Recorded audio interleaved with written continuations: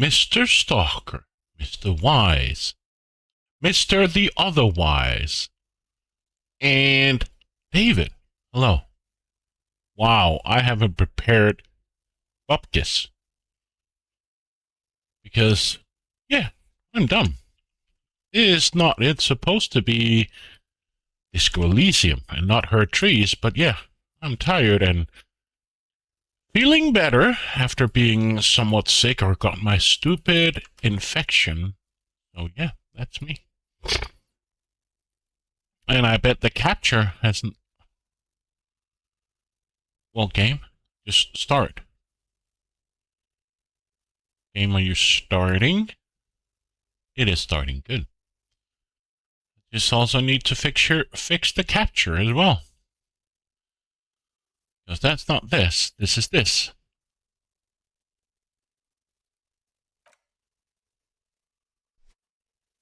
Yeah, it's just been one of those times. And when I first get an infection, and it's that kind of infection, it spreads to all different places of the body. So yeah, if I get one infection in one place, then 2 days after it spread to another location, and it's just a spiral. Oh yeah. Lucky me. So let's continue. I honestly can't really remember. Oh, that's right. We were here with him, and I believe we finished. Every worker for himself, right? What can I... So let's check our journal. I think we had to go down to... It's Wednesday, right? So we have to go get 2 signatures for Everett. Find someone to sign the document instead of the intended signees. Forge. We are feeling... Okay, and we have to make a mix. Already gave you... That was in the secret location, right? The secret location behind in the bookstore. There was a record player or a tape recorder where we could play audio, and we have also to remember we have to go to that pier or the island, the closed off island, to find her husband, right? The waterlock, yes. And what time it is at 9:37, so...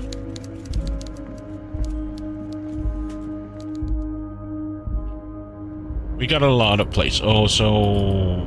What? Go here, I remember. It's such a long time ago since I played this. I honestly can't remember. Here. Go down the stairs here, if I'm not mistaken. But how are people doing?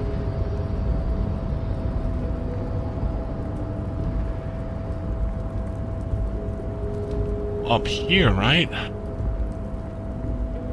And I believe it's down here through his office, if I'm not mistaken.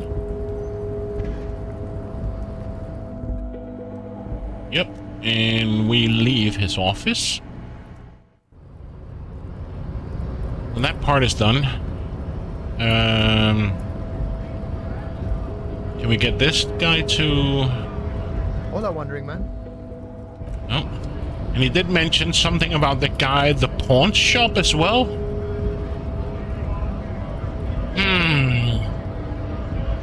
Right to work. Right. Yeah, whatever.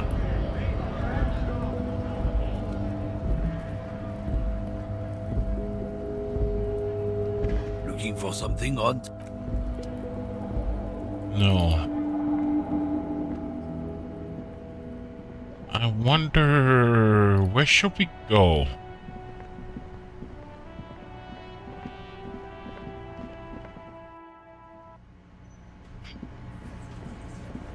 I've got nothing to say. What about you, Chick? The clowns are still hanging around. What is it now?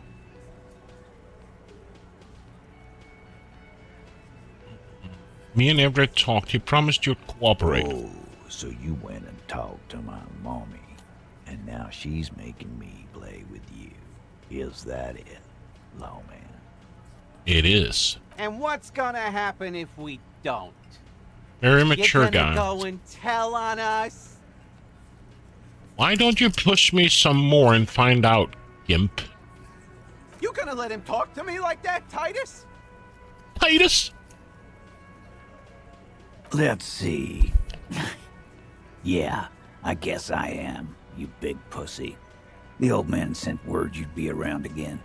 That's the reason I'm being so forthcoming with you. Don't wear it out.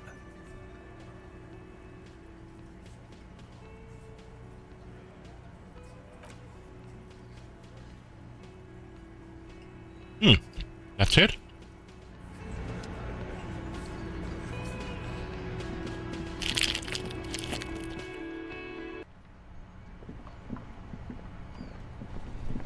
What? Let me remove the crowbar.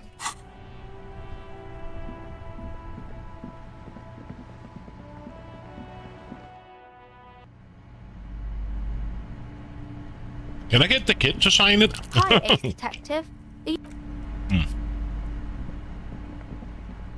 Hello again, esteemed officer.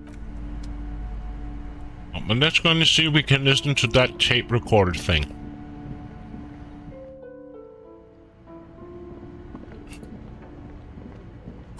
Now you're gonna tell me I have to wear the flashlight, right? Where is it?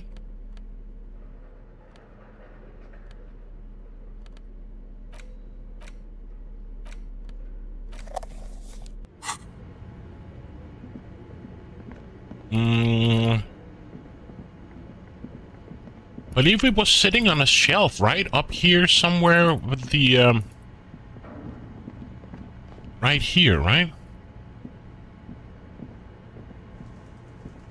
Tiles on the cube are still smoldering, casting the framework in a soft glow. Fluorescent play like a smooth draw, the filament slides into place. On the keyboard, the play key starts blinking. The speaker comes to life. Static seeps through the machine's planar magnetic driver. An old... Good morning. Please repeat. What? Is the production schedule? Good. Received. Don't worry. Buttress access. Thank you. Tiles on the cube are still smoldering. Remove? The filament slides out of its glowing nest. Can I not?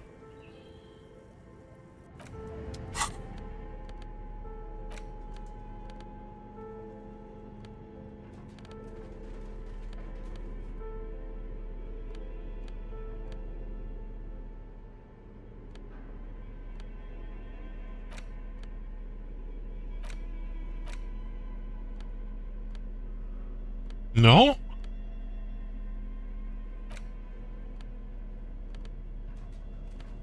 I thought I could use this one here. You stare at the great door gunner megamix. If only you... The tape feels ominous.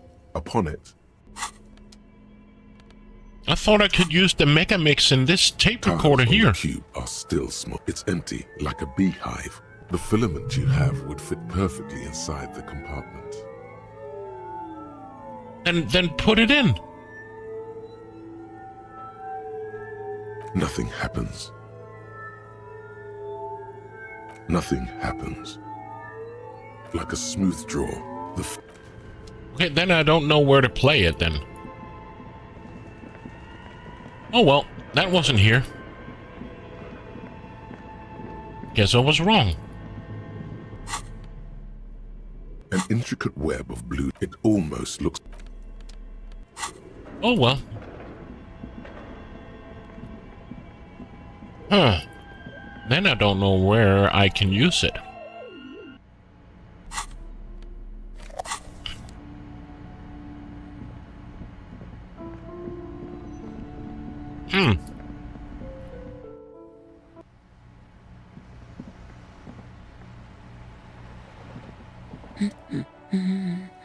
No, I don't want to talk about your husband.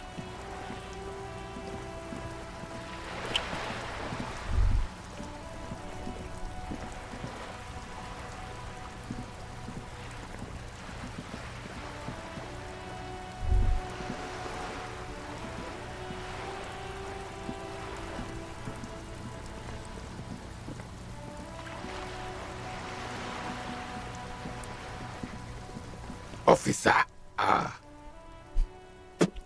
God damn it. Pull yourself together, René. What do you want? This man seems to be experiencing a mild to medium level of congestive heart problems, either due to narrowing of the arteries or high blood pressure. Judging by his attitude, probably the second one. Do Maybells mean anything to you, Renee? Show him the flower. I prefer the old name, Insulindian Lily. Girls brought them to young cadets when they entered service. Wearing them on your cap was supposed to bring good luck.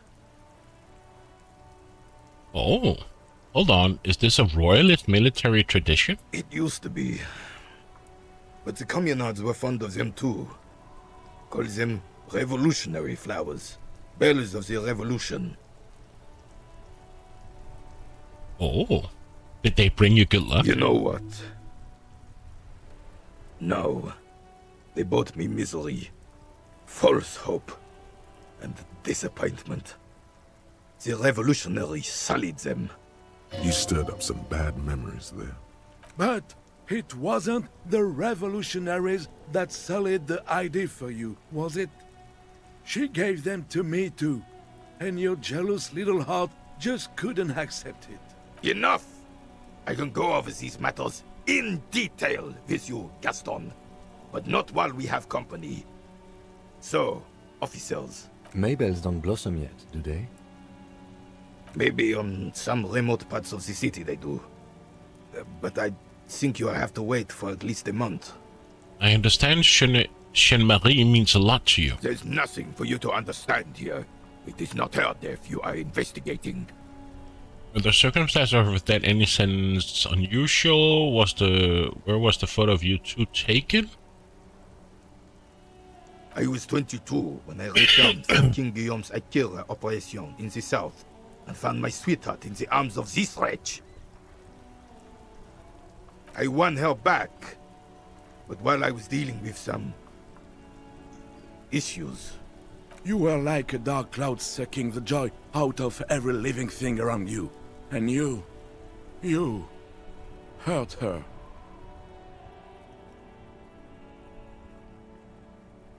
Dark cloud. That sounds unpleasantly familiar.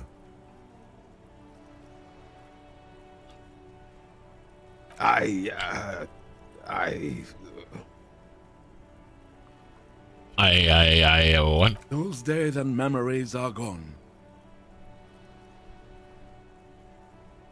The old soldier says nothing, but when his glance quickly runs over Gaston's face, there's an odd look in his eyes. Composure. Yeah. Let's talk to him. It is such a pleasure to see you again, officer. No.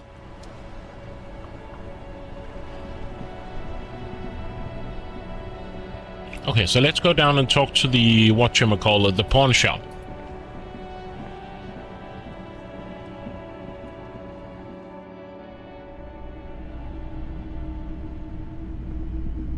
Hello, hello. Let me know if I can help you with anything. I'm looking for something that plays a tape for police business. A tape? We have boom boxes for sale that will play it. Check the shelves.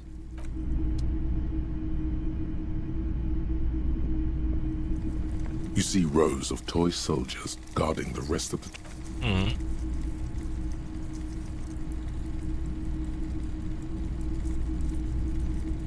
What am I missing? This one? The boomboxes on the shelf look well-loved and well-traveled. Chipped, dented, they stare at you with the unblinking eyes of their tape reels. Stand on the tips of your toes to see more. One especially catches your eye. Deep gold and amber plastic with a big old handle on top. A classic boombox that says, Stereo 8 approved. This is you. Golden orange. A sunset suite. Just make sure it works before you buy it.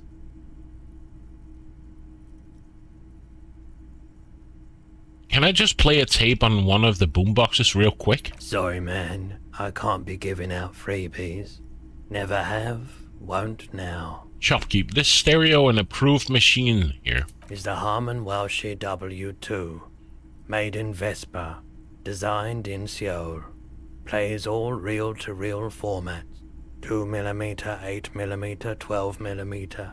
It's even got a little radio in there. It'll set you back 12 real. Are you sure this is all working order? Absolutely.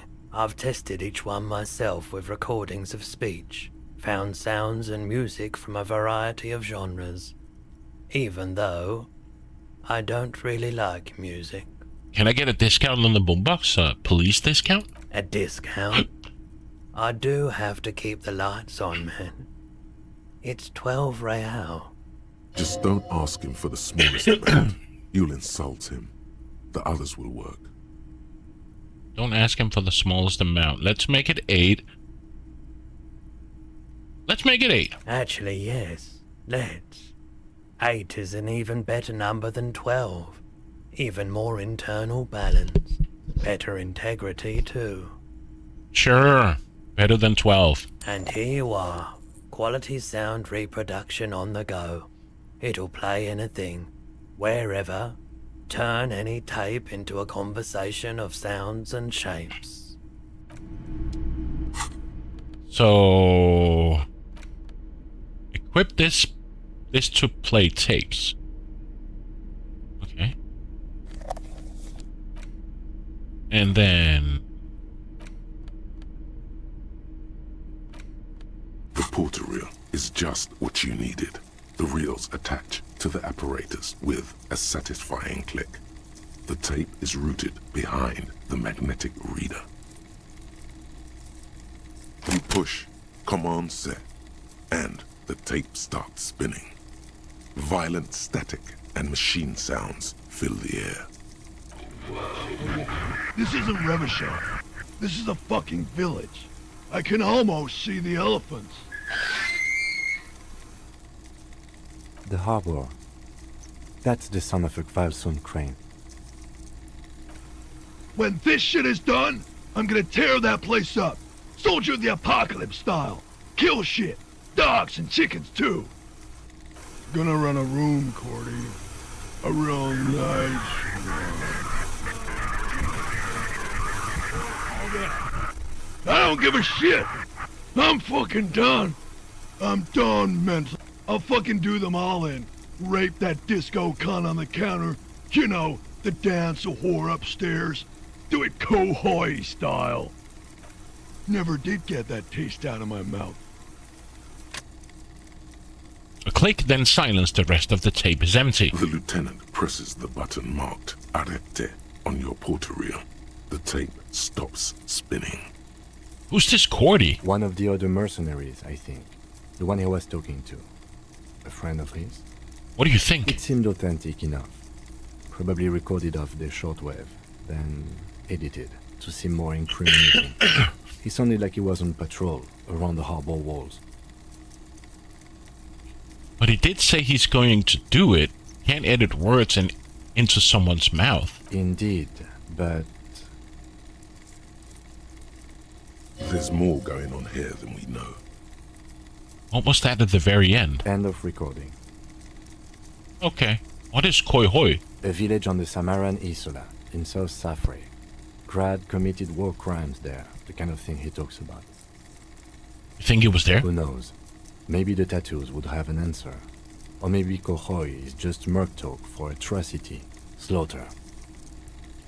Okay then, what now? I think we've got a few more questions for class here, don't you? I think seems we to are. contradict her testimony, at least to some degree. As you take out the tape, the boombox tunes itself back to the cheery radio again, spewing out beats like it's a Friday night. The contrast feels chilly, inappropriate even. Okay, so we take it out. Boom. And we got... Talk to her about it. Okay. So that part is done.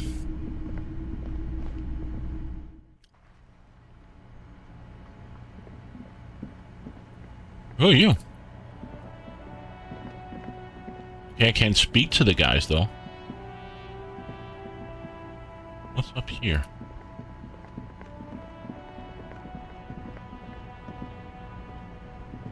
Everything's still cool here, officer. Me? It's a boring story, officer. Very cool.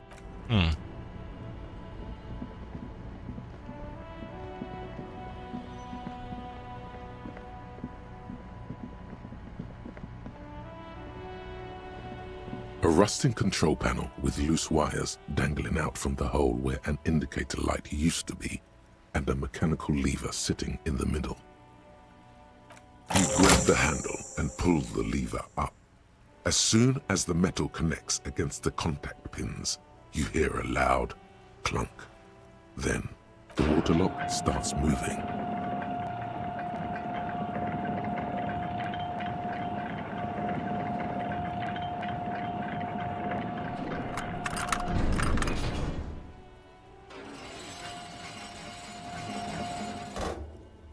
All right, we can go to the coast now. Expect rugged terrain and drunks. And if you wanted to forge that document for Evrard, now you can. Hallelujah.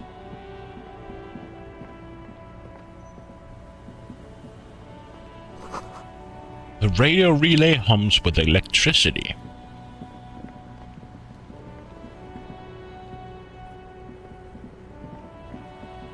Okay, so where do we go from here? Okay, let's go down here.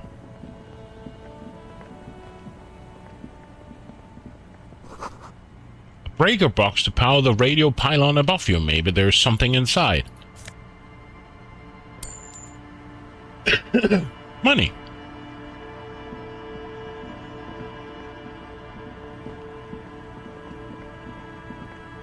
I do wish that this game had a map so you had an idea where to go. Creaking ahead, a broken axle grinding.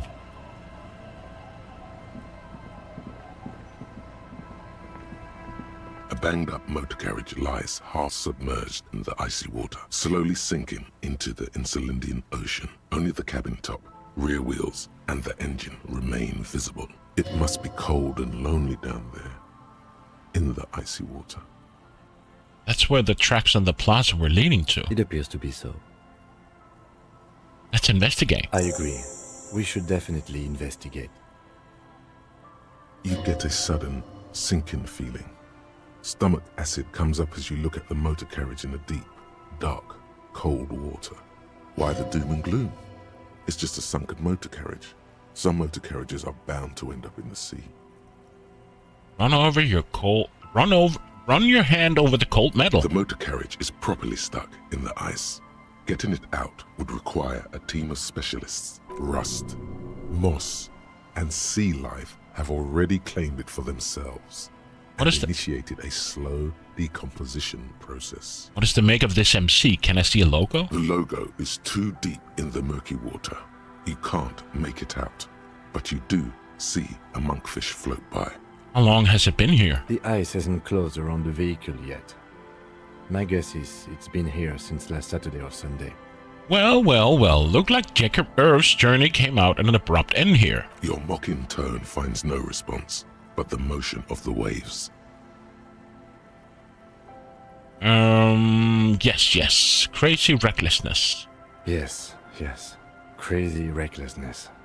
I'd say it has been here since last Saturday or Sunday. What should we do? Let's wait for the low tide and see what's inside. How long will it take for the low tide to come in? I don't know. An hour or two, tops? Sit on the swing and wait for the tides to recede. Oh, okay. As you sit down in the No, that was more of a suggestion. I didn't think you would do it. Becomes very silent. Oh, what? Nothing but the sound of seagulls high above in the sky, echoing like distant laughter. Ice cracks around the blue motor carriage in the sea.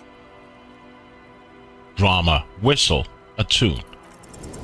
Spit flies from your mouth to your moustache, your chest, the ground before you. No sound though. Raining heavily here, Chief. Mind keeping it down a bit? The lieutenant must think it's rather funny. He smiles and quickly turns away. Keep blowing. That's right. Just keep at it. It will come to you. With his lips puckered, the lieutenant lets out a beautiful, melodic trill that puts even the insulindic thrush to shame.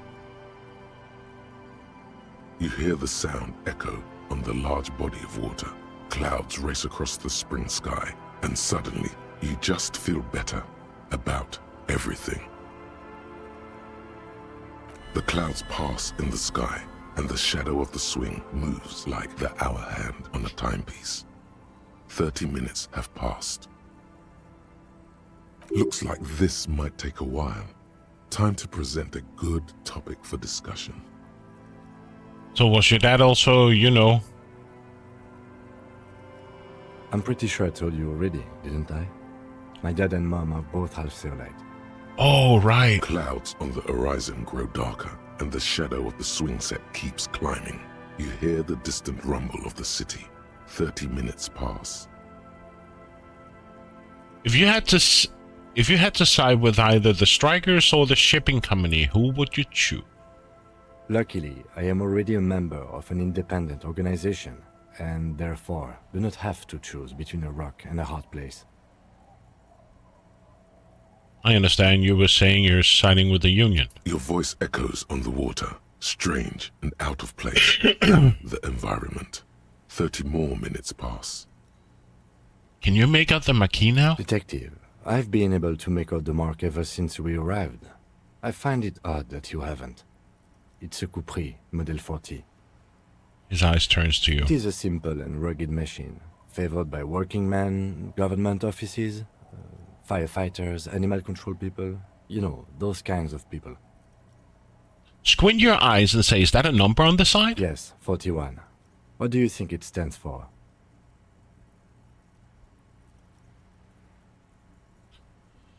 "41 is the rank underground, rub your chin. 41, the street racer. It must be Tommy 41, the morning... district something? A precinct, yes. A police precinct. Precinct 41, your precinct.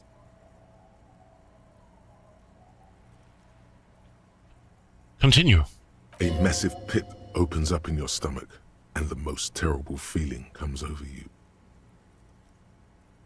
You feel like you're about to faint and fall off the swing.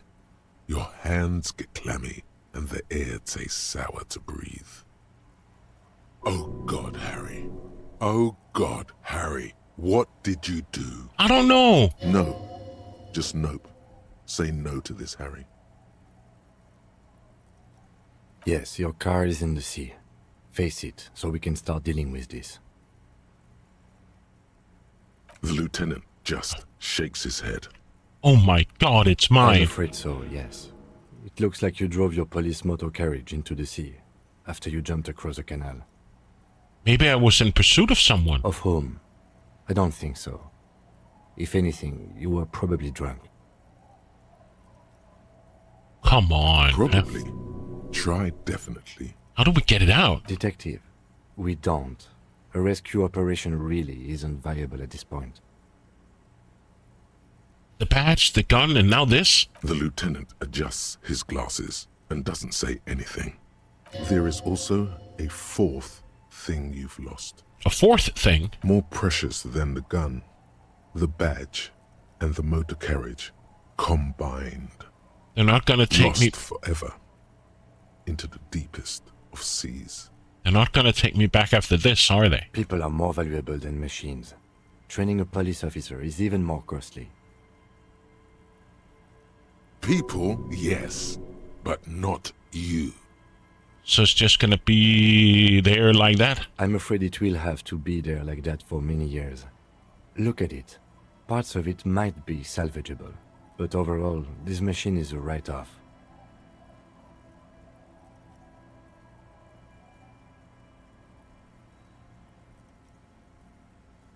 Give me a second.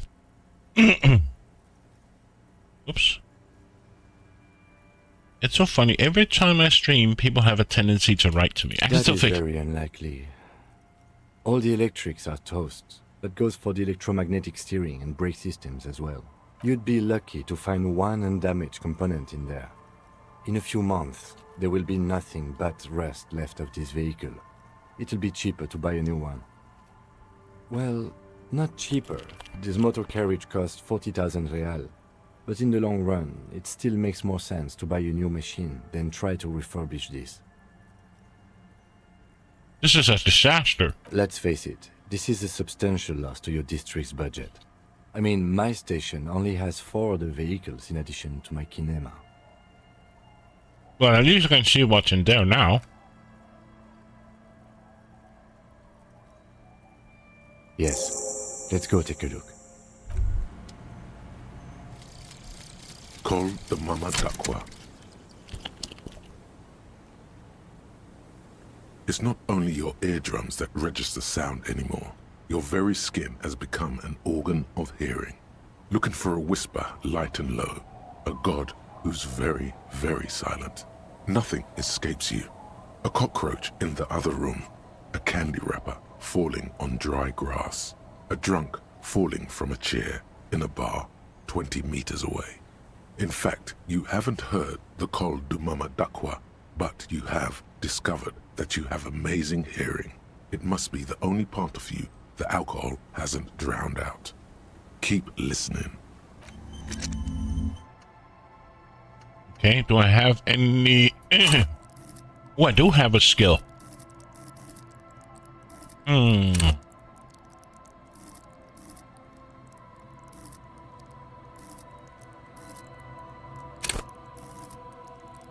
don't know if I want more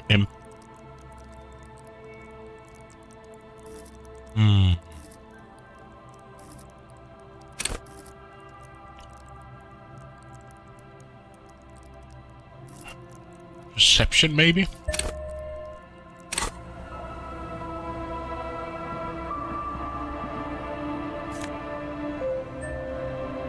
Banged up fuel canister.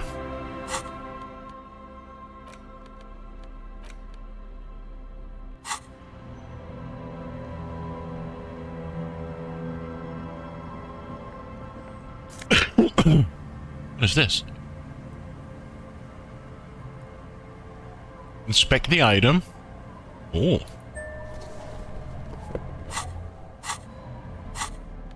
What was it that I got?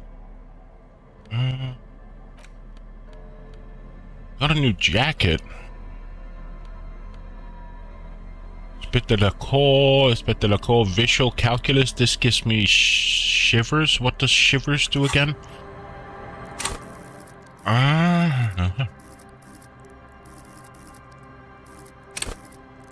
Shivers. Your superiors may be... Well, the low shivers, though, seldom hear the city speaking. If you cannot hear it, how can you ever save it? And this did what? Visual calculus?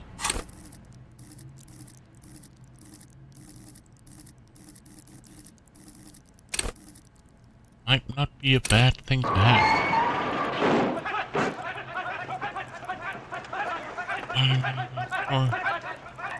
Low levels your mind's eye will be blind. Reconstructing okay, so I'll take that. Mr. Bueller and his people, welcome. How are you doing, Mr. Bueller? Hot Patrol, welcome. I saw you were streaming. Was it today that you normally stream with your senior, your dad, and tabletop and stuff? Isn't that usually Sundays you do that with your dad, or am I mistaken, or was that yesterday? But welcome, Raiders. Welcome, welcome. We're playing a series, or rather a genre that I never play. I never play RPGs because I don't like them, and I don't feel like... Saturdays and Sundays, yes. So it's both days, okay. But we're playing a genre that I never play, and that is RPGs, because I suck at them.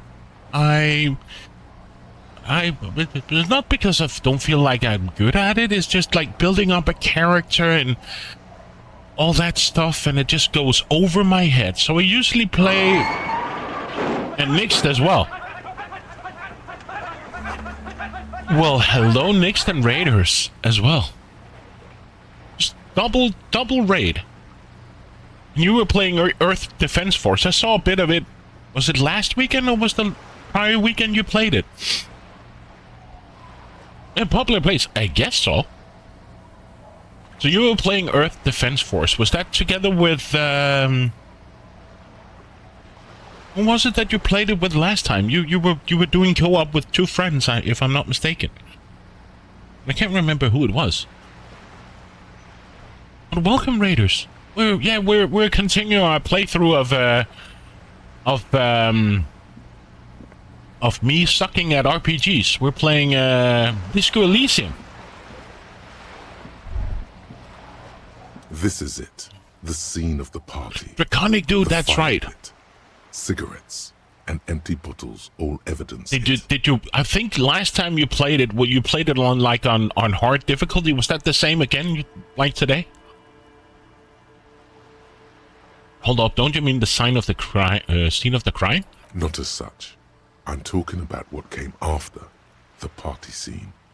Sure does look like a lot of folks partied here. Looks like they were here a while, judging from all the bottles.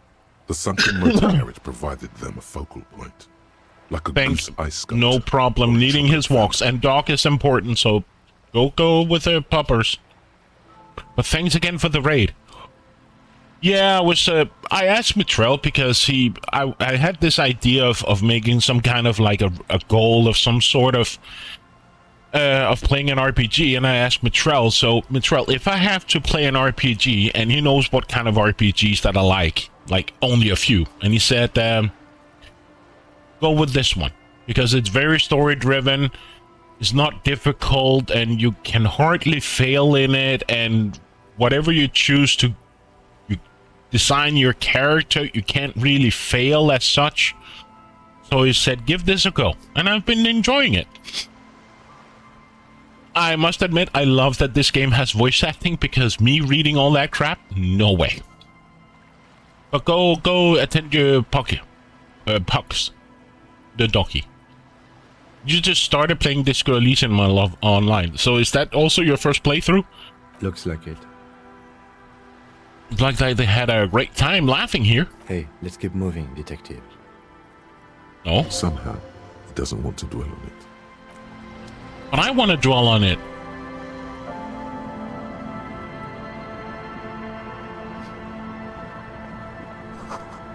Footprints in the snow, they lead away from the accident.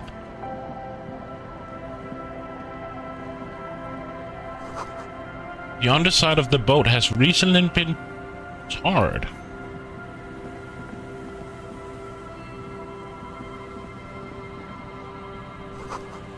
There's a boat tucked away.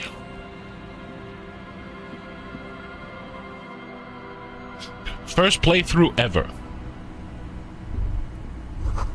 See a dark red chair in the dim light of the room. It's only a red chair.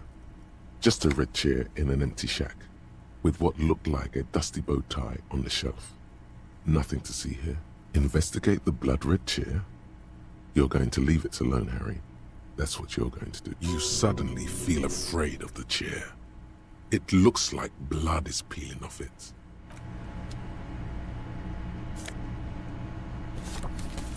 Another postcard.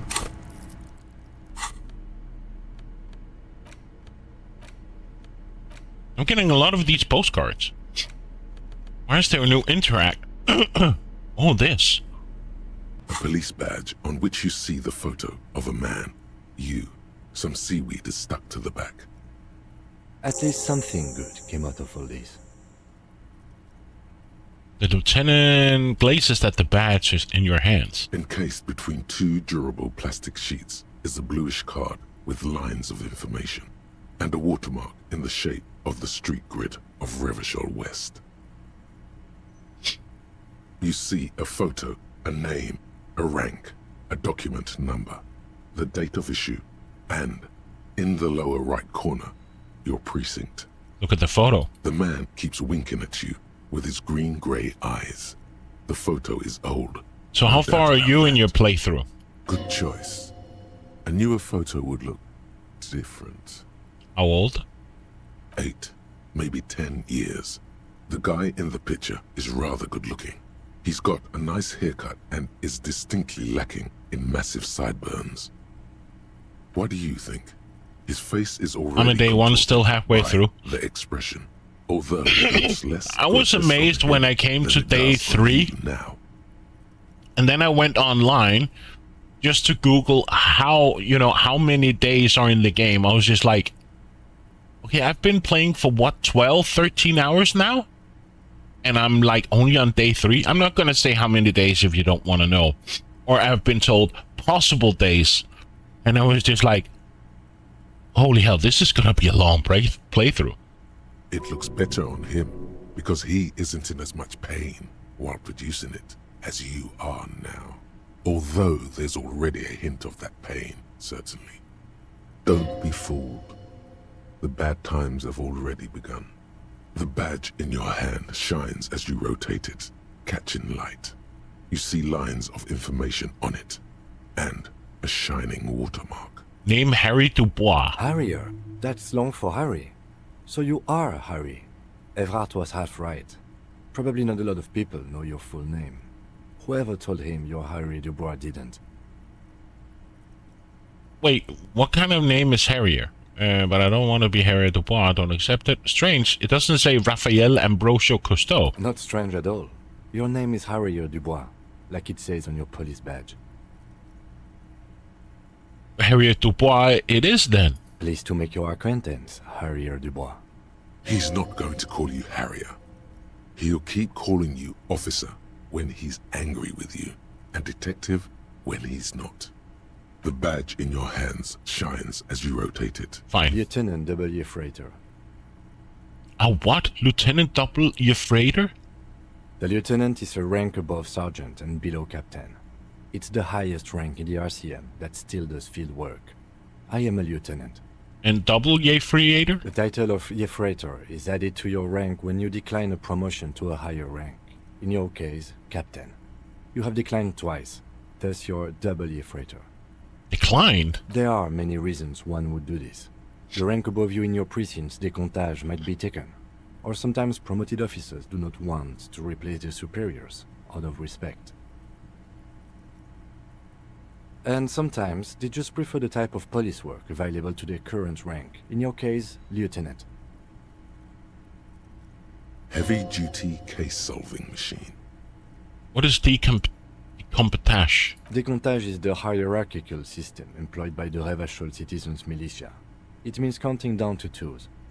The lowest rank is junior officer, usually teenagers. Then there are the patrol officers, then sergeants, lieutenants, then a captain. That's basically it, except for a few kings. What kings? Kings like satellite officers and the additionally a freighter rank I already explained.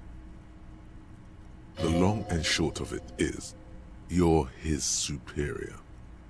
Wait, satellite officers? So you've been putting up with all my bullshit because I'm your superior?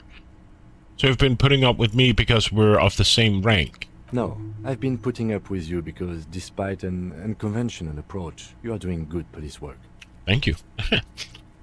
It matters more than driving your motor carriage into the sea. And now we've even found your badge. He trusts you, for now. Try not to spoil it. I thought my rank was drunk. Turn back to the document. Such a small yet precious thing. Expensive paper caught between plastic, like a fly in amber. It reads... Serial. That's just the serial number. Revachol, Jamrock, Precinct 41, with some numbers thrown in there for good measure. Okay. Date of issue, 7th of November, 50. 4 months ago. I'm guessing that's when you were promoted to the rank of Lieutenant W. Freighter. A new badge usually comes with a new rank. You seem to have been doing well then. The pain in your chest tells you you were working yourself to death to earn that rank. The case created a lot of edge you have to take off. The death march really gets us going. A lot can happen in 4 months, especially in winter. The winters are never easy on you. Of that you are sure. I remember that time! That was a good time! We had a good work-drink balance going! What happened, man? Pump it up! Precinct 41? Yes, it's the designation of your precinct. 41. Like mine says 57. The 57th is mostly industrial harbor. A lot of asphalt. The 41st is... What? It's a tough station to work in. You have all of Jamrock to cover. That district should have 3 precincts, but money is what it is. It's no wonder you are like you are, he thinks.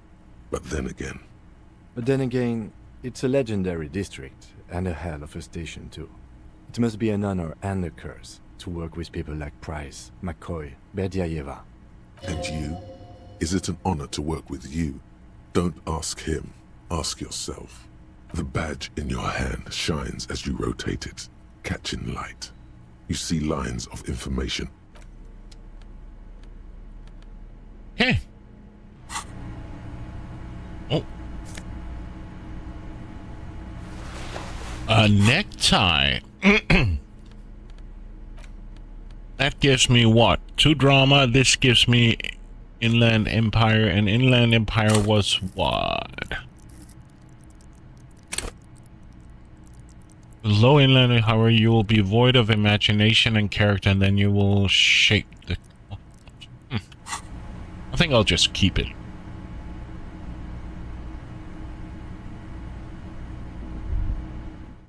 DC Pula Puck Ray, all the Puck redeems from Puck all coming to Smash, and you're the...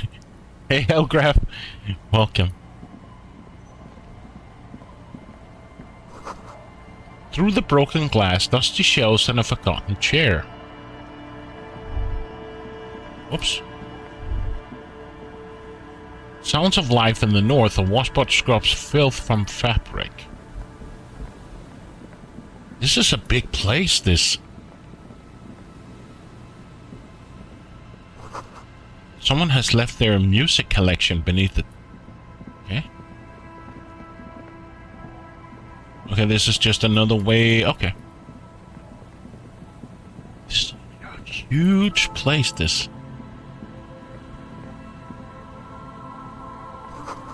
Someone has broken down the fence and the barbed wire.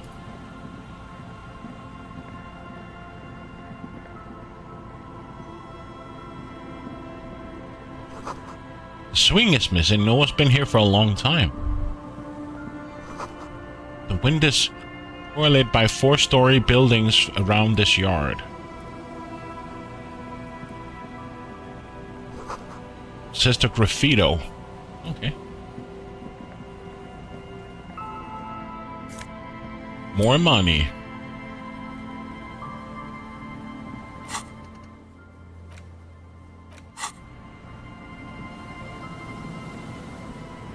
Oh. Plastic tar. We need that. Another tape. Let's listen to it. The portal reel is just what you needed. The reel's attached to the apparatus with a satisfying click. The tape is routed behind the magnetic reader. You press the large button marked Commencer, and the tape starts spinning. There's a small delay before the song starts playing. Press your ear against the speaker. It sounds like someone's moving in the room, getting comfortable. Then the organ starts playing a simple, melancholic tune, echoing in the hallway. A lone singing voice joins in, telling you about the tiniest church in Cessons, surrounded by even tinier yard. You almost feel the seaside mist on your skin. It's mega sad. It's mega sad. Within seconds you know, this is the one, the real shit you've been looking for. The one you trust your room to that Claudia told you about. Perform it. A click, then silence for a bit. Then the tape stops spinning.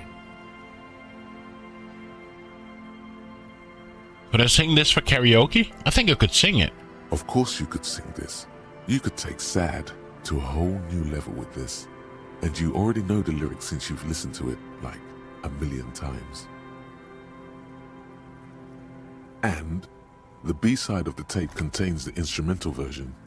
It's like the world itself is telling you to do it. Only one obstacle stands on your way. What? Gart. You have to convince Gart to let you sing karaoke in the whirling. After you've won him over, you can express yourself. Let the pain out. Make everyone understand. The lieutenant watches you pack up the boombox. He doesn't say anything.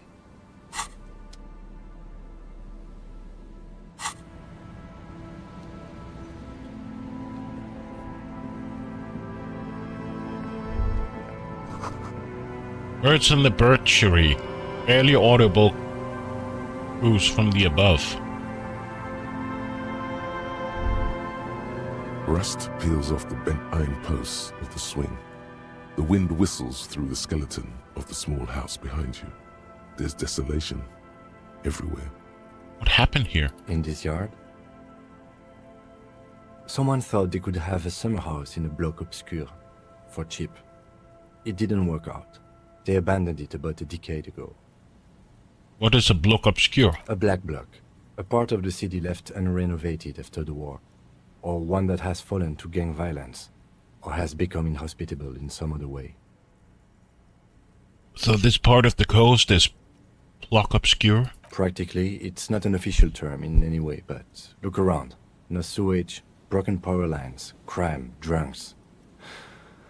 Life is tough in the blocks. It's no place to build a summer house. At least they left some old music behind. Yes, and you picked it up because you're a post-apocalyptic scavenger who collects trash and magnesium blisters. Thanks. It's not meant as nagging, just an observation. We should move. I don't think we will solve the murder with forays into the urban hinterland, at least in this phase of the investigation. Sorry.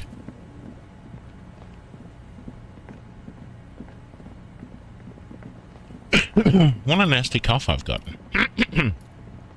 Okay, so we go back up here. What else do we got?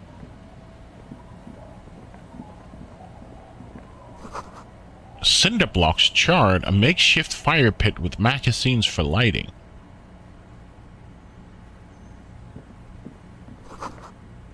The bushes are too thick and thorny to pass through.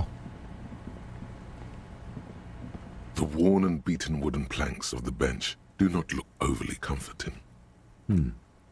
We can sit on benches after we've solved the murder. Let's go. You can revisit the bench if you ever need to pass the time when Lieutenant Kitsuragi is gone. Thank you again. Can I go this way? No, I'll wait, because apparently I have to go the... Okay, the pathing is a bit weird in this game, but I guess I'm getting used to it. We would be honored if you would join us. Liver best. Thank you for the follow and welcome. One Kingdom of Conscious. What does this give me? Now I'll leave the ones I have. Just the dust-covered linens. Dried tubers on a bed.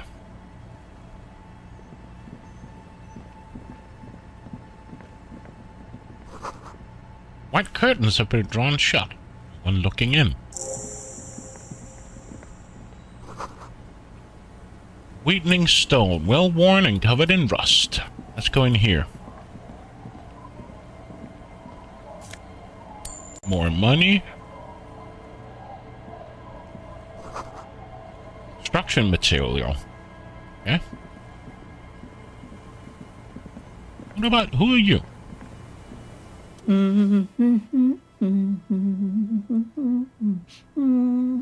Welcome to the fishing village.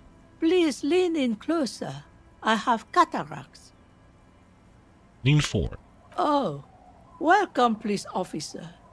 We don't cause any trouble around here. And we don't want any trouble It's an oversight. I was surprised enough. Yeah, it happened. I have experienced that I've been unfollowed to channels before. Like, I followed, and then I'm just like, why haven't I seen this person stream for quite a while? And then I look up the person, and then I'm just like, I followed you. And then, nope, magically disappear. Then I have to refollow. This is so weird. We are not here to cause any trouble, madame. Trouble? Say the second thing, Bratan. Shows you got style. Oh, what he said. We're cops. We don't cause trouble. We take care of trouble. Oh, Of course. Last time we saw you around here was 12 years ago. You also came to take care of trouble then. Wish you did. But still, in Martinez, you're considered an ill omen. What kind of ill omen are we talking about? Oh, the usual. Dark tidings. Black hound. That's you, all right. A black hound licking your own heels. Wait, I've been here before? No, not you personally. I meant the RCM. Ah. Some of the men got into a fight. One of them killed another. Locked himself in that woodshed over there. He points to the building behind her. He was brooding, needed some help opening the door. You got it open for him and took him to think about what he'd done in a more secluded place. Somewhere more quiet. If I'm considered an ill omen, why hasn't anyone told me yet? Maybe they are afraid. Why? Because you're an ill omen. But you're still welcome here. As long as men with guns aren't chasing you. And maybe even then. Because that's the kind of fishing village we've built. I'm sorry there's not a lot of room to park the motor carriage. And not a lot of houses. Or a lot of people. My kids are long gone, searching for treasure. So are others. Ah, look at me ramble on. What brings you to us? Where could someone stay around here? Stay? Most people here are trying to leave. That said, if lodgings is what you're looking for, I've got a free room in the shack. How much is it? I won't charge you for it. Take it as a gesture of goodwill from the village to the RCM. Wait, hold on, you're just gonna give it to me? No one is using it, and God knows it's not much anyway. You can stay there. There's this guy Gatti who makes me give him money every night just so I don't die out in the cold. Okay, I'll take it. Don't make an old woman regret opening her house to the place. Well, if you are not in the hostel in the morning, I'll know where to find you. Here, in a shack. He's a little relieved you're no longer in that room. Should he? This environment encourages one thing, and one thing only. Drinking. Finally, you have those lamos of Martinez off your back, Bratan. This looks like a great place to bring chicks. What is in this fishing village? Just us. It's barely a village anymore. We almost don't exist. What do you mean? This is pretty much a non-place. I do love my inner thoughts. He's so spot weird. On the map. Just a cluster of nameless shacks on a nameless street. Who else lives in this village? Well, there's Lillian and her kids. A few new folks live in the house to the east. But they're away right now. And then there's the drunks. Not a pretty sight, but there's little we can do about it. Home is home, even for them. Ooh, what drunks? I'm not really interested in town drunks, but thanks. What are you interested in then? There's got to be something here. Tell me. Over there, you can find more of the same. Shacks and trees growing wild. That's the pox. Between here and Jamrock, a dusty sea of old trees, all covered in industrial soot. Small houses under them, an overgrown park. The pox, what's that? An old military hospital and its surroundings. Or it used to be, during the time of the suzerain. Suzerain? After the war, it was turned into a goodwill hospital for shell-shock veterans and folks looking for some quiet in the old sanatorium gardens. Now the area is crisscrossed with nameless streets and makeshift cinder block houses. Shacks as far as the eye can see. What happened to the hospital? The goodwill ran out. The staff left and the place was shut down. It's long gone by now. Is there a way to make a little money around here? Here? For you? No, officer. The only money we have here is some coins the drunks tried hiding from their women and then forgot about. Mm-hmm. All right, that's another topic I like to address. She nods, rinsing another piece of cloth. What's further down the coast? Not much. There's the abandoned church, the DeLorean Church of Humanity. It's been there since before my time, even.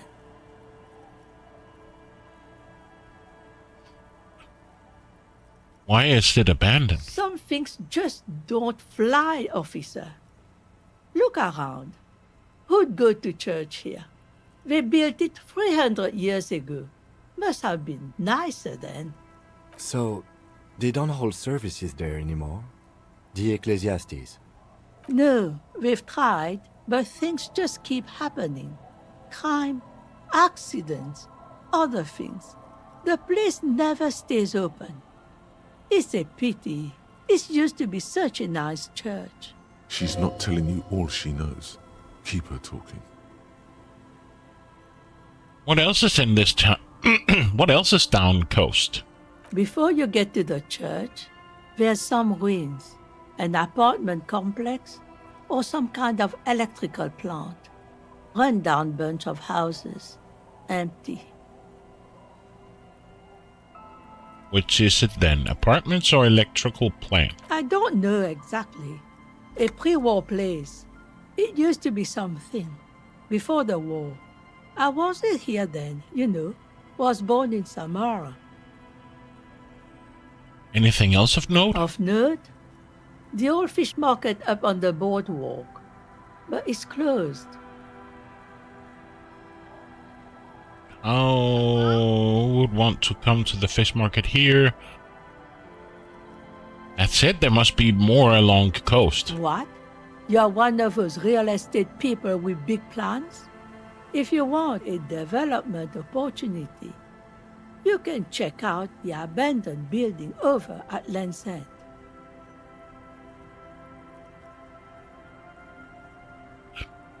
Okay. Used to be a supply depot, we think, sending goods and ammo across the bay. It's jammed shut though. We tried to get in, see if there was anything to sell or scavenge, but it's impossible. And now you know everything there is to know about this coast. Tell me about yourself. Who exactly are you here? Me? No one. Just an old washerwoman. Mother called me Isabel. If Are you having your your third coffee today, And Braxton? my married name is Sadie. Now it's your turn, Mr. Lieutenant Doppelgefrucht. Yeah. Quite a handle you got there. So many titles. One of them double. Oh, yeah. She's got a couple of ranks herself. Honored chief and so on. I was asked to get your signature. Eh? What's this about? Come now, I can't read all this scribble. Tell me what it says. Everett wants to turn part of the village into a little youth center. Huh. I might be half blind, but it looks like part of the village is gonna be a street. The best part. The part we need to get out of our houses. Have you asked Lillian about this? I won't even consider signing till I know she's on board. Wait, where can I find her? She's right over there. The dark-haired woman, leaning over the railing. I'm not giving. How many pots of how much coffee have I gotten today? I think I got 3 at breakfast, 4. I've gotten like 5 or 6 mugs of coffee today. Yes, you do that.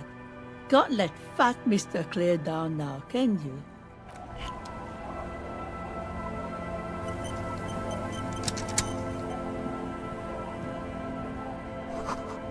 Strides a legible biff below the graffito. The scruffy-haired little boy kicks a stone. He can't be more than 5 years old. The other one looks indistinguishable from him.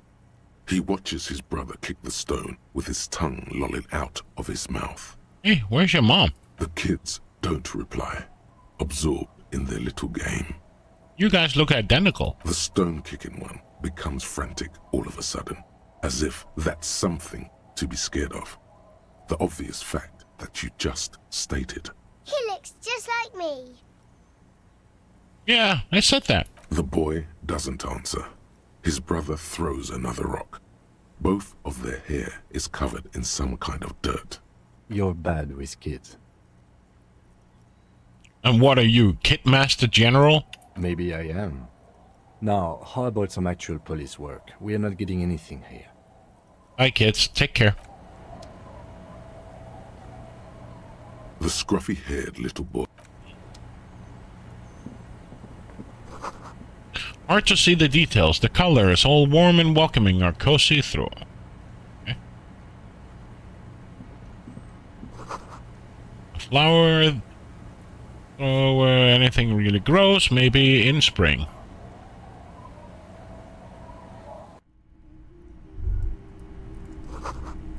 It feels safe and warm in here, not like outside. Hello, mister. A young girl, barely 4 or 5 years old, sits on the sofa. She's looking at you with frank curiosity. She clutches a small stuffed animal. Occasionally, she twirls it around. Where are your parents? My mom's outside. And I don't really know about my dad. Are the twins outside your brothers? Yes. They don't want to play with me. They're older and play outside. They look the same. Sometimes I can't tell them apart. They look identical, right? I said the same thing. They look identical. What's that? Pointed the stuffed bird hanging from the ceiling. It's a grouse. She yelped, smiling broadly. You might be able to get on Gart's good side if you replace the broken skewer you almost certainly broke. Sure, just go and get it. I don't like it anyway. It looks angry. That's the thing you're holding, pointed her toy. It's Lammy. He's my friend. Sort of. Like... Lambie is a stuffed lamb that, admittedly, has seen better days. One of the eye buttons is missing, and the fur is tattered in several parts. Lampy looks soft. Yes. Very soft. Press your cheek against Lampy. Isn't he soft? Yes.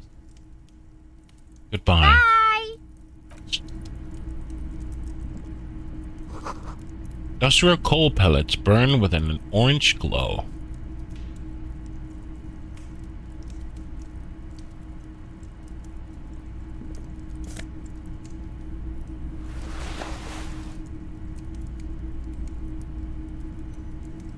Is that it?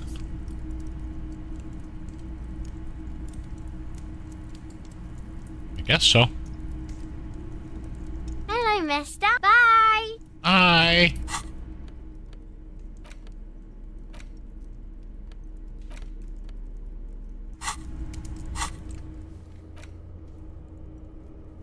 Tsukate was fixing a stuffed bird. You found another stuffed bird. Not the same. Who is Guardy again? I'm confused. Take it to him in Whirling and Rag. Perhaps... Oh, that's the old woman, right? If I'm not mistaken. The old woman. Let's go around the building. You stop mid-step and put your hand on the garish necktie. That bottle, Bratan! Just look at that bottle! I really don't care about any bottle. I don't want to look at it. You should care! I'm getting a very special vibe from that bottle. Please go talk to him. I need to look at it closer. But before we do anything, is there a pause in this game, or is it just... Or is it escape enough? Escape is enough. But I need to go stretch my legs, go take a pee, and yeah, I'll be right back. Yo, Strider, welcome. You got your Chuck Norris fact. If you waste even 1 second of Chuck Norris' time, we'll spend eternity in hell. Some of them are just bad.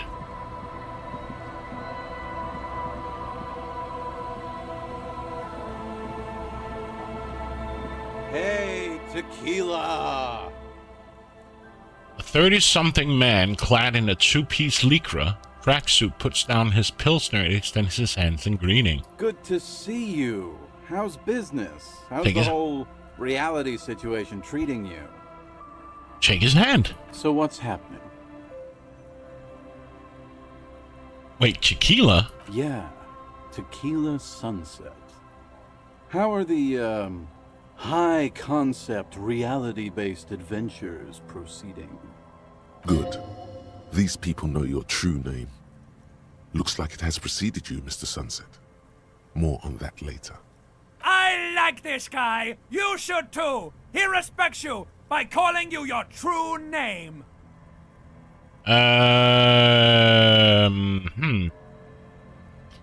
Not too hot. 50 losing streak. I have to re-enter reality to conquer it, to bend it to my will. I am the law. Yeah. That's harsh. I'm like 3 or maybe 4 years into mine. Wait, no. Make it 5. Things aren't going super well for idiot Doomspire. I am the law. Yeah. Haven't found those keys yet. Haven't won that great piece of ass back. No word from my business buddies. This guy's your buddy.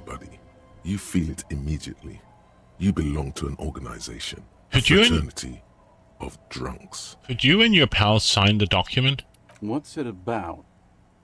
I'll let my hand address the situation. Maybe you've heard. I used to be a very successful businessman. I've signed more than a few lease forms or whatever the fuck they were. Anyone's got a pen? The pro's gonna do it. Yeah, I have the green 8 one. All right. I need at least 2 signatures on the document. Hey, Abs. Don't you? You cool, Abigail? I need you to sign this document right here. It's important. Don't call her. Okay, so his trembling hand catches the paperwork. He lays it on his knee and starts writing slowly. The handwriting is almost illegible due to his shaking hands. Don't call Abigail.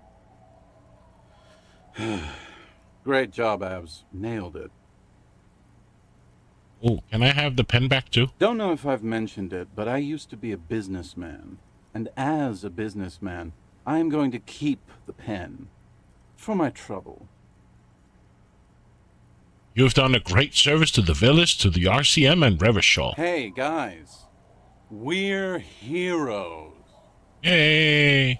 About fucking time, man. I've done my duty. Don't call Abigail. Thank you for your services, gentlemen. Should we go and mail these? I think I saw a mailbox on the plaza. A few more questions first. Okay, what's on your mind? What do you guys do around here? We are saving the world. Please. Please don't call. Okay, we're drinking. We're drinking alcohol. That's what we're doing.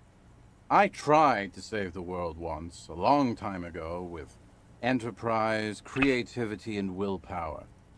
But that didn't work out. So now, it's a pirate's life for me. What is it, Tequila Sunrise? You keep saying it. It's you. You're Tequila Sunset. How do you know this? We've met before. Don't you remember? Maybe? Maybe. You look like you want to know how Tequila Sunset came to be. You look like you want to hear the tale. Tequila Sunset. Something ominous there. Go ahead. Let me take a sip to moisten up my chords. Tequila Sunset rolled into Martinez last Friday, and by Tequila Sunset, I mean you. The man, the myth, The legend. Oh, wait, did we meet on Friday? Hey, let's not jump ahead of ourselves. This is your story. Stop interrupting. You got here on Friday to solve a case, hoping to be the early bird who gets the worm. And by the worm, I mean the buzz. Because as far as I know, all you did was get pissed drunk. Okay. Word on the street is you went around the local hostel telling people that you're a police officer, and that it would be really fucked up if you shot yourself in the head, right in front of them. That's pretty high concept, if you ask me. Oh yeah, that's totally your style. The lieutenant's brow is furrowed. He's listening as casually as he can. Please continue. It was a late Saturday night when we, the Union of Moribund Alcoholics, were getting our drink on. Nothing remarkable about this. We get our drink on 24/7. Makes everything warm and glowy. I trust you know the feeling. Maybe. Oh, yes, you do, Bratushka! The only thing better than that is putting the pedal to the metal after you kiss the tie. And off we go! One moment we hear the sound of a motor carriage revving up somewhere on the plaza, followed by a series of dings. Mr. Jattlers. Again, coming in, dropping a number, and winning.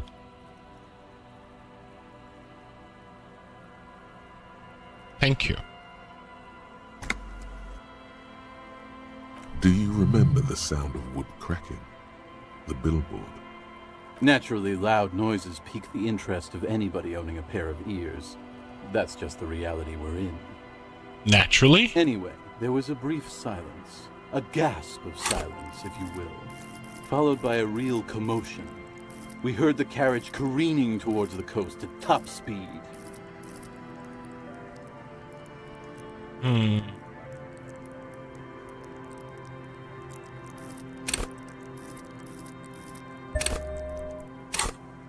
Sounded like someone jumped the canal.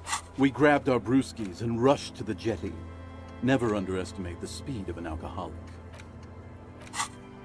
What we saw was a sight to behold. A beat-up police carriage containing you. Right there on the beach, you revved the engine and screamed at the top of your lungs, "The time hath come!" So, naturally, being the curious cat I am, I asked what time hath come. To which you replied, "The time hath come for tequila sunset, the end of all things." Oh God, what happened next? Your reality contracted. You jammed the pedal, plowed right off the jetty, and through the ice. Your hands cramp on the steering levers. We ran towards the ice, whilst you crawled your way out, miraculously unhurt, covered in seaweed and shit, like some kind of sea monster. When we finally got there, you were sitting on the beach crying. You said that your badge and uniform were in the car. It was too late to get in there, though. The carriage had sunk too deep.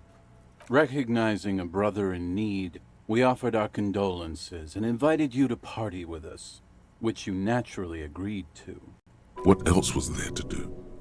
Thank you, brothers, for your... We asked about the whole tequila sunset thing, and you told us it was your name now, and insisted that we all call you that from then on. Wait, so is Tequila Sunset an event or a name? Tequila Sunset, huh? Sounds pretty cool. Yeah, I agree. How long did we party for? Hours. It was an all-night drink-a-thon. Then, at some point, I think it was Sunday morning, you got belligerent and wanted to talk about Revacholian women. How they're beautiful and also whores and so on. How one of them fucked you real bad. After a short while, you crossed the event horizon, looked sullen, got up, and left without saying anything. Wow, that's quite a story. Yeah, I bet Tequila's a fucking legend around the precinct. You must be proud to work with him. If you only knew. Did I tell anything specific about this person that fucked me? You were pretty vague about it, but you kept saying you got fucked real hard, and that we've all been fucked too. Please, don't open that door. No one's fucked me. I do the fucking around here. Abigail! It seemed pretty painful, to be honest with you. If I had to guess, I'd say you're still working through some shit. Did I mention losing anything else? Beside your gun and your badge? You said something about your hope or heart or something. To be honest, the details are a little hazy. In retrospect, I guess you lost your motor carriage too? That's a big one. Did I say anything about my colleagues? You told us that they were a bunch of fucking losers whose main interest was cramping your style. It's more like you were cramping theirs. No specifics, though. It was more about you that night. You were the star of the show. Did I say anything about the case? Yeah, you said it was no biggie and that you'd solve it in no time. And that you didn't need anyone to do it. You're doing it solo now.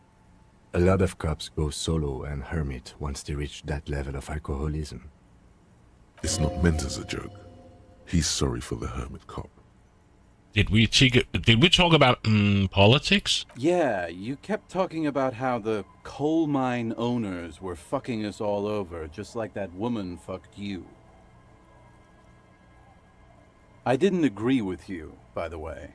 The spectral hand of the market makes sure everyone gets exactly what they deserve. Did you get a read on what kind of cop I was? You kept calling yourself a goddamn superstar who'd cleared 501 cases. As you've already determined, the actual number is just over 200. But what's a little embellishment between friends? No thanks to the squares at the precinct, as you put it. I don't need to hear anymore. It's a hard thing for a man to confront his past. That's why I avoid mine at all costs. You seem like you're characterized by your storytelling ability. You want to tell me another one at some point? Whoop-de-doo. So now I'm a fucking storyteller. Right. Why not? Better than a beach bum. Want to tell me how you became Idiot Doom Spiral? It depends, really. Are you willing to help me out? The gleam in his eyes and the slouch in his posture is so incredibly familiar. You want booze, don't you? I don't want it, man. I need it. Can't tell stories without it. Dry stories are boring, you see? So, have you got anything for good old Idiot Doom Spiral? A bottle for a story. Seems fair to me. I've got this special strike brew the Union uses. Interesting. Ah, this is what they use to keep the working men going. Hey, Spiral Boy, you gonna share that? Don't call Abigail! Shut up, guys. I'm telling a story here. Something happened to you. Something happened to me, too. My actual name is George. But around here, you already know. Okay, do I? I was once a reasonably high net worth individual. A founder/junior partner at a high-concept creative services agency.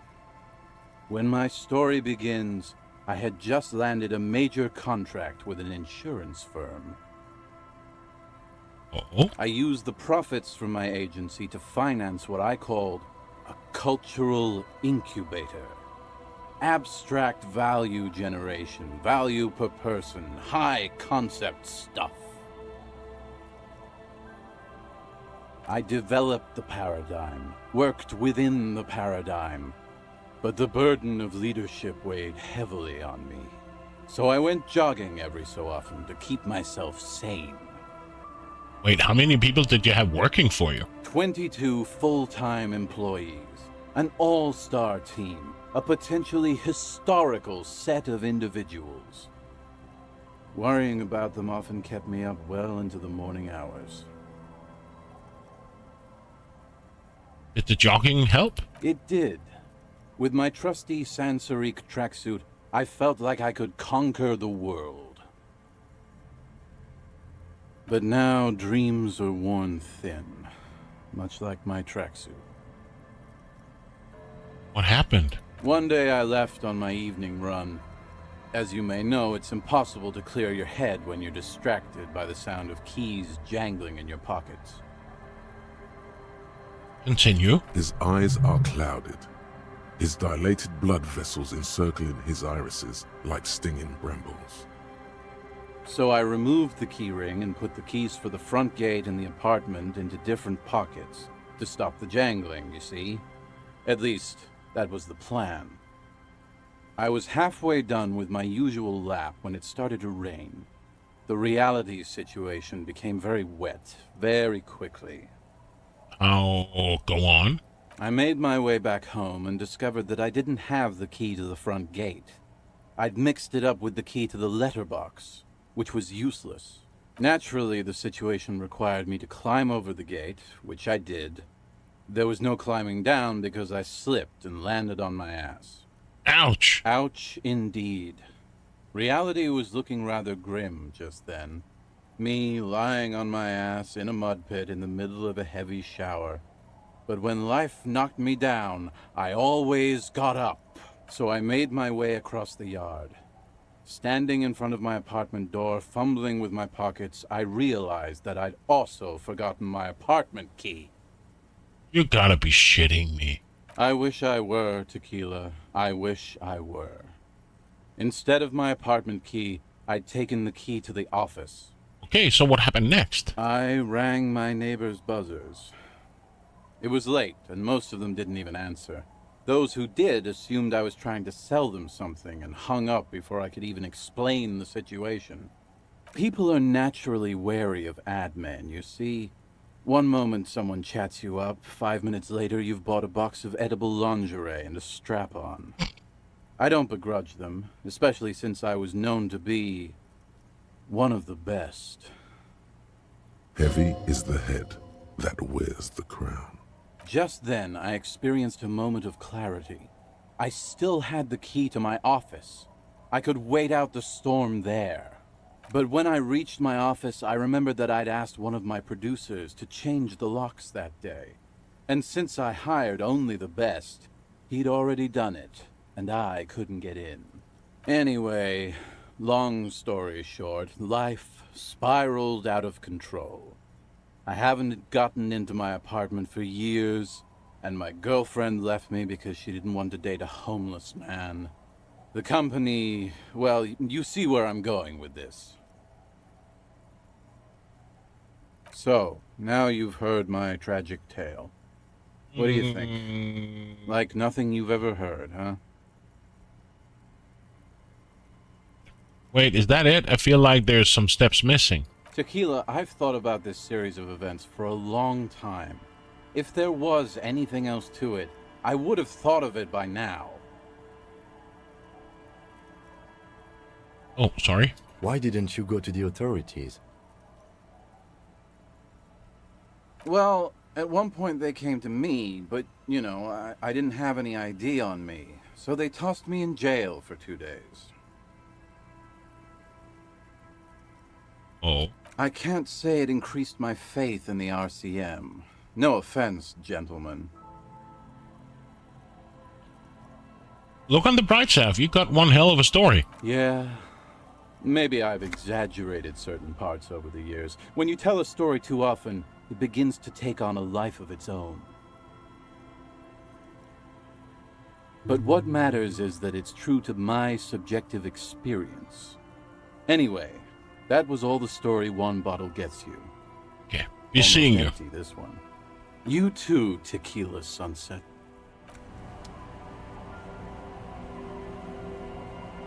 Good to see you, friend. Do I have deals set up for you, buddy boy? What are you talking about? So what do you want? I got smokes. They're cheap. Very cheap. I got Pilsner. Great deal. You won't get a better deal on that piss. Spirits I can let go for 300 real. I also have speed. And by speed, I mean amphetamine. See? There it is, Bratushka! The spirit! Let's buy the spirit! 300 real is a lot, but this has to be done! It's our end game! This is the mystery and the truth. I need to buy that spirit. What if I don't want to listen to my necktie anymore? Snap out of it, Breton!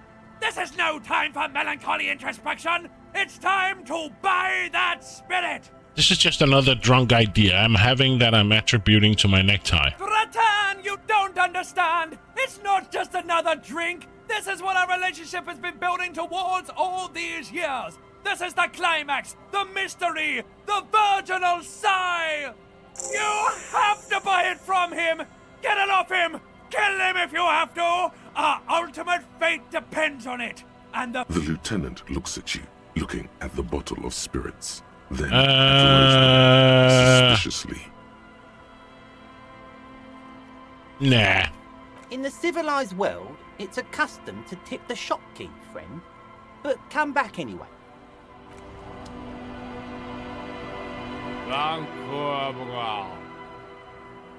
The noxious odor emanating from the drunken man is strong and familiar. Don't you call her? Yeah! Don't call Abigail! Who's Abigail? Uh-huh. Abigail. Don't you fucking call Abigail. Abigail is his wife or girlfriend. Chances are she's gone. Calling her wouldn't make it any better or worse. Never thought you'd see such a thing in your life. But this guy's a little too drunk. Who are you? What's your name? Don't call Abigail! Why shouldn't I call Abigail? He snorts and beckons you to lean in closer. Don't call Abigail. Don't call Abigail. Tell me about your friends. Don't you fucking call her! Hear me? Abigail? Don't call Abigail. Does he know who Abigail is? Tequila Sunset. Why do we keep losing all your stuff? Good fucking question, Tequila. If I knew the answer, you think I'd be hanging out on a beach in this formerly premium but now extremely dirty two-piece lycra tracksuit? I used to own my reality situation. My business buddies and I had our own creative services agency. I had a nice apartment, an even nicer piece of ass. But somehow it all got away from me. Now I can't hang on to anything. Just last week I stole this nice new jacket, but then I lost it too. The only things I haven't lost are these two drunks. You of all people should empathize with this. Perhaps this lost jacket is something you could help with? What's up with the tracksuit? What? You've never seen 100% lycra before? Go on, feel that primo material. You really shouldn't touch it. I'll just admire it from touching. Pretty nice, huh? This might be one of the last of its kind. Should probably be in a museum, honestly. Good God. It's nearly impossible to describe how dirty this texture is. It's like rubbing two jellyfish skins together. I touched it. 15% less human for having touched it. And then there's the smell. But you don't even want to think about that. Wow, you're lucky. He never lets me feel it. That's because your paws are fucking filthy, Rosie. We're right next to the bay. You could wash them any time. What's this about a lost jacket? Tequila, it's a verifiable tragedy. It was practically brand new. Sure, it didn't really go with my lycra threads, but it did itch a lot less. Say, you're a detective, right? Maybe you can help old Doom Spiral out. Solve the case of the missing jacket. What do you say, Tequila? Okay, sure. Where'd you lose it? If I knew where I lost it, don't you think I'd have it? I mean, maybe I was up by the boardwalk, or walking along the beach, or checking out the abandoned fish market. That's a lot of places. Somewhere north of here, that's for sure. You could ask around, see if anyone's seen it. What's the name of your agency? My agency. Man. The Boom Boom Room. Our concept was combining high art with the lowest forms of marketing. The color red, breasts, and oil painting. I convinced my partners to reinvest some of our profits in an even more high-concept cultural incubator called Thin Air. The artists were happy, the clients were happy. I was financing a group of poets in East Rebishal who were developing a new universal poetic language. But then it all went to shit. If it sounds like it makes no sense, that's because it doesn't. That's high concept. I have no idea what it means. I know. It was fucking awesome. Until I went on a jog, unleashing a cascade of doom that washed it all away. I'm all ears, Tequila. Okay, I think I'm done with you guys for now. Oh, okay. What if I go down here? A drop in temperature, an easy flow of air, an empty street. Before you, a thoroughfare unjammed with lorries. No more drivers smoking on hitch steps. Just silence. What did that smoke smell like? Chemically sweetened. Across the road, a forgotten bus stop. Corrosion has opened a hole in its roof. An elm tree watches over the building. Its branches are dripping with rain and snow. The road is smooth and motley. Craters filled with a black asphalt. The asphalt, first laid, is grey already. A row of tenements are under construction in the distance. Who are the people who live across the road? A tub warm with water, white with soap. A man bathes while radio waves transmit the lottery numbers. 4, 18, 21, 4, 1. A modern washing machine rattles a drawer full of silverware. His boyfriend is on his way home. He brings tins of meat and vegetables with him. Their pockets are heavier with money, but only slightly. What about the bus stop? Number 312D. Young girls used to come here, huddled up, hoping for more warmth than their thin coats give them. The bus took them to school. It has not run for 8 years. There were not enough girls to sustain its cost. What about the road? Craters pocked the surface. Children played in them until heavy trucks full of black pitch rolled in. The landowners have filled the craters with money. It is a vital artery of the flow of trade. There's one bump on the road. A dead dog lies flat about 200 paces away, right at the turn. A dead dog? Tragedy comes from the wheels of a fast RCM vehicle, hurrying to work. The cold washes over you. The sound of the sea has grown distant. This is enough. The wind moves the aerosol. A detective stands behind the boom barrier. A breeze moves a curl of his hair.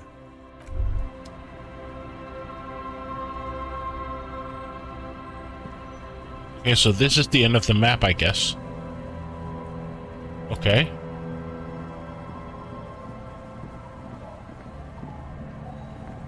Can I go this way? There's the kids. We haven't been down at the beach yet, so let's go down here. Little black swallows circle above you. You hear it chirping.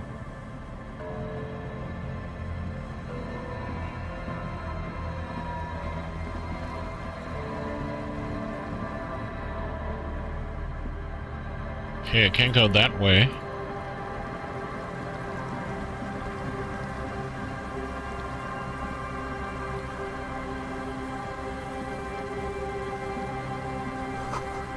The beams are splintered. The bridge didn't collapse on its own. Artillery broke it.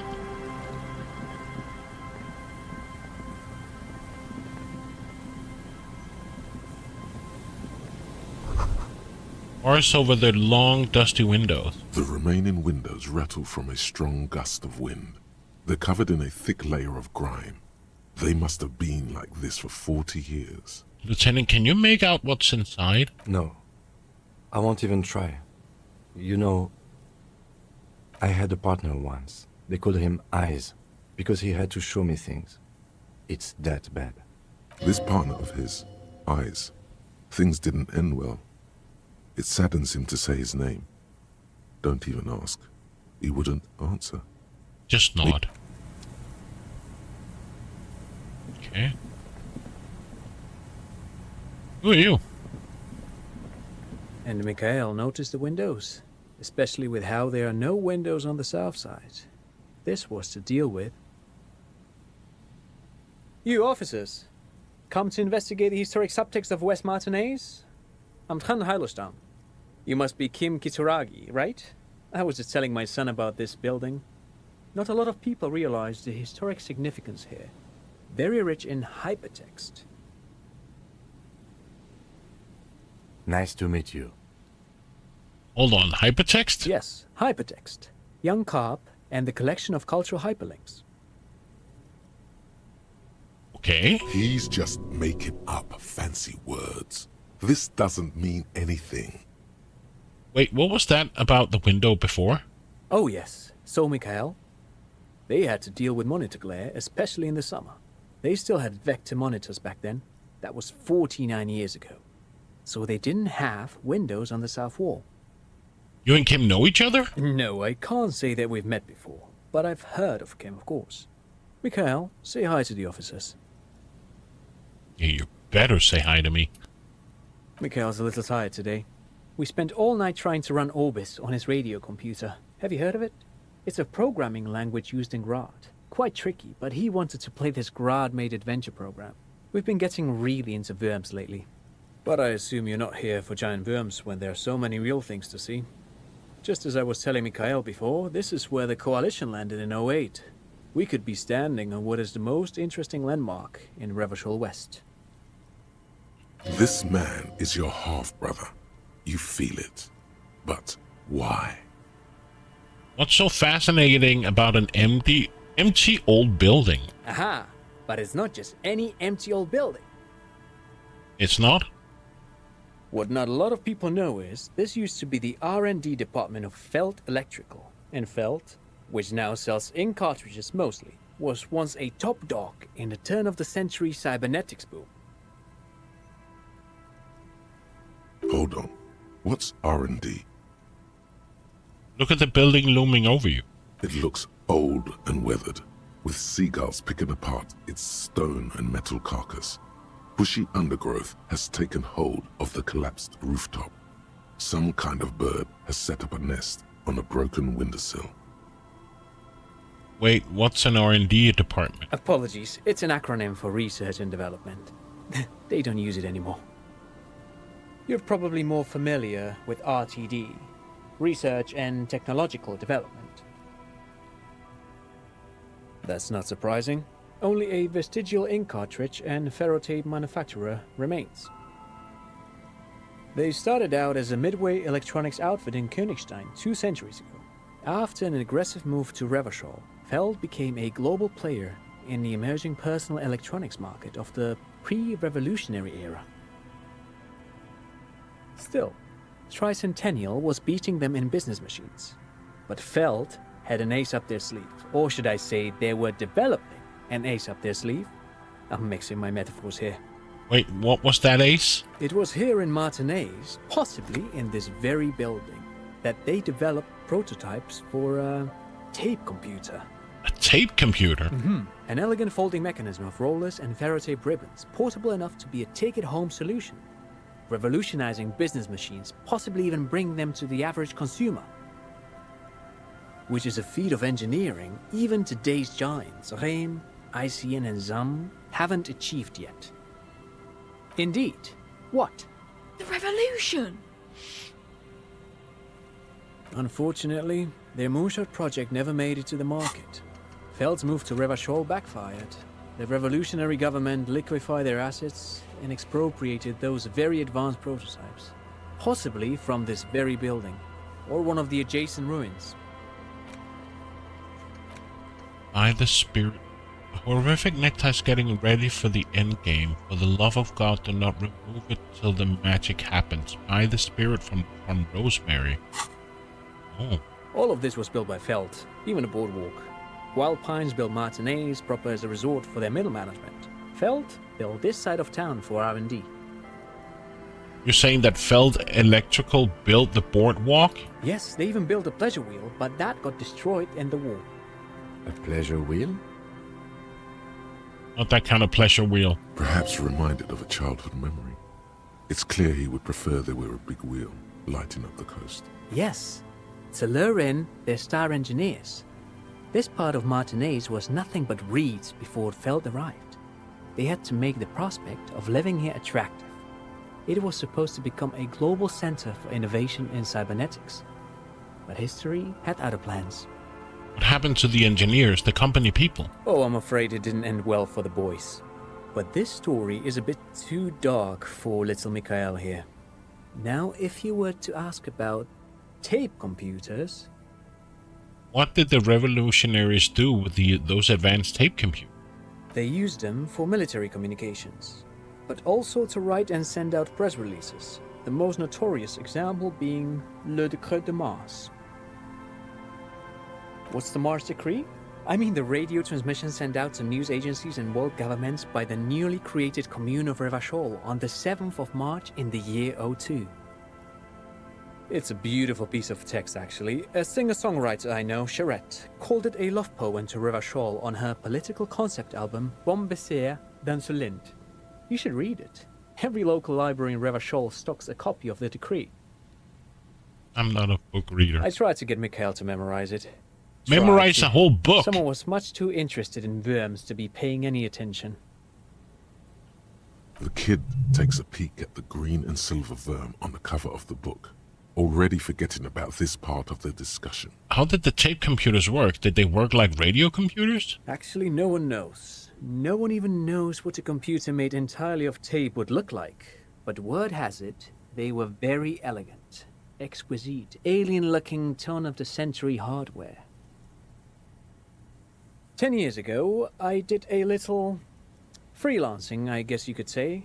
I was a special consultant for an exhibition at the Womty Dumpty Dum Center in Vredefort, Oranje. It raised the same questions, and we had lengthy discussions with Paul Ockerman, who was head curator at the time. This was before the twins Keith and Guy Juice joined the team, trying to... The what? The Womty Dumpty Dum Center or what? Wait, did he just say Womty Dumpty Dum Center? He did. He did it.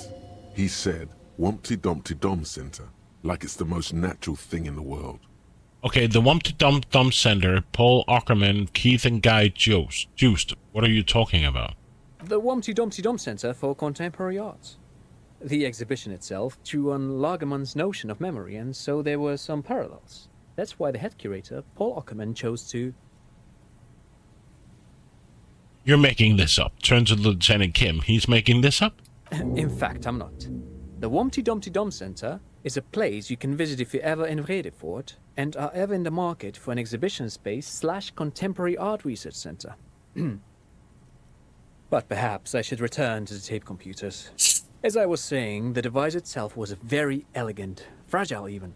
One could write directly on the tape using a special chemical solution. The machine would then analyze the handwriting, perform operations, and project output onto a white screen. It was a beautiful, delicate thing. Very, very cool.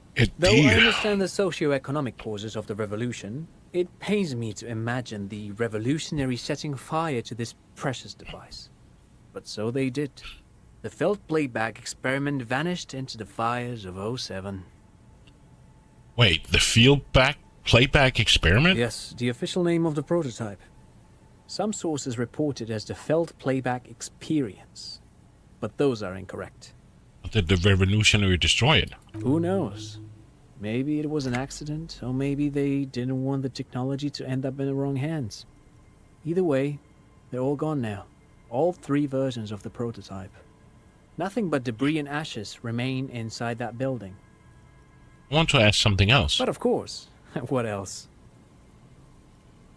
You look like someone who has money. Do you have any money? I do have some money, yes, but that's not what's really important here. He's not gonna give you money. What are you doing? Clearly you were just profiling. I don't want your money. I just wanted to see whether my profiling skills were working. Of course, Detective. I wouldn't have assumed anything else. Matter of fact, I don't know if you're familiar with this, but the Vespertine Department of Justice has published a rather interesting paper on the criminal profiling in former socialist states. Have you read it? No clue. If not, then you definitely should. If not for tips and tricks, then just for theoretical curiosity. Anyway, that's just a little something that sprang to mind. You were saying? Great, thanks. No, thanks to you for having me and little Mikhail here to pick your brain. A very interesting conversation indeed. You did the talking, I was doing the listening, but you're welcome.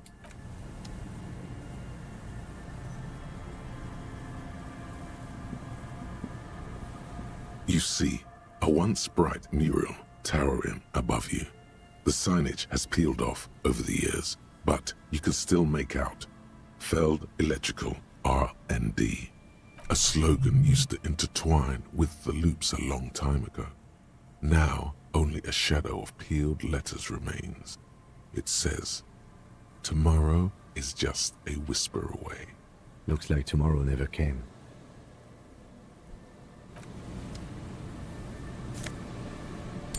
Money. Another power box. It changes nothing. It's empty. The fence blocks the path. No way from here. Okay. Let's go up here and see what we got up here. Can I go this way? Again.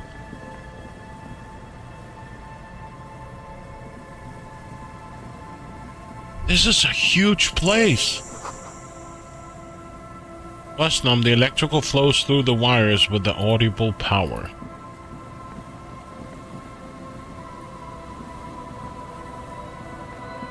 Someone has left an unidentifiable article of clothing on this railing. It smells really bad. It's streaked with dried seagull shit and tangled with pieces of seaweed. A dangling arm suggests that there might be a jacket beneath the crust of filth. It seems likely that it was left in the surf until someone laid it out on this fence to dry out. Unfortunately, that just seems to have stiffened it into a shapeless mass. Please tell me you're not taking that with you. I think this is the jacket that idiot dumb Sparrow guy wanted me to find. I'm sure he'll be thrilled to have it returned.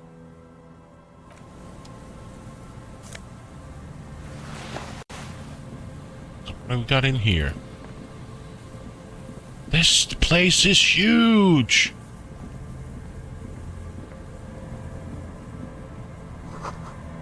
Makeshift roof. Okay.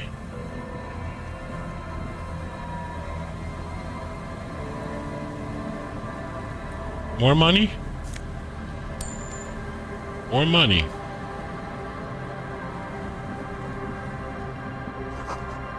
A big wine canister, it's open and empty.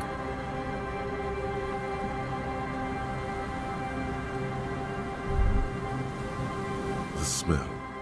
It's awful and familiar. What is it? Don't you recognize it? That hideous pungency. That faintly cloying sweetness. Only death smells like that. Something cold wakes in the pit of your stomach. Fear. It is death. It must be. Heads up, Lieutenant, something's not right here. The lieutenant has already brought a handkerchief to his nose. Careful, those robots look rotten and weak. There's some tear, an empty cigarette package, and a crumpled kebab wrapper in the trash bin. I could eat a kebab. 2 empty bottles of Tallulah vodka and a can of black potent porter is all you find. No, there's more in there. Livis strawberry liquor, plus some Pilsner bottles too. Better not pick them up. They seem unhygienic. A tragedy. He shakes his head with genuine sadness. Examine the cigarette package. Whoever tossed it here was a heavy smoker. The brand name reads Red Astra. The kebab wrapper. You see traces of mayonnaise and ketchup on it, as well as a tomato wedge. The wrapper reads, Shish Kebab Revachol. Who puts ketchup on their kebab? And even mayonnaise for that matter. Come on! It's hard to concentrate in this. A man lies on the boardwalk, his limbs bent and neck turned at an unnatural angle. Right next to him is an empty bottle of spirits. In his cramped hand, a chewing gum wrapper. Half of his body has slipped between the cracked boardwalk, starting with the right leg. The fall has left him broken, contorted like a sad puppet. The smell is not as bad as a 2-week-old corpse, but it's definitely heading there. Hold on. Lividity is faintly pronounced. Whoever this is has been dead for 2 days. No longer. We need to investigate. Another dead body. This is your job. Steel yourself. Calm now. Carefully. Just another day. Just another dead body. Study the man's clothes. He's wearing mud-caked boots, beige trousers, and an old brown leather jacket with a bright blue lining. There are traces of kebab sauce on his chest. A cool leather jacket with a bolt of blue? Oh no.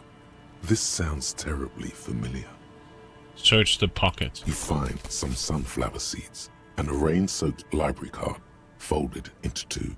His jacket feels sodden and heavy under your hand. Good. We should take a look at that library card after this is done. Study the man himself. The man has fallen through a crack in the boardwalk and hit his head against the metal bench. Coagulated blood covers his black hair. One of his feet is still dangling through the hole. You have to be quite inebriated to fall that bad. Well over a liter of pure ethanol. 3 bottles of wine, or 1.5 of spirits. Or maybe it was just dark. Examine his face. His expression is dull, like the sea behind him. Drops of water shining on his moustache. His eyes empty and wide. Can we theorize that that's the woman at the bookstores? Height 170 to 175 centimeters. Curly hair, stout build. Age approximately 50 to 60 years. He was confused when he died. Confused and alone, most likely. Overcome with the awful surprise of it all. He was just about to head home. The first step back home proved to be his last. That's what the chewing gum seems to point to as well. Study the surroundings. There's some dried blood on the metal bench, right where the corpse's head rests. The floorboards are rotten and slippery wet around the hole. An empty bottle lies nearby. A chewing gum wrapper is clutched in his fist. Examine the man's head. A dried chunk of blood covers the hair at the back of his head. An open wound. It's sticky and cold to your touch. This is where he came out of himself, drop by drop, when he was unconscious. It took 3, maybe 4 minutes. I don't see any other major wounds, do you? It's hard to say. Seems like the head wound was fatal. It's exactly the shape of the bench. Step on the floorboard. They screech under your feet ominously. It's hard to say whether the dead man's weight was the cause of the boardwalk to break. It definitely looks fragile. You see waves churning below. Something cracks beneath your feet. Examine the bottle. A .75 liter Tallulah vodka with its cap missing. There's hardly anything left inside. It's mid-market spirits with a slight touch of menthol. The man meant to enjoy himself, have a good time. Tear all around us. I'd prefer if you didn't collect them this time. It's not proper. True. It feels disrespectful. Examine the chewing gum wrapper. Grabowski spearmint chewing gum. Green leaves on the cover. The man's mouth is half agape from the terror of the fall. Look in. The blackness of death. Stench. You think you see white chewing gum too. Confirmed. Nearly the whole pack is there. Solidified on his lower rear teeth. He ate the whole pack, right? It's to cover the smell of alcohol before going home. Oh. The worst thing is, I've seen it before. Almost the same scenario. Even the chewing gum. It's always... In a ditch off a road below the 881, he thinks. A young father. Then he shakes his head to make the memory stop. The entire boardwalk creaks in the wind as you take a step back. Who is this man? Looks like one of the locals. He'd have to know this spot to come here. You don't just walk over here. But that's just a lazy assumption. What do you think? A dead working-class man with a bottle in his hand? Don't deceive yourself. You know who this is. We know who this is. It's the working-class woman's missing husband dead on the boardwalk. The woman you met at the book stand? Why do you think it's her husband? The leather jacket pointed at the man's clothes and matches her description perfectly. The bright blue lining? Well, he's definitely someone's husband. Looks like one of the... But that's just... A dead working class... The woman you met at the book stand? Why do you think it's her husband? Bottles all around him. The library card he was supposed to have turned. I can't see a book. So he took the book to the library, then came back and thought, I'll have one. I'll have one drink before I get home. Just one drink. I have my cool jacket on. I took the book to the library. I've earned it. The view from the lookout is beautiful. Damn it. He's definitely someone's husband. What do you think happened here? Death by misadventure. He slipped and fell through the boardwalk. A truly unfortunate accident. If it wouldn't have been for that bench, he'd be alive. Right. It does seem to be a pretty straightforward misadventure, although there's still a question of identifying the body. What should we do with him? From where I stand, I can see two options. We either take the case and follow the leads to identify the body on our own, or we report back to the station and leave this for our colleagues to handle. Hold on, what about a field autopsy? A field autopsy isn't necessary if the cause of death doesn't appear to be criminal, and this looks like a simple accident to me. I'd say we should just write down head trauma in the autopsy report and leave it at that. It would save us at least 2 hours of unnecessary work. Yes, but isn't that kind of sloppy? Maybe, but we don't really have much time or resources to spare. The guys at processing will take care of the rest. I still need some time to decide how to solve the case. Return to this later. No need to rush. Let's examine the library card. The library card is folded into two and still slightly wet to the touch. The front side reads, Central Jamrock Public Library Card, issued to Billy Mejean, expires July 53. Billy is a unisex name. Could be the deceased, or whoever owns this card is an avid reader. You find a list of books written in blue pencil. Radio thriller. Stand a little less between me and the sun. The last one in the list is The Glinting Curve by M. Theobald. A library stamp indicates that the book has been returned. Most of these titles seem to be in the sci-fi genre. Some thrillers too. Look at the back side. If lost, please return the card to the library. Dial 005 02 55211 or visit us at Moreau Street, 78, Jamrock. Business hours, 900 to 1800. We should first decide what to do with the body, before taking any other actions.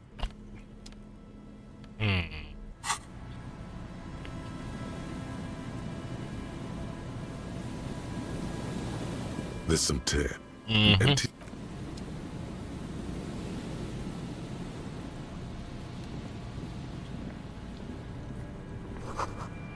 The cone operator viewer has been out of order for years.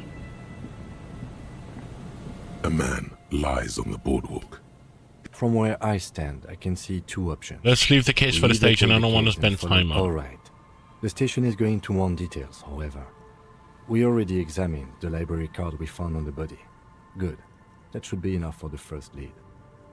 The next thing to do is call the station for my kinema and hand over the case. Then we can return to the murder investigation and be done with it. Oh.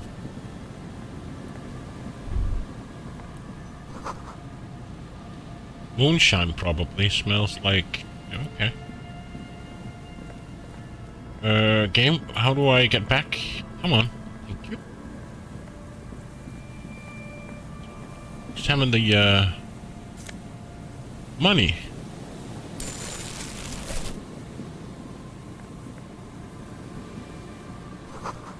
A coin-operated weighing machine. Okay. Ooh. Lenses.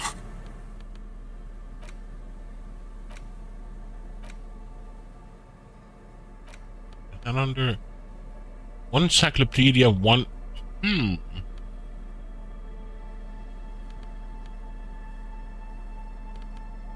gonna replace that with them.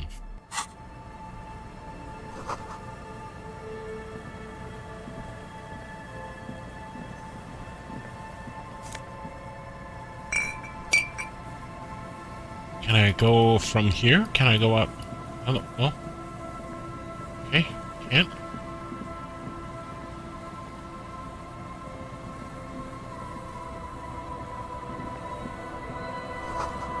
Someone must have worked hand-to-hand to smash this plastic.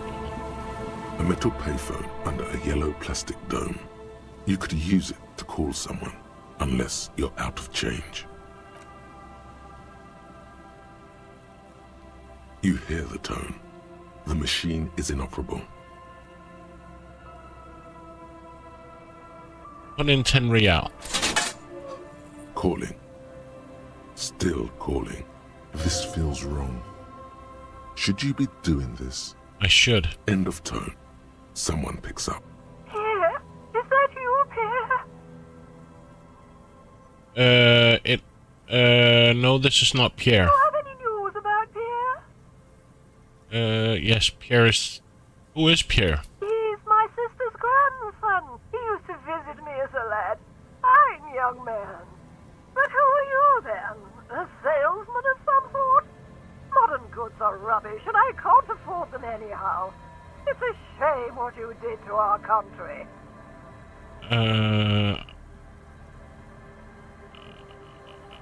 No, I'm a police officer.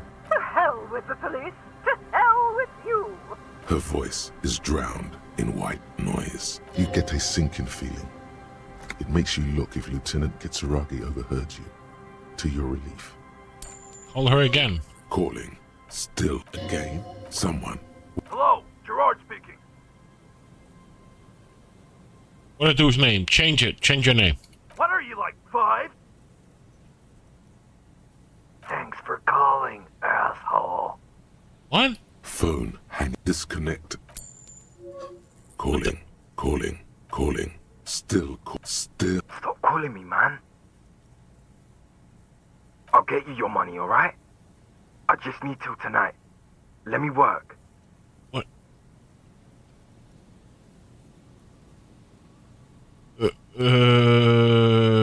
We could all be a bit kinder to each other, don't you think? Consider your debt paid. My debt? I don't fucking owe you. It's... Who is... He does not seem to be overly thankful of your kindness. Disconnect.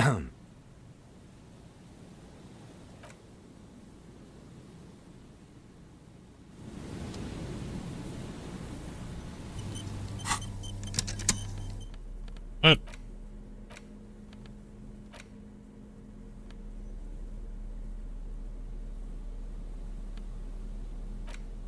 The library card. Billy is a unisex name.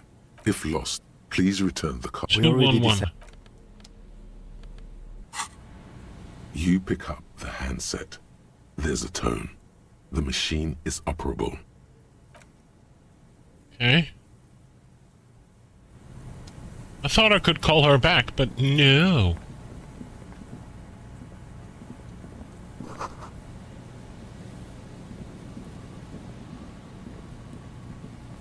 So, what is down here?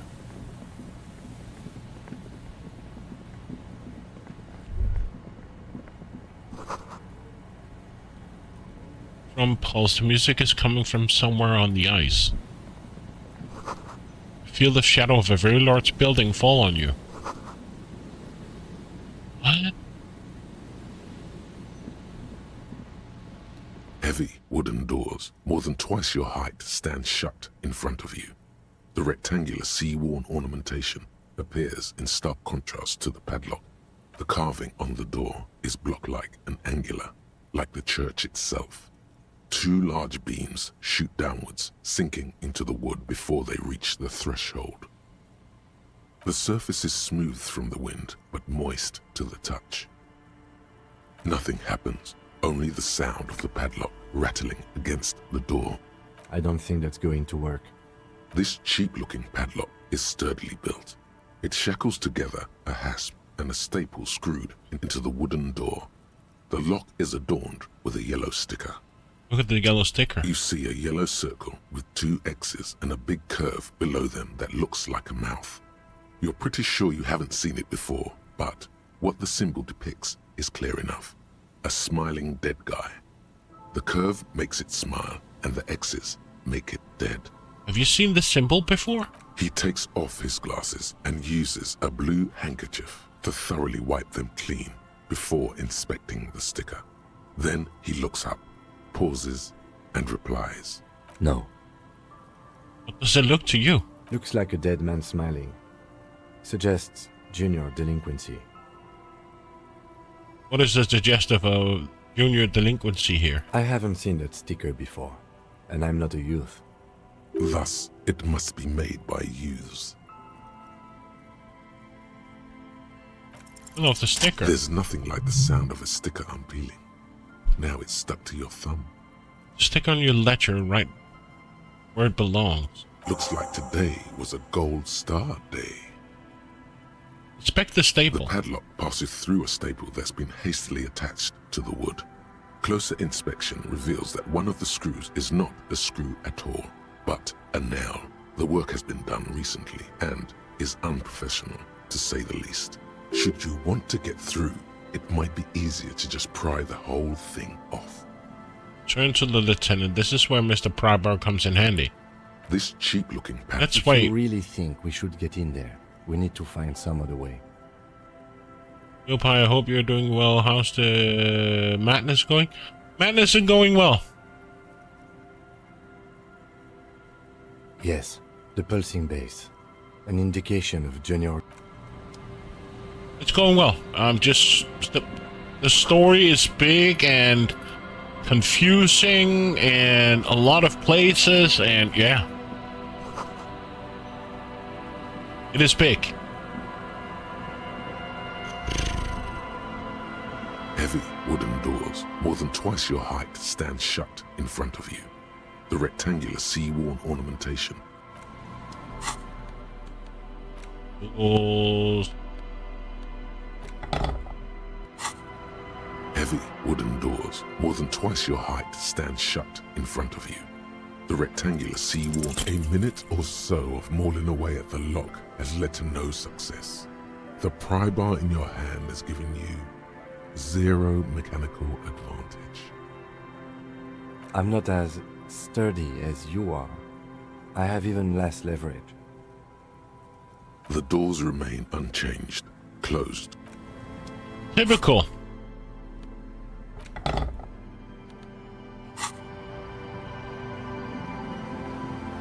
It's a big game.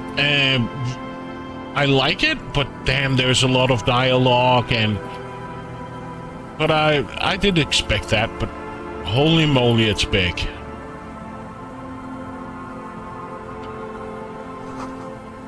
Barrel has been recently discarded. Still smells of fuel oil.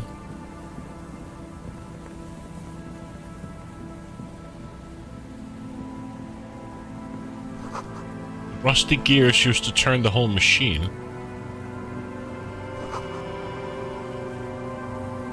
An old door, worn by elements, guards the depot. The wind has blown a sand dune in front of it. The door hasn't been opened in a long while. You see a handle. What is this thing anyway? It's military. A service depot of some sort. Used to service what? The washerwoman mentioned a depot up the coast. She said it was for moving ammo and cargo across the bay. This might be it. We can't open it. Well, we can try, but there's a 3% chance that we fail. An old door, worn by elements, You rattle the handle a bit, then push on the door with all your weight. It does not budge.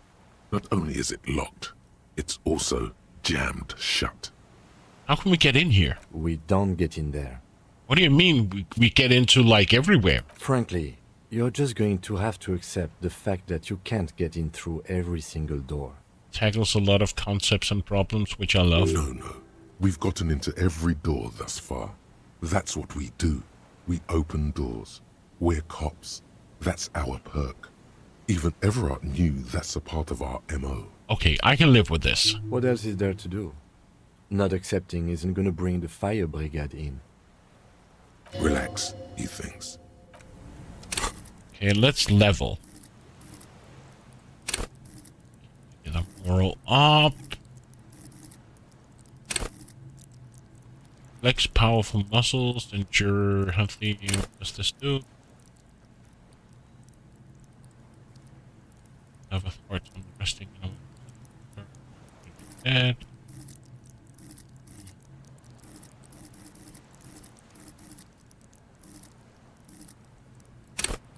Half-life. How will you find it alive? Let's go with low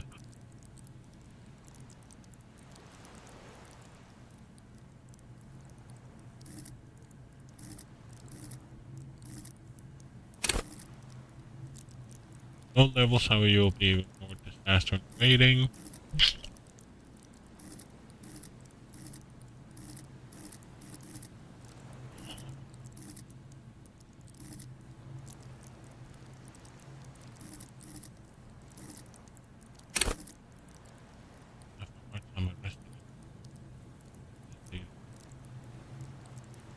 State. Let's take some physical instruments. Okay, so that didn't work.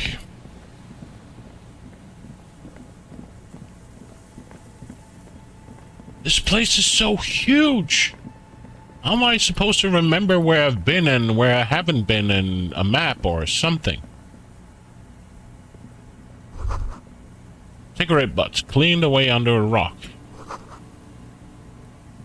This is so huge. I would wish there was some kind of map, like there's just this map here, but I don't know. Guess I haven't gotten the map yet, or I will get a map, or I just haven't found it yet, or I don't know. Someone made a campfire here a long time ago. A rusted box for a radio tower.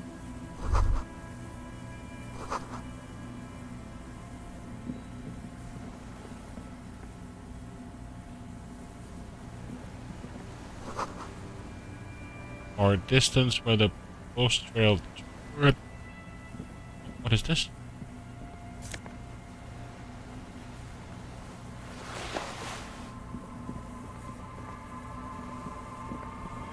Oh, I do like the story and such, but holy hell. It's a big story. The boardwalk races to the south. Okay.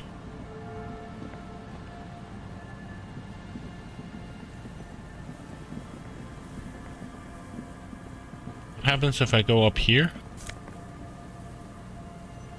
More money and more stuff. Okay, so I can't go this way. We go back.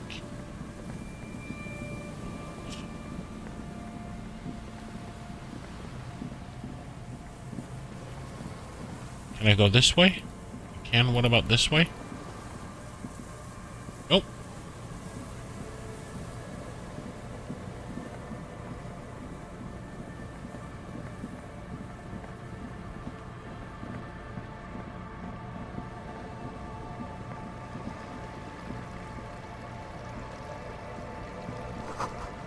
Full of holes. Money. Booze. Money. Money. Money. More money.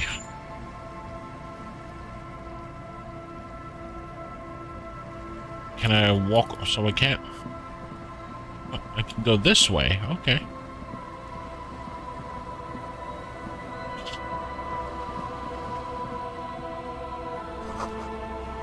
A lot of patience to do this.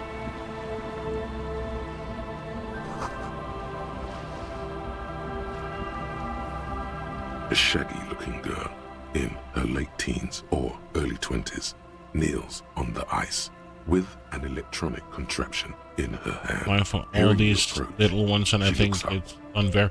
I agree, it's done very well, but for me that never plays an RPG and all the stuff and the building of a character and everything is just somewhat overwhelming. Or maybe the story just has me overwhelmed with all the characters, and like usually when I play like point and click games, there is like one main objective, right?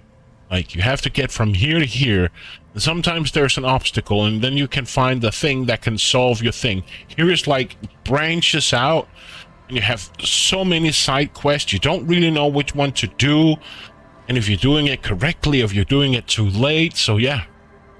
Oh, hello there. It's cold out here, but she's not wearing a hat. She must be freezing. Everyone knows drugs make you invulnerable to cold. Some of the characters can really throw you off as that too. Your child is freezing. What's your where's your hat? Huh? Maybe she didn't hear you. A little louder. I said you should have a hat on. So should you. Then there's Kuno. You don't have to do anything. I should and I do. Oh, I didn't notice that. Nice, you should wear one too if you plan on staying outside in this weather. Yeah, well... Look man, fuck the hat. Your pulse rises. What did she just say? That's not how a civilian is supposed to address an officer of the law. Is that kind of language really necessary? I'm sorry I said fuck the hat. I was concentrating on something else. My whole family swears and it rubbed off on me. What's your name? Estelle. Her hair is dyed blonde, with dark roots showing. There's a coarseness to her features, some masculinity below that timidness. And your surname? Why? I'm from the police for paywork. Why, indeed. Okay. Estelle. Why? Okay, it's Berger.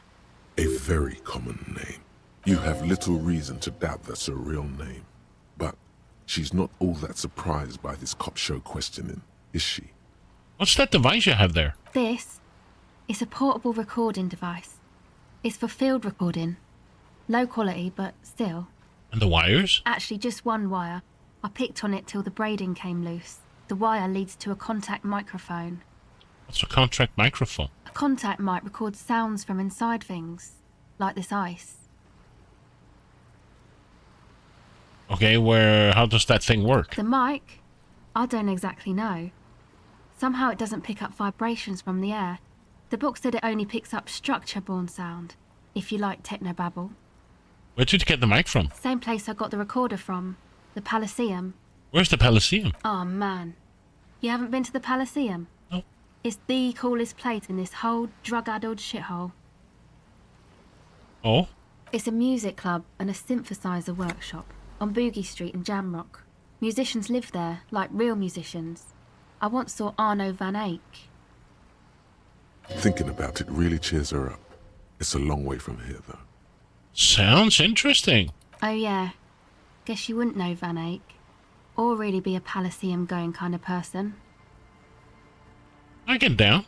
I don't know what that means. I grind. I don't know what that means either. It means I'm hip beyond my years. That's cool.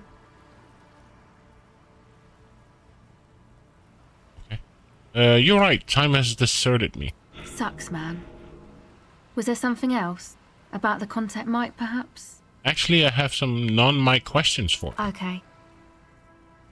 What are you doing out here in the cold? Recording, I guess. What is your recording exactly? I think I'm recording cracks in the ice. But there's no way to tell. Not without headphones. I think I just recorded your footsteps too. Not sure how that will sound. What happened to the headphones? My boyfriend sold them. What for? I don't know, man. Things. Just stuff you need for life. Everything checks out, sire. And what are these recordings for? The cracks, the footsteps? The musicians in the Palaceum used them for making music. They looped the stuff, cutting the tapes together. They make music out of cracks in the ice and keys jangling. Crazy sounds like that. It's hard to explain. Just not. Anyway, I thought I'd make some too. It's supposed to be, like, a music place anyway. The girl is cold all of a sudden. Very cold. I don't really know what I'm doing. They use synthesizers too. I don't have a synthesizer. She looks at the recording device. The thing she thought would fill her hours with joy and escape. It's turning out to be an empty fantasy. She feels childish. Very useless all of a sudden. Take this, you're cold. No, man, fuck that, I'm cool. I'm sorry I said that. I'm sorry about the fuck. It's okay. Give her your hat. Don't I have more hats? Give her my hat. Thanks.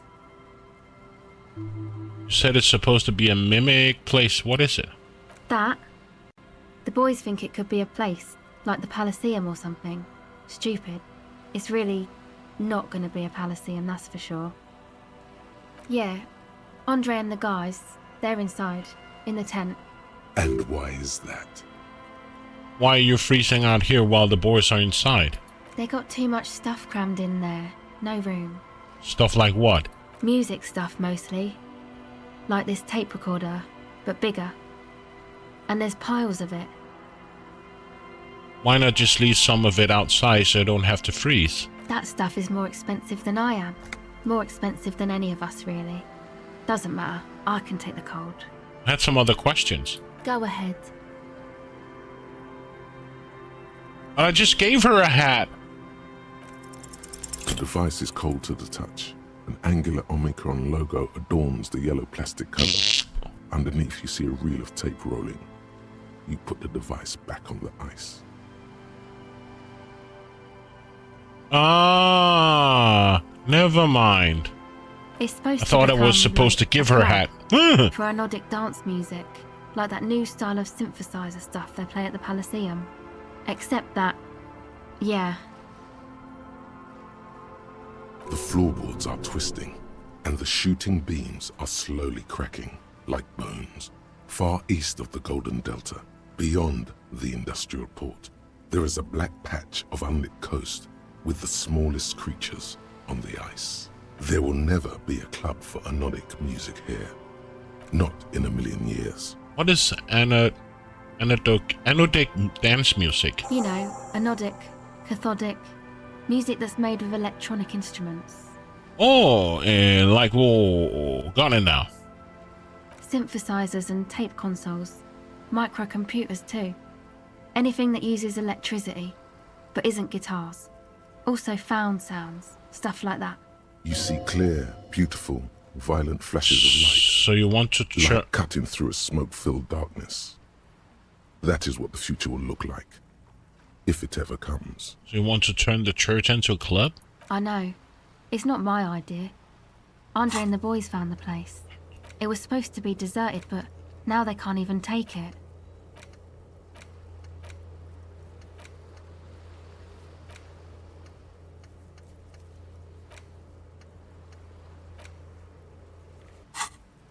Hey, you two are cops.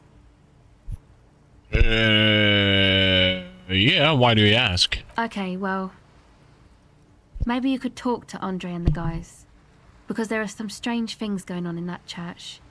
If you're police, you should look into it, right? I'll talk to them. They're inside that thing there. Would be cool if you did. Was there something else? Did you put the padlock on the church door? No. No? Not really, no. Show her the sticker and your ledger, so this isn't yours? It's Noid's. Wait, is the Noid a friend of yours? Yeah, I guess you could say that. Why did this Noid person put a padlock on the church door? To keep more weirdos from getting in. Fucking Martinez. I'm sorry. It's got the worst weirdos. If you get around to it, ask Andre about him, he'll tell ya. Enough about the church then. I had another question. Go ahead. You seem surprisingly comfortable with being questioned. Why is that? Well, it's just questioning, right? You're just questioning me. It's what cops do. We do, don't we? Mind if I... Go ahead. Well, it's just once or twice, yeah. What sees the... I'm sorry I haven't had the Revachol experience they get east of the river. So what's the... So what trouble have you gotten into with the police? The usual. I had a shitty run as a teenager. What's the usual? You know, drinking, getting into fights. The ugly stuff that happens when you move out your parents' place at 13. In Forberg. What is in Forberg? Is this a rhetorical question? Why did you need to move out at such a tender age? My dad was a drunk. Plus, I guess, I just wanted to drink too, you know. Get my party on. Drinking, partying, disco music are bad for you. You should take me as a warning example. She nods very cautiously. Actually, this is not enough for now. Okay, bye. Bye.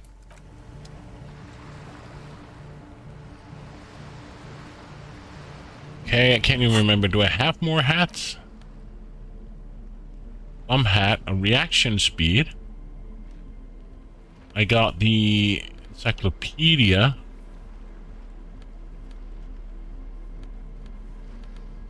What if I take this on?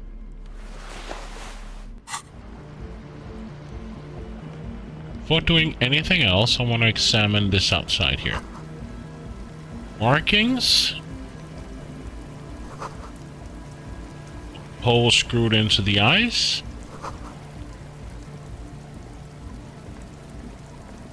A pane of Eternite has been planted into the snow. 2 poles are holding it up. Barely holding it up. It could fall over any minute. A stronger gust of wind might be enough. Push the Eternite over. The pane falls into the icy snow with a soft thunk. So before I go into the tent... Oh. There's someone... Someone's home away from home is like yours. Okay, so before I do anything, I need to have a break. And feed my cat as well. So, I'll be right back. And I'm back. Let's go inside the tent. The tent is just tarpaulin fabric covering a pile of stuff. The flap is open. Inside, 3 young men are listening to some new form of music. It's like nothing you've ever heard. One of them looks at you. Come on, get in and close the flap behind you. The warm stuff's getting out. It's safe to assume this is their leader, or at least he thinks he is. Squeeze in. Sorry, we barely have room for one. You go ahead. I'm too old for this. I'm actually not, he thinks. I just dislike delinquents. I'm sure you will feel right at home. I'll keep watch.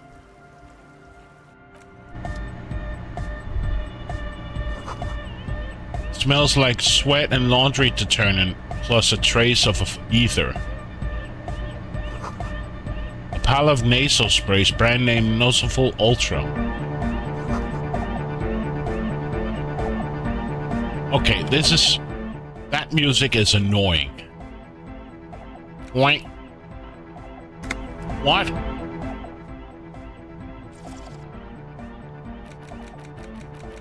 So it's not the music.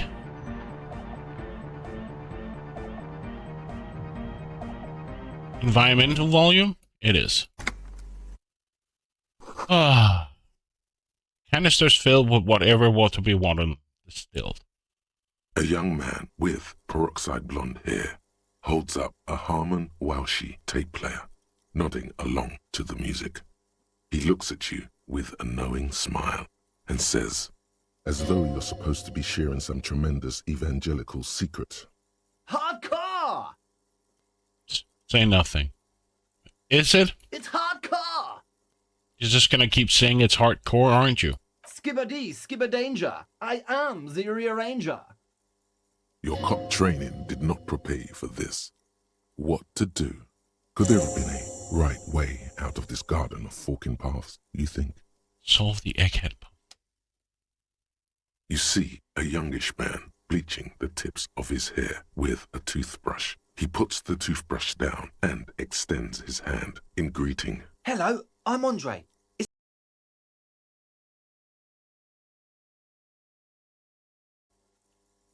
I think we're back.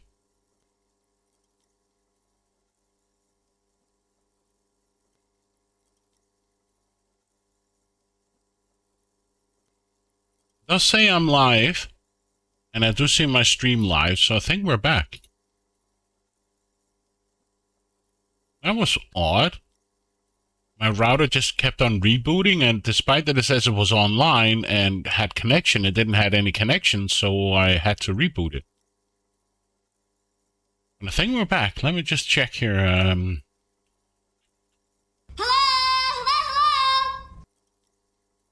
What is responding? So I think we're good. Well, okay. Second stream. Thank you, ISP. Continue. Together with a Settle Burger, who's out there right now, doing some seriously progressive sonic experimentation, we like to think of ourselves as music venue organisers. Wait, how many music venues have you organized? We have many in the pipeline, officer. Why are you here? You see, we've been all over Jamrock North, prospecting for real estate to establish a new venue in. I just want to see if the, Answer for talent! Yeah, thank you, Egghead. And while there is no shortage of raw, unfettered talent spinning tapes in Jamrock, we've had rotten luck with the real estate part. Place is a shithole! I apologise for my friend Noid's potty mouth. I realise this is not how you speak to a police officer. He has authority issues. Was there something you wanted? Your friend Akele said there was a problem with the church. Ah, so you've met her. Good. Yeah, it's a matter of occupied ecclesiastical property. I bet you've noticed the derelict hive of narcomania on the coast. What are you talking about? I'm talking about the church. And I'm not exaggerating. Even a place of spiritual refuge can become a magnet for all sorts of dopeheads and burnouts if left unattended. Dopeheads! And you're not a dopehead? Burnouts! Well, I'm sad to say, that's exactly what happened. Sad because we were just about to put Martinez on the map with one of the maddest dance clubs in Jamrock. Nah, strike that, in Revachol. Strike that! The world! And sadder yet, because the dopeheads and burnouts hold up in there are the worst kind. He leans back a little, watching you with a steady, serious gaze, letting you imagine just how bad those dopeheads and burnouts really are. Good. This calls for an opinion. You're an expert in those. Are they foreigners? I bet they're foreigners. Could be. We don't know for sure. But we do know they are spooky. What exactly do you mean by spooky? I was hoping you would be the judge of that, officer. All I can say is, their spookiness is the kind that keeps us from restoring this church into a community centre and a place of spiritual refuge. Also, they don't eat or clean the building. Shit's gonna collapse. People just wanna spin tapes without them spooking it up. Place has bad signs. No one can dance like that. Thank you, Egghead. So you're gonna look into it, right? It should be a police matter. Getting them out. Whatever spooky stuff they're doing, I'm sure it's not what the Ecclesiastes meant their property for. I'll look into it. Tell me more. Get the task. All right, man. Andre's obviously very happy you took him seriously. The whole tent is. The boys exchanged giddy looks. Actually, it told me Noid put the padlock on the door. Why? I did ask Noid to install a measure against more drifters wandering in. It's a temporary fix, just something to contain the situation. Okay. I had to do it in a hurry. Not my best work, but it should hold for a while. I need the key. Of course. Noid, give the officer the key. All right. It's as if time has frozen somehow. You think you can sense the key moving in the air. Yeah, this is going to be way cool. Don't ruin the cool by overdoing it. Raise your hand in front of your face with minimum effort. Blam! Straight in the eye. Straight in the old eye orb. in the looking ball. Man up. It's nothing. Pick the goddamn key up. Put it in your pocket and move on. Ouch. God damn it, asshole. What is wrong with you? Can't you see I'm in pain now? Man, I'm super sorry. That was totally my bad. I got overexcited. Threw him too hard. I'm sorry. He looks like he's genuinely sorry. He didn't throw them better. I'm sorry, Ben. Your face in mockery of you. Less counter. In addition, you almost murdered me. A cop. That's use of lethal weapon. I really am sorry, man. Just take this, okay? Take some black paper from his belt bag. Wow. Looks like there's quite a lot there. That's the least you could do. Take the money. I don't need your pity money now. Where were we? The key? He is shifting in his spot, uncomfortably, still feeling sorry for the mishap. We were talking about the padlock, I think. How long have those people been locked in there? Not long. Like a week, maybe? How can you be sure they haven't starved to death? I'm super sure they're alive. I mean, come on. I'm at least 90%, maybe 85% sure they're still alive. 85% is not good enough when you're dealing with another person's physical well-being. Okay, I'm sorry. I'm sorry too. I guess it wasn't very hardcore of us to just lock them in like that. Why does it sound German? Me too. I shouldn't have that kind of power over another person. I'm not the one with the violence monopoly here. You are. I'm glad that key is out of my hands now. Sure, man. Tell us what you want to know. Let's do it. Who exactly are these people inside the church? Truth is, I don't really know. None of us do. I don't even know how many there are.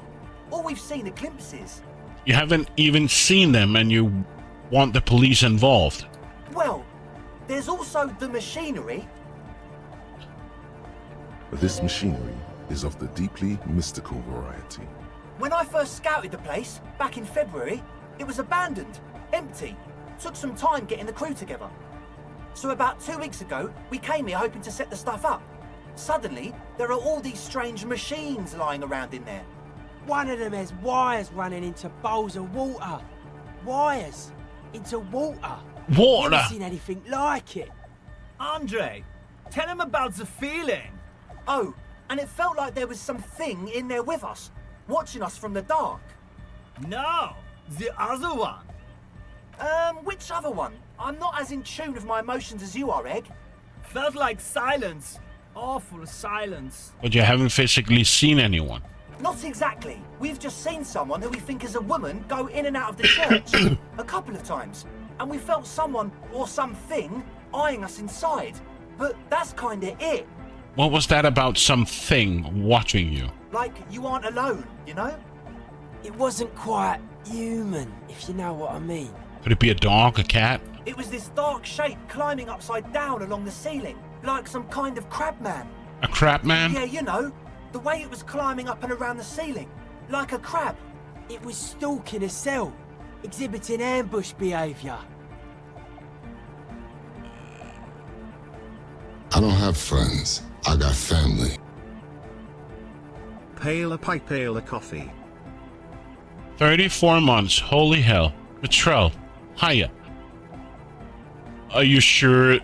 Ambush behavior. No. There was much rejoicing. Yay! Crab man! Yeah, totally. Welcome to the second part of the stream. I just got back. My internet decided to puke. If she comes out running and says there's a crab in there, so now I have to download 2 VODs and merge them. Thank you, Twitch. Or thank you, my ISP. You should ask her about it, but be nice. Don't tell Never you got don't any believe notification in crab. that you went live? Oh, I've been live for 5 hours or something?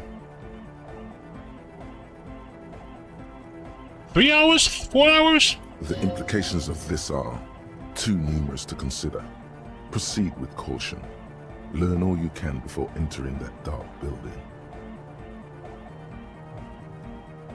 But my ISP decided to crap on my internet. Yeah, you missed a lot, but hey, the VODs are there, so I'm just gonna leave them there. Can you tell me more about this machinery? You should talk to Noid about that. I just got a distinct burnout and dopehead sign from them. Probably jacked up to some snuff station too. Probably, very likely. With a small surge of PEA, alertness fills you, as if to say, this is a dark corner. Look behind it.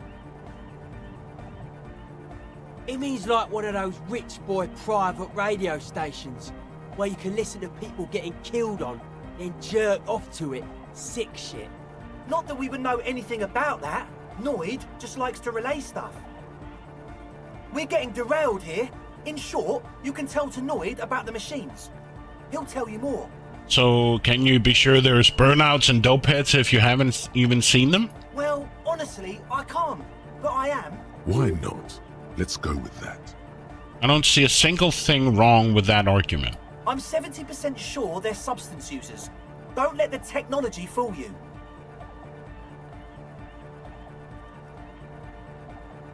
Sure. What? What's the deal with the egghead? I want to talk to him. He's a quiet man, mostly communicates through music, and by being a master of ceremonies. What's a master of ceremonies? You know, a host, a declaimer of slogans. He's a performer, gets the people going. How do you communicate with him? Well, he's just kind of here. I don't really know how to communicate with him. Have you ever really talked to him? Yeah, sometimes. When I stumble and find my way into his center, you have to hear a lot of hardcore to the mega first though. The man smiles mysteriously, choosing to let the beat speak for itself. You mentioned some kind of Eclarities own the church. Oh yeah, that's a meteor name for the founding party. Thought it'd be cool to use it. Before we go, what do you mean by Meteorian? You know, of Meteo, concerning Meteo. Meteo? Meteo, a country on Muindi, on the Muindi Isla. Oh, the founding party, I do know them, but can you refresh my memory? Come to think of it, I've never really looked them up, you know. I can't give you a precise definition, but they're a very powerful religious organization. And? And they have roots in ancient mass society.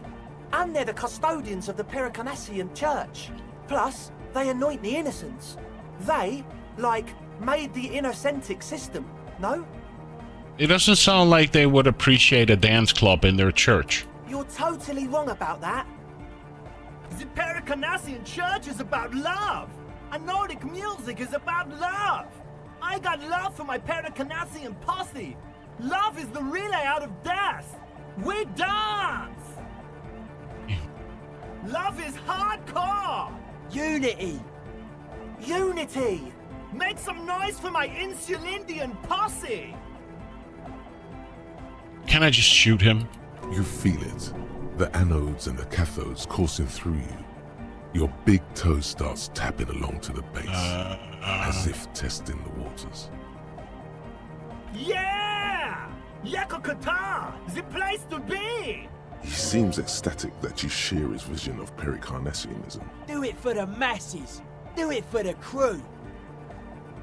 I didn't want to say it, but it was pretty lame of you to imply otherwise. Anyway, you got more questions? The one with the large head is still looking at you, nodding his head, waiting for your body to start moving. Yeah! Let it out! Let the disco happen! Bring the disco! I want to ask you about this tent full of equipment. Yes. What? I hate to tell you, but it reeks of sweat in here. What else? What is all this with the Nosafed? Nosafed. The what now? Point at the bottles of nasal spray in the corner. The Nosafed Ultra. You have a lot of it lying around. Oh, the old Ultra. I have a major sinus infection. Stuffy nose. We all do. Shit's all blasted up. Winter. Can't even breathe. You sound fine to me. Yes, that's all Nosafed's doing. Without the Noser, I'd be drowning in shit right now. Nosafed is the shit. Can I have some? Sure. Here you go, officer. The Noser. Blast away. I see you brought your own water. Yeah. Good to have, bitch to carry. When I first scattered the place, I did some reconnaissance. I'm not sure the church even has running water. And it's distilled too. Oh. It's the one they sell at the fuel station. Hate to tell you, but it reeks of sweat in here. It does, doesn't it? Told you we have a smell problem. It's made with a peculiar chemical scent like laundry detergent. He sniffs the air, then shrugs. A shrug is good enough for us. Why say it when you can shrug it? He nods enthusiastically, no doubt a little relieved. I'm not gonna roll the dice because it's very low, so... As always, we'll be right. The young man with the tape recorder acknowledges your return. When he looks at you, he squints as though you were the setting sun. This is hardcore. Hardcore! Hardcore to the mega. Internally coherent. All core! All right! Yeah! Say nothing. He furrows his brow as his very large head traces the sublime invisible movement of the music in the very real air of the stuffy tent. Hardcore! Ah! So hardcore. Is it though? It is. What is it? I mean, really? Feels like you should reply with the very pinnacle of idiocy here, so that things get totally transcendent. But you haven't gotten there yet, so you don't know what to say. I was thinking that too. I am the mic enforcer. I am the chicks checker. Yeah! So you had a talk with Andre, and it's good you talked to Andre first. Gave me time to get a reading on your sign. Can't really talk to people before you get a reading. Why are you called Noid? The hardcore aesthetic is esoteric. It's not meant to be discussed with the law at this moment. It's not easy to reach a harmonic resonance of signs without some adjustment. Does this mean we need sign matching? Yes. Further sign matching would do good for us. One way to achieve this will be by getting us into the church. Sign? Yeah, gotta compare. See if we can align. Interesting. I suck at socialising, man. Even now, our sign synchronisation is way off. Tell me about the machines. Weird stuff. Specialised. There was a data processor and some sort of long-wave machinery. Wires going into water. Gives off a spy sign. Or some fucked up Samaran science sign. You know, the kind that goes head first into the supernatural. Supernatural, something it's real? Most of it doesn't exist. But there's also stuff that isn't allowed to exist. Because the moralists think it's too dangerous for the plebs. Psionic powers, pale-related diseases, pretenders pretending to be human, folk rights, that kind of stuff. I saw a sticker on the padlock. Can you tell me anything about it? A sticker? You mean the yellow one? Can you describe it to me? Are you familiar with? Show him the sticker inside the ledger. Seems like my creation has found its way into the legal bureaucracy. What did you want to ask about it? What is supposed to be? A dead guy smiling. What does that mean? Why is the dead guy smiling? He defeated history. We are living in the age of history, and in the eyes of history, we are always already dead. How can we ever smile then? Because history is a lie, and so are its deaths. The present moment and life are the hardcore. The hardcore expels death. Or maybe he's not dead. Maybe he's just really ecstatic about the beats. Or drugged out of his mind, come to think of it. He could also be drugged over his mind. Or drunk. Or in a clinical coma. Or glad to be dead. But those versions suck. What is it supposed to be? The dead guy smiling. He defeated his present. Or maybe he's not dead. Or drugged out of his mind, come to think of it. I think we should sell this. It should be sold, but not by us. Or I guess one could write an entire treatise on the thing. But what for? What about now? All the signs right now. Nah. Still strong. You heard me. Back to the heavy hardcore! Hardcore! Yeah! Lakierski, Materialski. We're close. True, hard, full, hardcore. Yeah! Spinning out lyrics since the day I was born. And the amount of lyrics I got is against the law.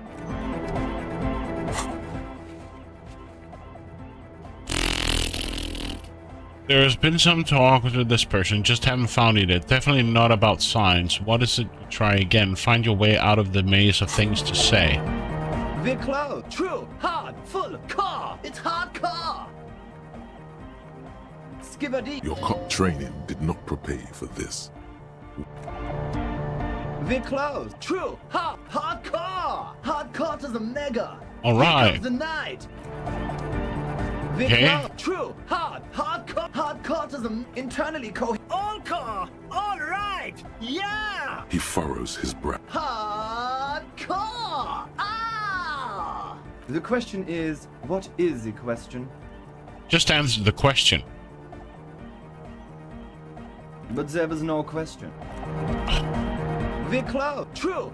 Hardcore. Hardcore to the internally all core. He furrows his. Hard. The question is, what is the question?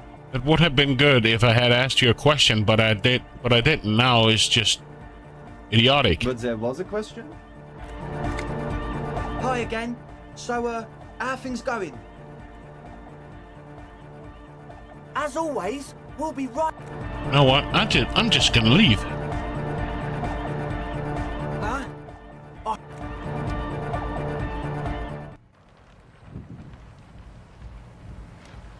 Huh. The shaggy-haired girl kneels on the sea ice. She looks up. So you talked to my associates, right? Are you going to help us? Can't say With the gonna. church, I mean. Shoot.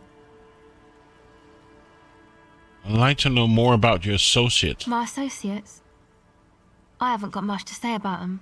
Just answer the question, please. Sorry. I just don't tell people about my friends and who they are and so on. I don't provide information on them. What about you? Tell me something about yourself. Me? I'm a silver bird. Okay, maybe I'll ask later about all this. Don't know what makes you think it'll be any different later, but... The others told me you want inside the church. What did they see in there? Oh, that. You're not going to believe me. There's no point in me telling you. Well, go ahead and tell me. Okay. I went in and I saw a woman next to one of those machines there. Noid calls it a mainframe. She was dressed like someone who's been raised by their grandmother, you know, strange old clothes. Had this absent expression, didn't say anything, just stood still. Go on. And then, you know, right behind her, a man crawled down the wall. Upside down like a crab, down the church wall. I think the woman didn't even know he was there. He was completely silent. He stopped right before he got to the floor, then just hung there like that, looking at me. Right at me. I fucking turned around and walked out. End of story. Like a crab, you say? What did the crabman look like? It was too dark. I couldn't tell exactly. You're wrong. I don't believe you. Why? What would you stand to gain? Nothing. Anyway, what else?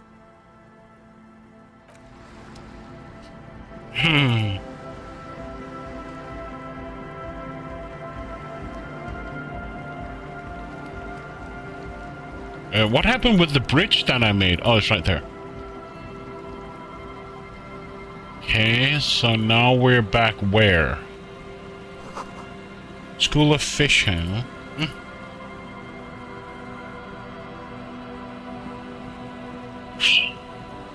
This is a gigantic map. No, game? Hello, stop. The rear of a time carriage. This map is ridiculously big and I have no idea where I am right now. So I'm back here.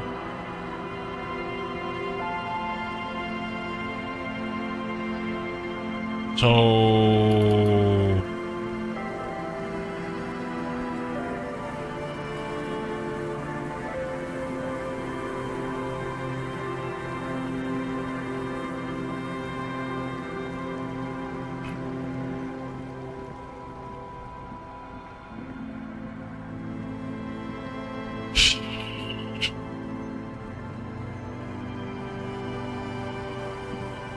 Now I'm back here in the city.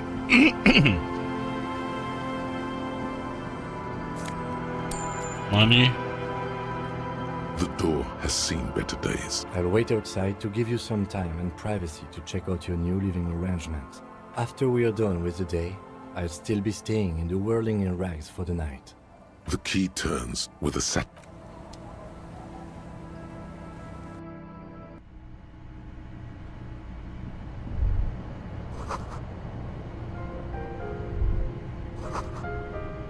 Quietly giving out pleasant warmth.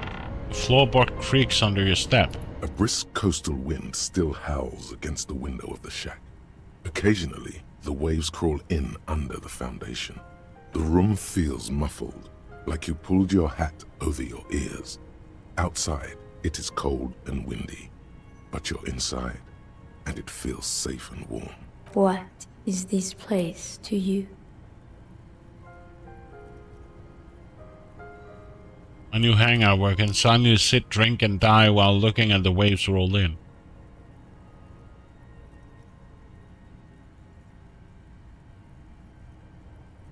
Westward, across the canal, towers the whirling in rags.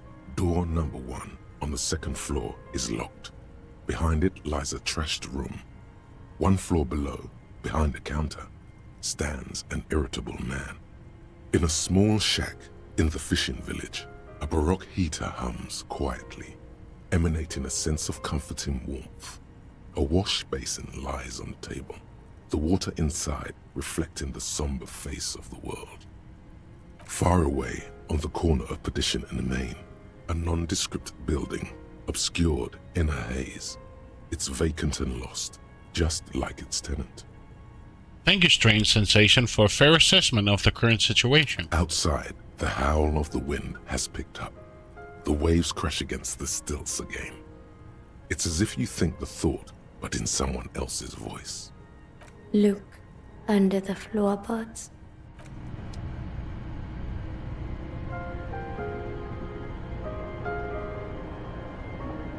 On the table, you see a bowl of water, a rough soap, and next to it, a small hand mirror. A straight razor soaks inside the wash basin. The water reflects back a vague image of your face. Nose bulbous and red, hair unkempt, wrinkles lining the eyes and forehead. The stash is gigantic. You'll be looking like a pansy without the chops. A fucking pansy. Like an artist with a brush or a master swordsman, you use the small mirror and the straight razor with some soap to remove all that unkempt hair from below the nose line. The sharp blade chafes against your skin, producing a scratching sound. The surface underneath the beard feels tender, the air brushing against it chilly. Feel your clean-shaved cheeks. They feel so smooth, surprisingly so. A feeling of freshness overcomes you, as if you just came from a cold bath. Was shaving the right call? The water reflects back a vague image of your clean-shaven face. Despite the bulbous nose, unkempt hair, and persistent swelling, you look a little younger, maybe. The beardless nature of your cheeks makes the expression seem even more like a terrifying grimace. See the waves, the sea, and the church. How can I... I'm gonna look under the floorboard.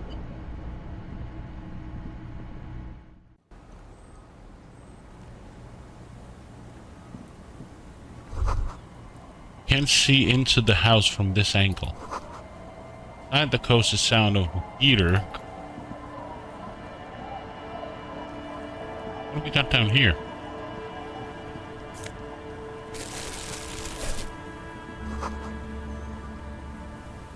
What did you find?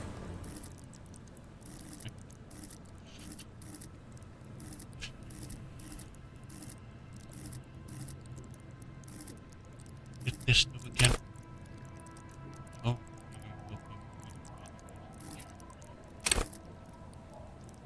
Low levels, how you be bumbling reckless stuff on it to catch a pair of keys.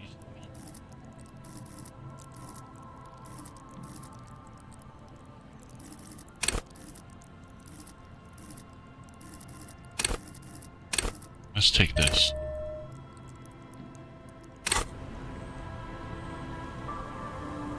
Hi, officer. Anything I can help you with? That depends. What are we exactly? A fishing village on the seashore. This place doesn't really have a name. It's sometimes called Elysium. Why? The sign on the street leading here is illegible. Has been since they built this place. I have questions. The first is, what's your name? The name is Lillian. People call me Netpicker. I think I have time for questions. And that was actually the second one. Indeed, you're always confused as to your whereabouts. Ask her about the cool sword. Helps to break the ice. Nice sword. Pointed the saber on her hip. Does it come with a story? Unfortunately, the factory sold this one with a 3-year warranty instead of a story. It's to intimidate folks mostly. It is imposing. It's a regular mass-produced sword, like a shovel or an axe. Nothing fancy, just for intimidation. Why do you need intimidation? Intimidation tactic. From time to time, people need a lesson in respect. That's just the way it is. Back in the day, I caught the eyes of many men. And believe me, men need a lesson in manners from time to time. Can I borrow the sword? No, I'm afraid not. Attempting to confiscate the blade I used to keep these animals in check, it would put me in an early grave. She refuses, but your word is the law. You are law. Why don't more women arm themselves? It's so effective. What makes you think we haven't? The truth is that almost everyone in this life is scared and tired and stupid and too dull for that. That goes for men too. But they put on an act for us. Pretend like everything's good and living in shit doesn't bother them. Like anyone falls for that. That does not go for real men. It does not go for you. Show her. Show her the wonder. Coach means the expression. Behold.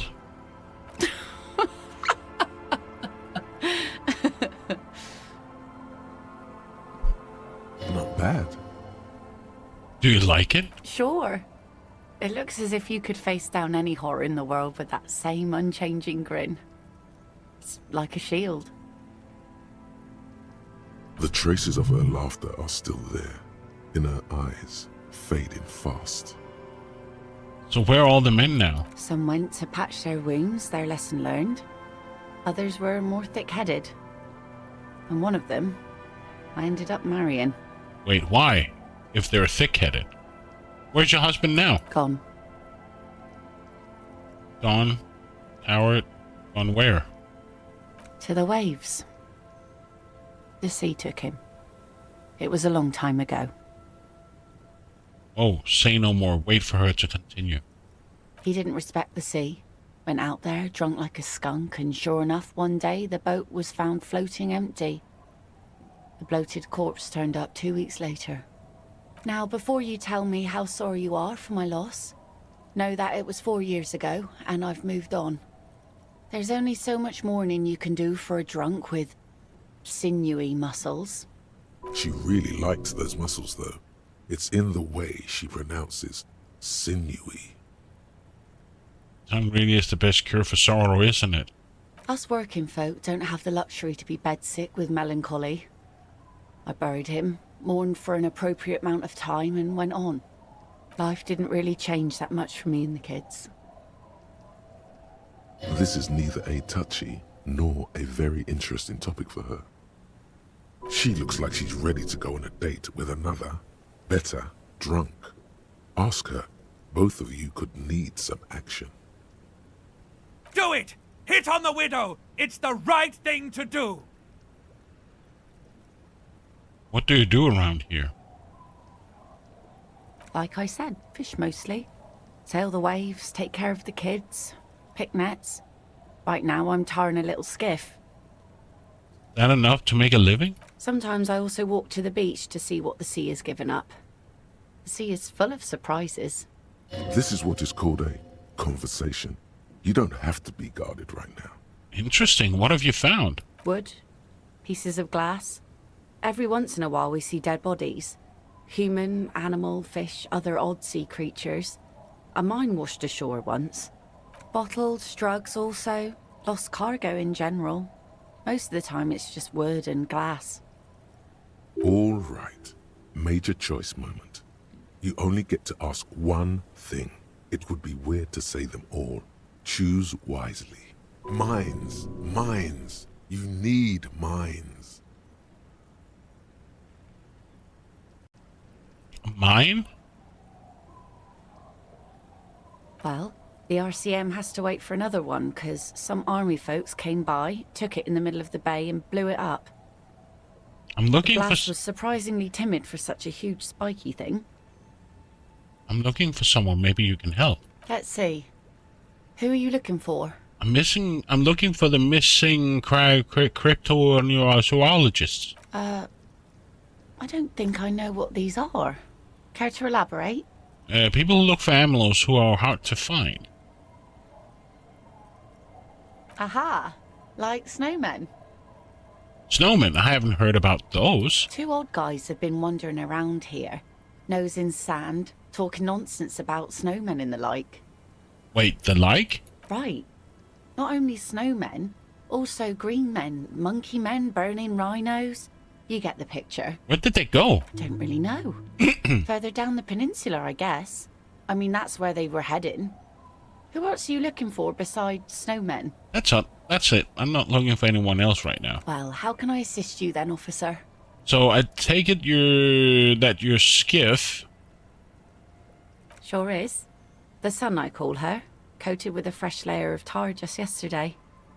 It'll take some time for it to dry, assuming the sunny days continue. I'm looking for someone else, actually. Oh? Who? Well, how can I assist you? Got some boots.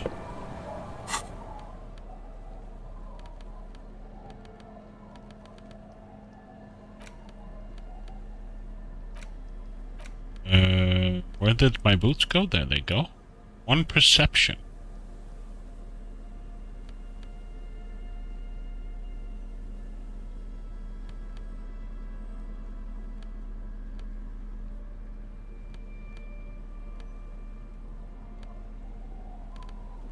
I think I'm good.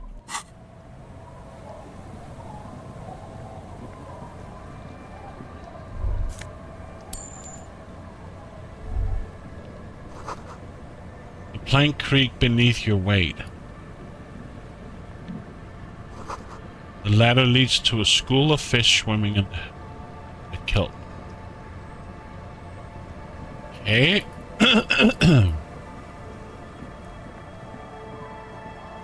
So we found this. Now I just need to find...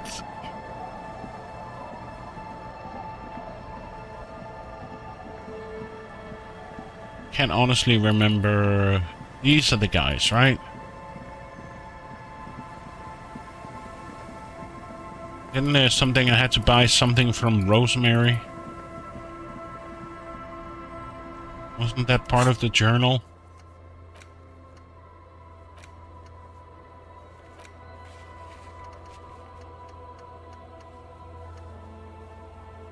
I also have to bring him the jacket, right? So... Tequila Sunset. I found your jacket. Ah, tequila. I knew you'd come through. That's fucking great, man. Give him the jacket. Let me see. What? This isn't my jacket. My jacket was beautiful. This is fucking filthy. What am I supposed to do with this? What did you expect? You left it outside for a week. I'm not taking a disgusting pile of hobo rags. I may be in an irrecoverably decaying orbit, but I've still got standards. Either bring it back the way it was before, or find a dumpster to burn it in. You know, despite the guano, it looks like the jacket itself is stain resistant. It may just need a good scrubbing. The legend returns. You know the dance. Smokable smokes, pissable pilsner. Drink it, then convert it to piss. And there's spirits and speed too. What was it that I had to do?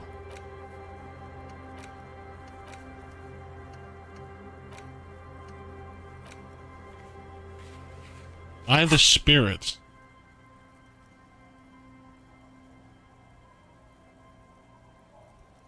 I have 3.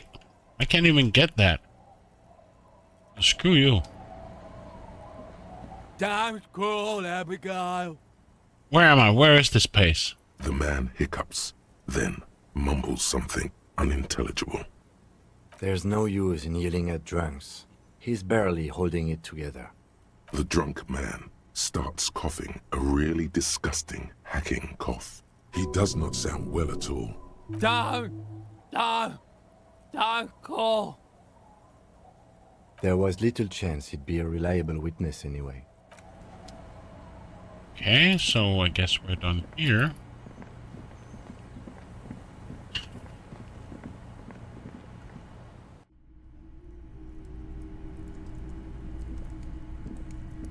Hello, mister. Are you Lillian's daughter? Yes, I am. Little Lily. Yeah, you know my mom? Yeah, we met earlier. That's nice. My mom is great. She's never angry or anything. Bye! Bye.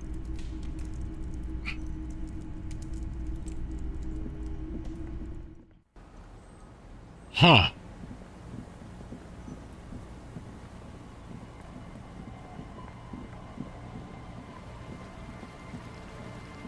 Really curious to see if I can get up here, but it doesn't look like I can get up here. Seems like it's closed off. We have to get into the church, right? I forgot, where was the church?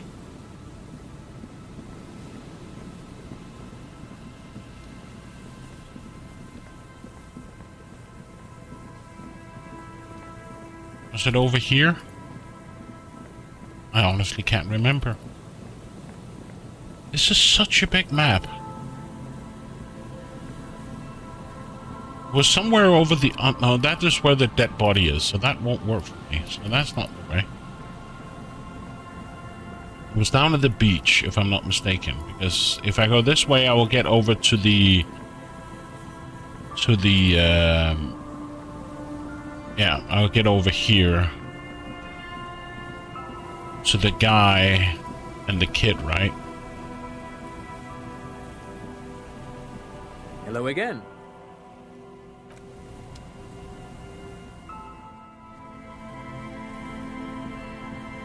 You see, a slogan used to intertwine.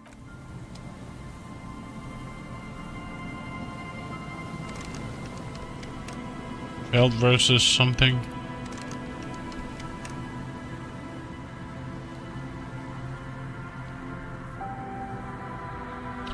Okay, so that is not the way.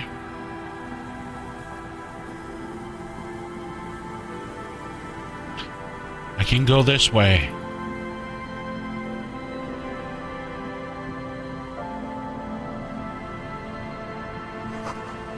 Tiny cages.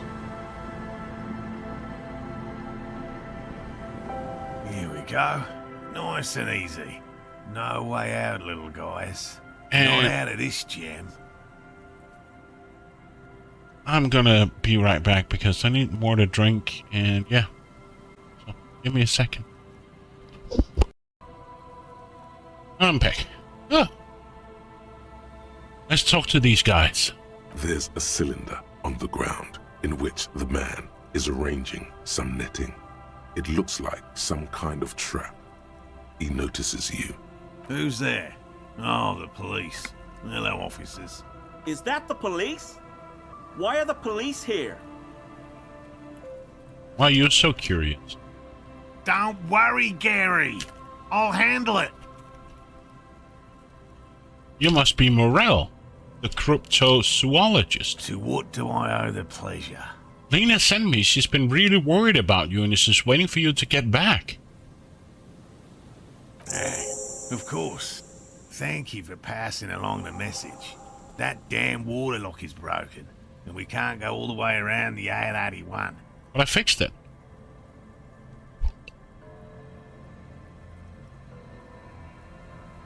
You can go back. You broke the water lock with a motor carriage? There was a billboard in the canal. Not a vehicle. It said Samaran Butter. No, it was all me. I caused your delay and I'm sorry, but you can return now. Did he say we can go back now? Oh, did? Yes, Gary. We can go soon. If you see Lena, tell her I won't be long. Sir, your wife is waiting for you. I just have to do one more round. See if the phasmid has taken the bait. Then we're going. Tell me about the phasmid you're looking for. Well, first of all, it's damn difficult to find, which is why we've been knee-deep in the reeds laying traps for it. What makes it so difficult to find? Good question.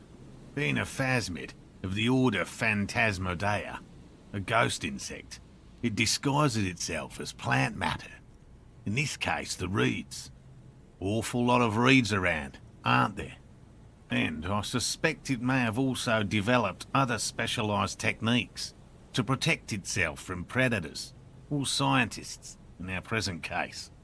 What sort of specialized techniques is the plasmid using to hide itself? It's my hypothesis that it has evolved certain electrochemical defences that allow it to interfere with animal perception, impeding pattern recognition, confusing the visual cortex.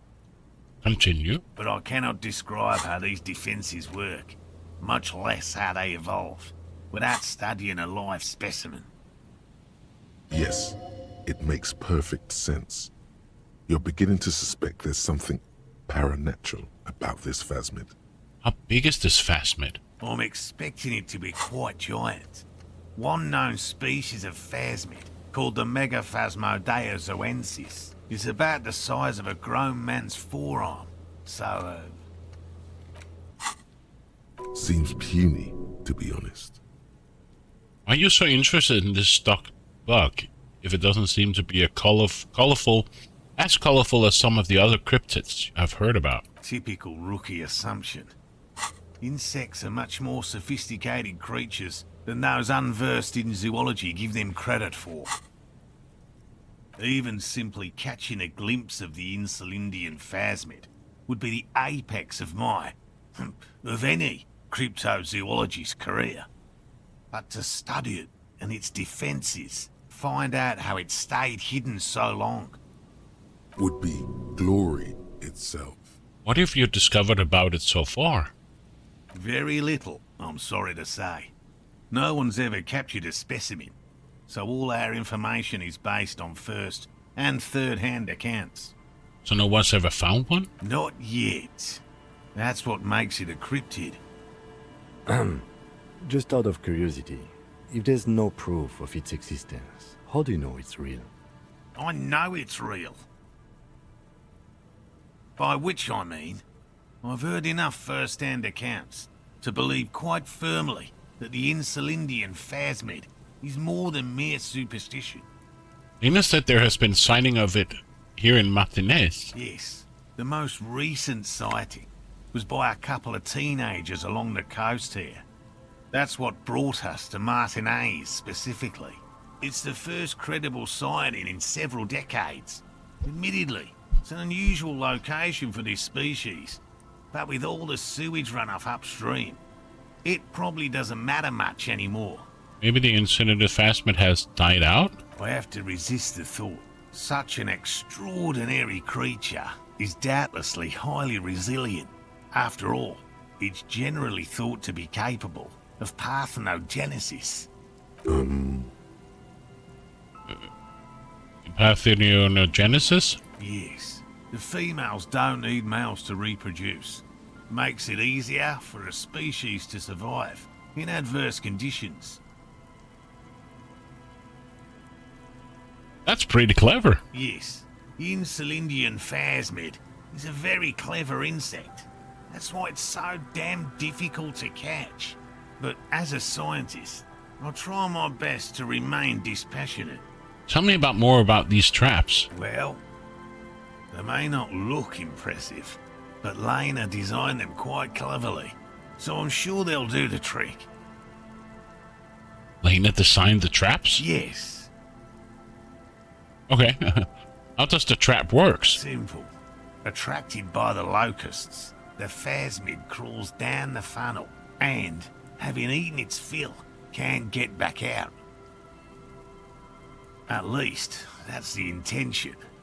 What are you using? Isn't a perfect solution, but we didn't want to use anything that might damage the specimen's delicate exoskeleton. What are you using as bait? Locusts. Nearly all known phasmids are herbivores, of course. But we've hypothesized that the Insulindian phasmid might occasionally prey on other insects. Inside the traps, a number of locusts crawl and tumble over one another in a tiny, chittering swarm. Wait, what do you do if these traps doesn't work? They'll work, I assure you. The predatory hypothesis, using locusts as bait, accounts for the failure of previous efforts by other teams, which use plants. We have given this some thought. Let me ask about something else. Yes. What? It's time for you to return to your woman. By woman, you mean my wife, I assume. I will return to her. I can't leave before we finish with these traps. My wife understands that just as well as anyone. Come on, Morale. We've been soaking out here for days. It's time to go back. And leave the traps? Absolutely not. I won't let Lena down. Come on, she wants us back. I'm soaked up to my nuts over here. We'll both catch reed crabs if we don't dry out soon. I didn't know the phasmid was so important to Lena. Of course it's important to her. She's seen it. A verified sighting, on record. One of only 4 this century, and it's hers. Really? She sighted the phasmid? She didn't tell me that. Yes. That's how we first came to know one another, in fact. But that's her story to tell, not mine. Needless to say, you must ask her about the mysterious phasmid. Suffice to say, it's long been our dream to find proof of the Insulindian phasmid together. I can't abandon course now. His spirit may be willing, but his body might be too old. Maybe you could go back to whirling, warm up, come back to check the traps later. No, no, no. The traps need to be monitored on a regular schedule. What would we do if the phasmid were to starve while we were sipping tea at the hostel? He's dead set on this. What if I check the traps for you? I didn't expect you to take such an interest in our work here, officer. Chaos is my method. I'm its scion. Well, be that as it may, I'd really appreciate the help. Where are the traps? There are 4 in total. One is to the south, on this little peninsula, by the boathouses there. It's very near. Another we set in Land's End, to the northeast.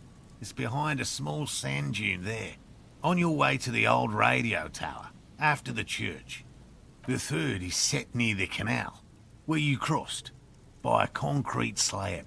A big thicket of reeds going up the slope, and among them...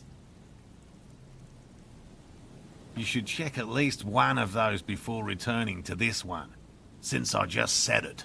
This one's more of a technicality, but still, better safe and stupid than sorry. That seems like a lot. Do we really have time for this extracurricular venture?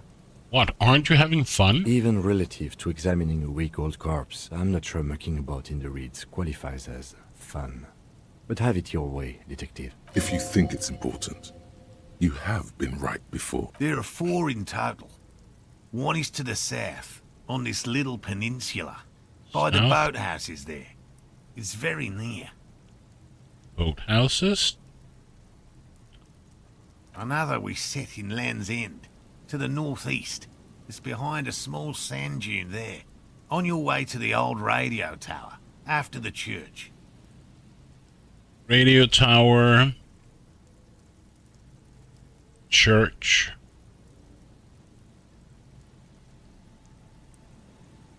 The third is set near the canal, where you crossed, by a concrete slab. A big thicket of reeds going up the slope, and among them... Canal, reeds. Yeah. And the one You here. should check at least one of those before returning to this one, since I just said it. This one's more of a technicality, but still, better safe and stupid than sorry. That seems like a lot. Do we really have time for this? Even really... If you think it's important, What do I do if there's a fat mess as one of the traps? Bring it to me at once. Just make sure the trap is closed tight. What if I encounter the Phasmin in the wild? That's highly unlikely, officer. But in the event you do, I'll spray you with a pheromone mixture I developed. It's made of musk and research chemicals. The pheromone should attract the insect to you, or at least prevent it from bolting at the sight of you. It's quite potent. Will last you about a week. Lay it on me, thick. This is the smell of dying reeds, of longing crumbling into the water. I hope you're not buying this. It dispenses it without letting you touch the canister, so it would be precious like holy water. It is precious. A single dose cost me 50 real to develop. Not that I expect you to understand self-financing one's own research. I'm ready, let's get to it. Right. Which means you two can pack up and go back to the whirling. Whatever he thinks about this detour, it's clear that these men are exhausted and in need of assistance. Finally, someone's talking sense. Thank you for your help. Gary and I will start breaking down camp. If you have any more questions, now's the time to ask. We'll be gone once you get to it. If it's more cryptid-related business you want to discuss, you'll have time for that later too. But what if the information is vital? On the hunt. I've just always liked animals and puzzles. Searching for cryptids is a bit of both. He seems reluctant to talk about himself, but he'll open up, if you prod a little. So you're living I'm not just being a zoologist. Real animals are puzzling too. Real? I know you think one is a respectable profession, while the other is superstition. Everyone does. I don't. It's a profession just like any other. Indeed. My methods do not differ from other scientists. I simply draw upon a wider variety of evidence. And I have more hope that something truly surprising might happen. Your nerve endings tell you there is no such thing as a positive surprise. Life's surprises are most miserable. And has anything truly surprisingly ever happened to you? No, as I said, I have yet to catch a cryptid, although I have come close. Close enough to keep trying. Interesting. Something for later, this close call. So you're living your childhood dream out here. It's not child's play, just because I have to traipse through the mud every so often. What kind of evidence do you use? Everything from forgotten regional lore to newspaper accounts, like the one that brought us here, to look for the Phasmid. I keep a very open mind.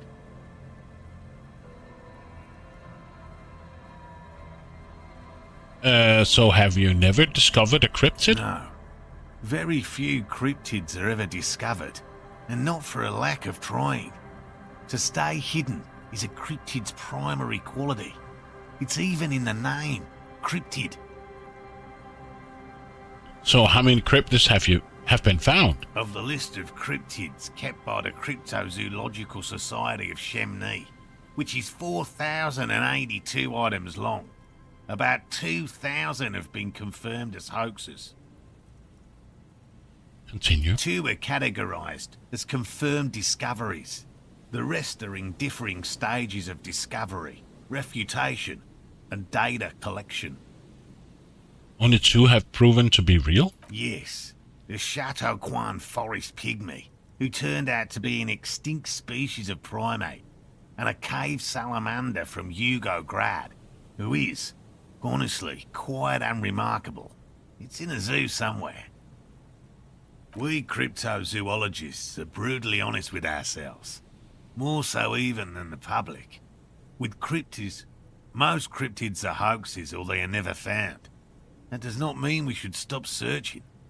2 out of 4,000 is not even 1%. And the ascendant investment will be the 3rd. Indeed. If our expedition is successful, every paper in the world will report on it. From Revachol to Dushantu. It will be a zoological miracle.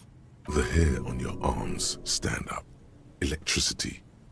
Sounds like reeds hissing. Thanks for explaining that. Now just about something else. Yes? Let's talk about specific cryptids. All right. We would have to discuss. He wants to say, but decides against it. Since you've offered to help, you need to ask him about specific cryptids.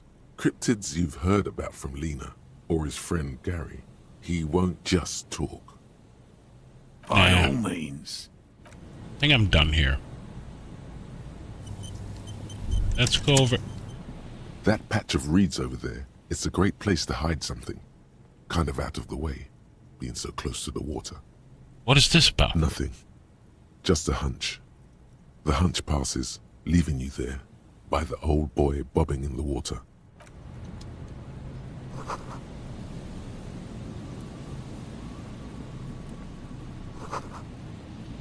Booyah Bobson, the number on it says 11.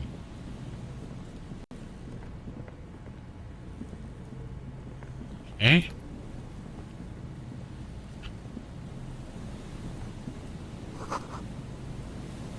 Fluid.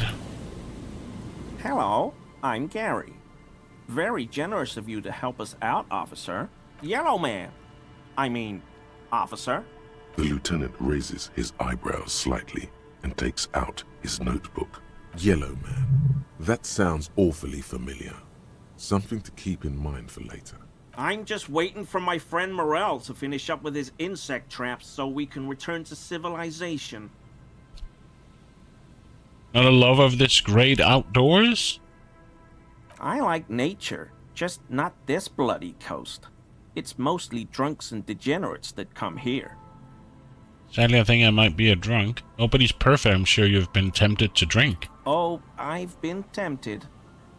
But someone has to stay strong for Revachol. He pronounces Revachol with a hard K, unlike other people. Serious question time. This man is no innocent. No one is. Is this your mug, Cobalt the Yellow Man mug? My mug? Why would you think that? You said Yellow Man. That's not something many people go around saying. Really? I hear it all the time. All in jest, of course. No offense meant to anyone. Still seems suspicious. Did I mention that the mug was found at the scene of a lynching? Okay, I admit it. I threw the mug away in the trash container behind the hostel. I know I shouldn't have, and I am very sorry, officer. You're not going to find me, are you?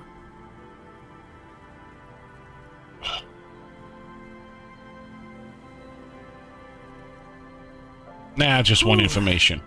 Thank you. You won't regret this. I won't use another man's property to dump my garbage ever again.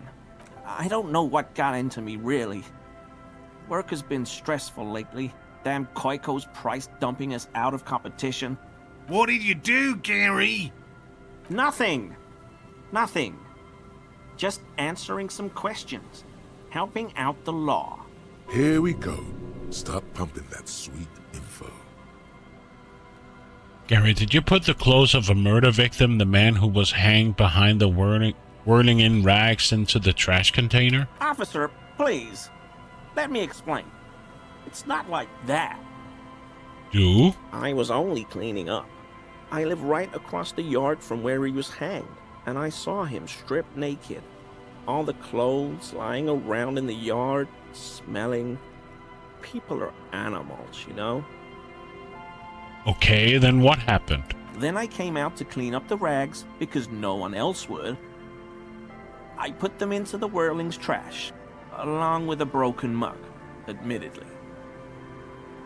Okay, I was coming to throw the mug away, and, well, I threw the mug there and the clothes too. Right. It was just civic duty. Exactly. That's exactly what it was. Civic duty. As he shifts uncomfortably, a series of clicks, like the clinking of glass beads against one another as they roll across a hardwood floor. You've heard this sound before, but where? What was that strange sound? What sound? The clinging I just heard when you moved. Really? There's lots of weird stuff out here in the reeds, though. Insects, trash. Could be the wind shifting some garbage nearby.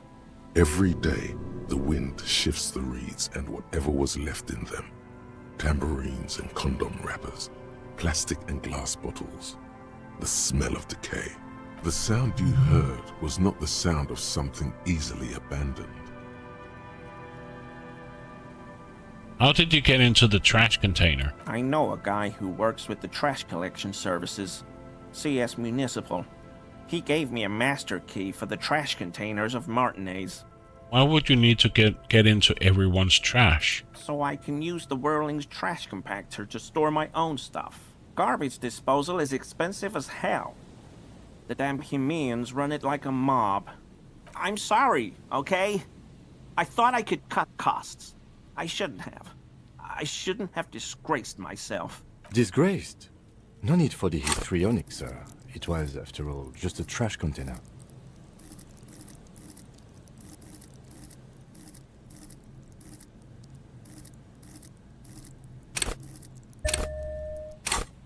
He studies his reaction. Gary doesn't answer. You wouldn't know anything about the victim's missing armor, would you? Armor? No. I mean, yes. Of course. I know he was wearing armor, but I don't know anything about it. I hope I could help your investigation, in my small way. Don't be so relieved yet, Gary. This bad cop may have been in your apartment, admiring your mug collection. Perhaps a little intimidation? You said Revocol. I like to pronounce it the hard way. The old way. The Vespertine way. He winks at you, trying to relay some hidden message, inviting you to mispronounce it too, perhaps. It's odd. Garbage. You're a true patriot, and you know how it's said. The Seren way. The fine way. With an elegant s. Do you know anything about the man hanged behind the whirling in rags? I told you everything I know, sir. I'm truly sorry for the mug, but I have nothing to do with that. You were surprised to see my colleague, Lieutenant Kitsuraki. Not many Sealites here, or anywhere, other than Sale. I meant no offense, truly. Do you remember how, when we met Measurehead and I said the next racist will be a really good one? Yes. Well, this is that racist.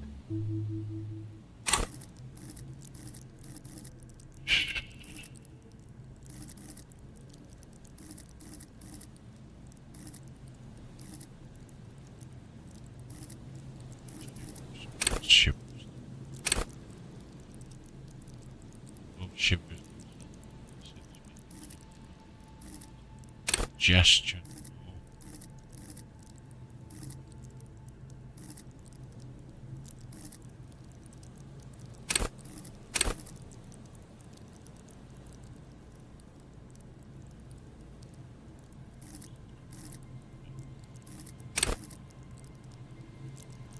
Where you imagine, and then you will just shape the cosmos.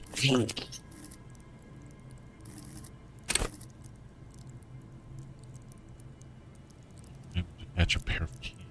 Let's take the Savior Flare. Are you Gary? Are you racist? Hey, man. All I meant was there are not many Sealites around here. I'm just stating a fact. The lieutenant is a native of Revachol. Oh, yes. Of course he is. I was just speaking about his connections. You a cryptologist Let's change too? the subject, okay?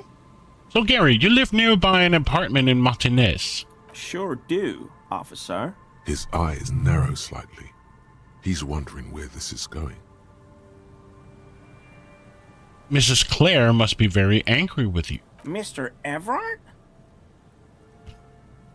So you work for Everard Clare? Officer, please tell him we're good. No, tell him I'll make it up to him. What have I done? He'll send the muscle after me. Why not just shit yourself, Gary? It's just an open door. Doesn't know what it was, but he doesn't like you. I was probably talking too loud in the whirling the other night. About some theories. Stupid. Shouldn't have run my mouth loud like that. I won't do it again. If there's anything I can do to assist you, or the Union, just ask, okay? I'll try to help if I can. This scared him proper. He's positively melting from fear. Has to prop himself up with a lot of anger to keep it together. The weather vane has turned. He cannot be unturned. I don't trust that dude. Nah, I don't know. No, he does seem a bit sus, like... Seems like racist, and he's been fiddling with a crime scene, and yeah. He clearly liked his squirming. He may even have changed his mind about the whole door-opening operation. Are you a cryptologist too? No. I help Morell with research sometimes, and I've learned some things along the way. But I don't usually go in for picnics like this on my own. What does he do then? This feels like a good opportunity to dominate him. What do you do then, if not cryptology? Cryptozoology. Oh, this and that. Sounds intriguing. Sometimes. See, he's being evasive. Shake him up. That's not... Show him who's boss. That's not an answer. I just didn't want to bore you with unnecessary detail, officer. I work as a special courier. You know, urgent deliveries, overnight deliveries, deliveries to out-of-the-way locations. So you deliver things. What kind of things? Oh, I don't know the contents, officer. Part of my job is discretion. Fascinating. Yes, officer? Why is he shifting around like that? Analyze Gary's composure. Is he? He's looking comfortable enough. Damn it! Maybe it was just beads. Sounded like beads. But what kind of beads might a man like Gary be hiding beneath his clothes? Are those prayer beads I keep hearing? I don't pray, officer. Faith in non-existent helpers is a sign of weakness. Maybe I failed that one? He seems very sus, but I guess money. Almost impossible to get a fire going near the ocean. Always officers. No. What does he do then? Oh, this and that. Sounds shady. Officer, I work as a special... Yes, officer? We'll be on our way soon. Thank you again for lending a hand. Have you noticed anything off about your friend Gary? No. No, of course not. Why? Well, he's been a little unenthusiastic about the trip. More so than usual. That's understandable. He just wants to get home and warm up. He doesn't want to say it, but this is unusual. Gary's been to the jungle with him, to places way more challenging than the coast. Can I then talk to him? Always a officer. Nope.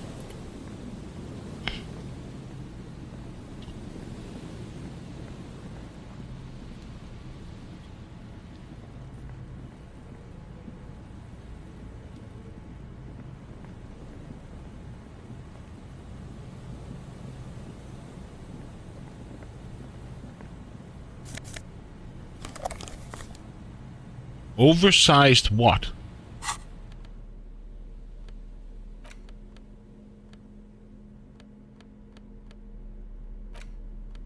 A filthy jacket. As you hold it in your hands, it makes an uncomfortable crunching sound.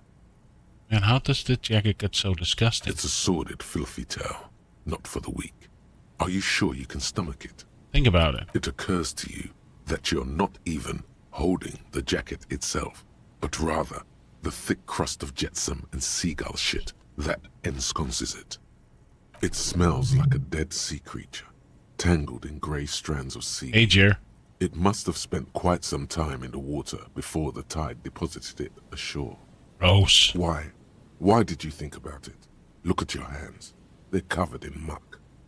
Ew, ew, ew, ew, ew. Now you're just flicking that shit everywhere. Right.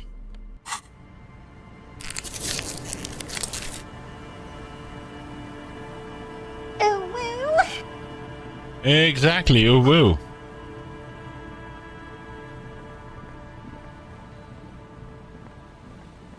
Anything here on the left side? Strong breeze. What else? Can I go over here to the left and down here, or...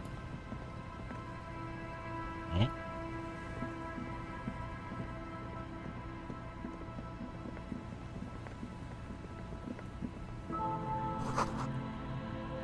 Ancient painting. A scattering of bullet holes is spread across the cracked wall, reaching from one corner to the other. Look, even more bullet. Definitely gone down here. Correct. The density of the bullet holes is unusual. Even in a general average bullet hole frequency in Martinez sense. Grim affairs. Meaning this is a lot of bullet holes. Looks like fully automatic rifle fire. Something you don't see these days. Why not? The manufacturing and sale of automatic rifles was curtailed after the revolution. The destructive power of such tools proved to be too much. We do need to retain some humanity in this world. A row of ghostly shades stand facing the wall. There are many of them. A dozen at least. Their heads lowered and eyes blindfolded.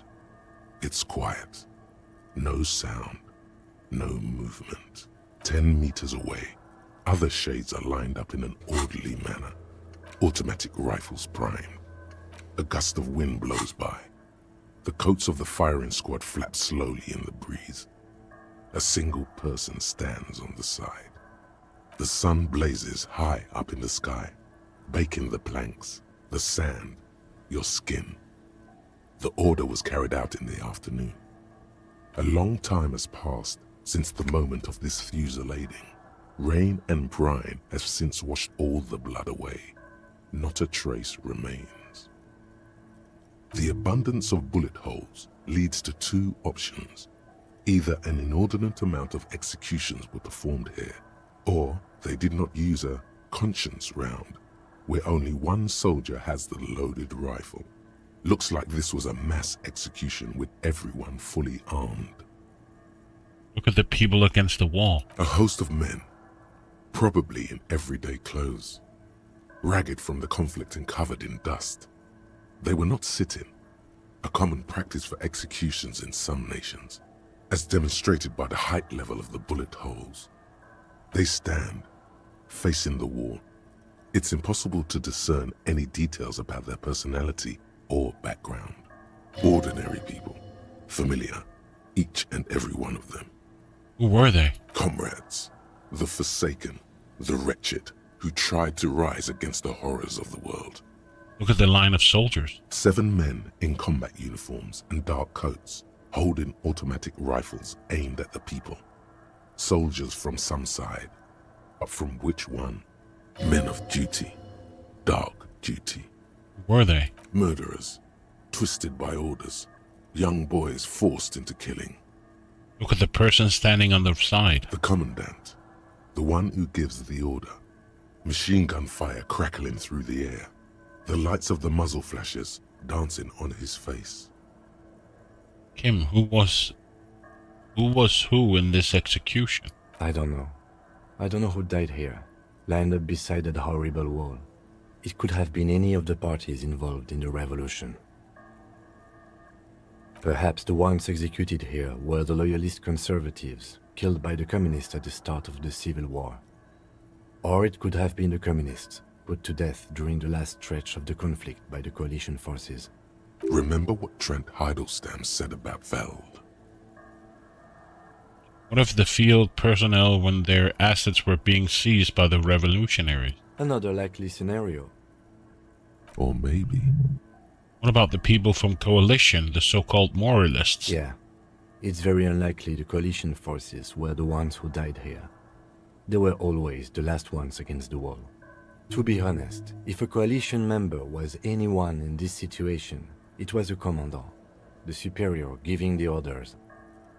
A cold sea wind blows away the figures.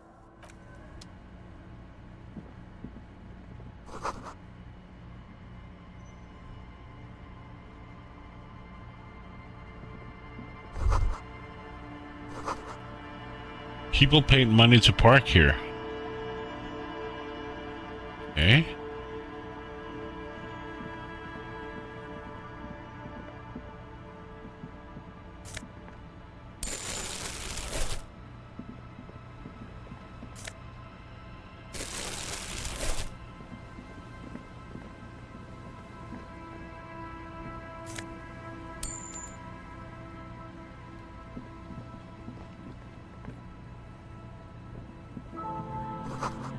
Door is not buried shut, but it's inaccessible.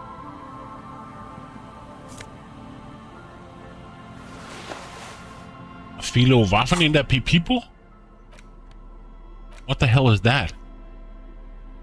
Small inside the future with the fellow people gives it an aerodynamic shape of a skier's helmet. Oh. Reaction speed, rhetoric, logic, and perception.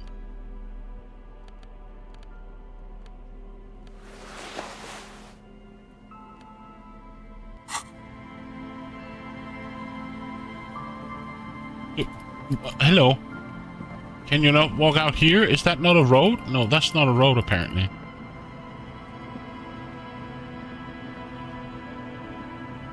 Oh, what is this?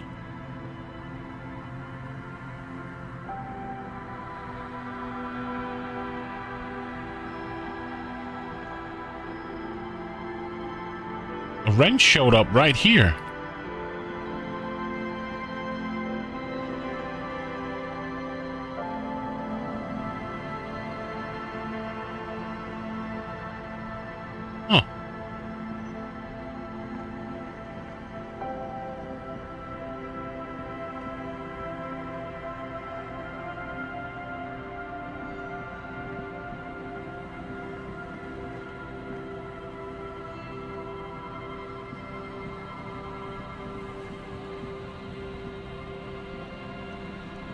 There's a trap in the reeds at your feet. Looks like the same one you saw Morel set before. Same mesh. Locusts are crawling around in the trap, confused but uneaten. You see... Big surprise. Anyway, 1 down, 3 to go. Damn, I was hoping it would be in the first one. Might be in the next one, surely. Surely. Anyway... Behind you, the ruins of a residential building rise over the reeds, shielding them from the wind. The reeds rustle confidently. When this district was booming, the reeds were kept at bay. Nothing obscured the freshly painted facades. Nowhere for drunks and adventurous teenagers to hide. Now only the wind blows.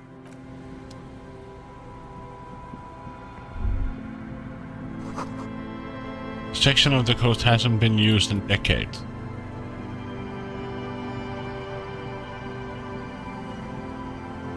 Okay, so... I'm so lost here. You have to get into the church, right? I've forgotten where the church was. Up here. Oh. You can imagine only calls become terrible. So the other one was at a radio tower north of the church.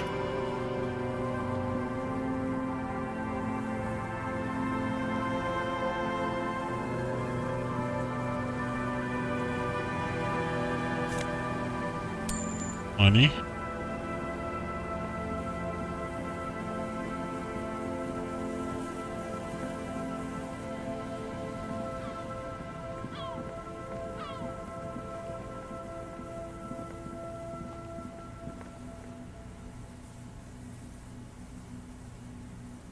So where's the other trap?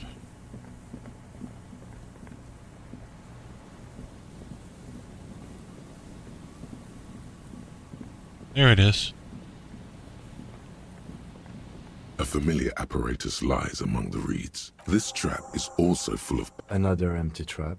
Let's keep going. The next one is the lucky one. Yep. The next one has a crab trapped in it. These are just crab traps, you do realize? The reeds sway in the coastal breeze. The wind picks up. Okay. On that one. Let's go into the church.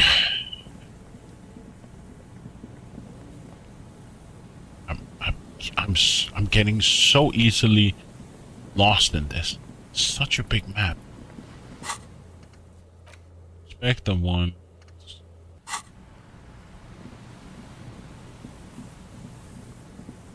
Now we got the key for the church, right? So Heavy wooden doors, more than twice your height. The lock turns easily. Let's go. As you do, you hear the echo of the doomed commercial area. Its black holes and dusty machines. Then the feeling passes. A great whoosh of air rushes into the dark innards of the church, as though rushing to fill a great vacuum in the heart of the city.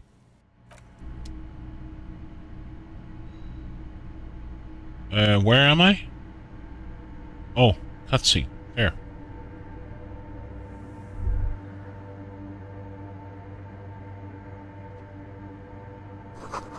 Strange stillness fills you as you look around. You should walk here, not run.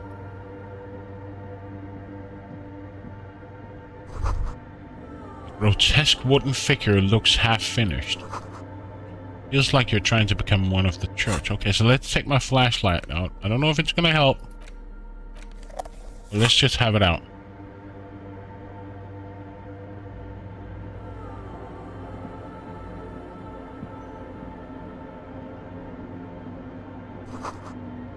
None of the fork lightning patterns you saw outside.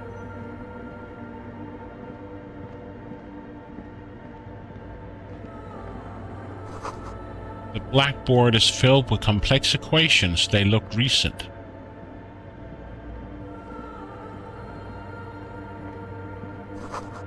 The bowl is filled with water. A live wire runs directly into it. The silence in this part of the church, it's almost palpable. All the shifting matter and shuffling of living things is gone. Nothing seems to exist beyond the church anymore. Maybe if you were to stand in just the right spot, even your footsteps would be completely silent. Wait, I think I still hear something. And then it's gone. Almost all of it. But for the faintest of hums. It seems the sound here is detached from its source somehow. If not blotted out, outright. Truly unusual. You can hardly hear your own breathing. Stomp your feet and clap your hands. You produce a few muffled thumps, after which the silence feels even more total, somehow. Yell as loud as you can. Your voice is barely audible. Not a howl, but the softest of whimpers. It's unnerving. Turn to Kim.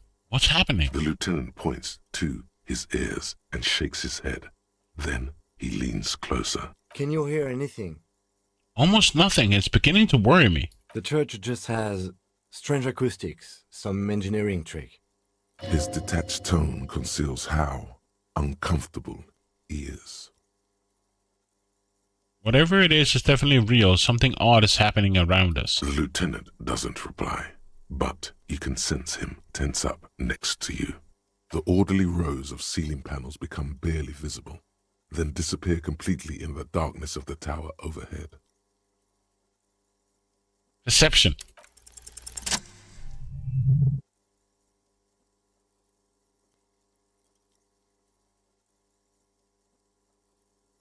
Crabman.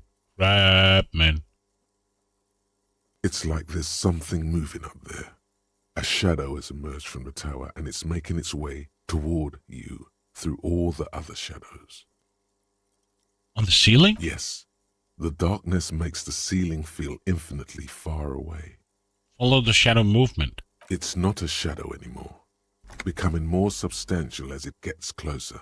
The shape of an animal descends. Officer, is there something up there? Oh no. You've lost sight of it.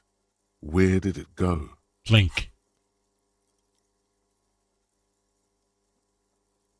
You see something hanging from the rafters, looking straight at you with dark eyes.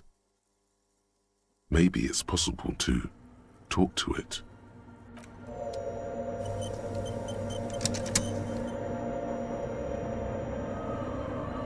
The shadow is a man made of the same stuff as the carpentry of the building. He is studying you intently. The crab man. Say nothing. Be quiet. Be quiet for now. The man leaned forward a little, fixing you with a steady, unreadable gaze, then speaks. Habitual alcohol use has made you into a scared little pussy, Holmes. But don't worry. Everything's gonna be alright. You come to the right place. The right place for what? Here you can receive the mother's love. God damn it, Jer, of all times. God damn it, boy. Ah. Of all times, man.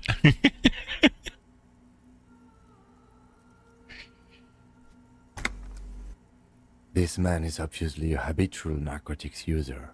Do we really need to question him? I'm put off by this religious stuff, he thinks. And maybe the ceiling climbing, too. It's all very hard to square with the lieutenant's own view of reality. Hey, and what was that about the bottle again? You haven't even drank that much lately. Lay off it already. Hey, I guess I have a bit of a problem and it began getting out of hand lately, but... Está crudo, way. I see deep inside you. Your body and your spirit are suffering greatly from overindulgence. And you don't even know it. How do you know what I'm feeling? I was like you once, just dragging my feet to the next bottle. Shit was dark, Holmes. You know, actually, since we're here, you may want to pay attention to what the ceiling climber is saying. Look at these crazies. What is this shit? For some reason, I feel like you have a point here. Adjust your time. What do you think you are? Crazy guy under the roof. You know, alcohol is central to my identity. If I wouldn't drink, I'd just be me.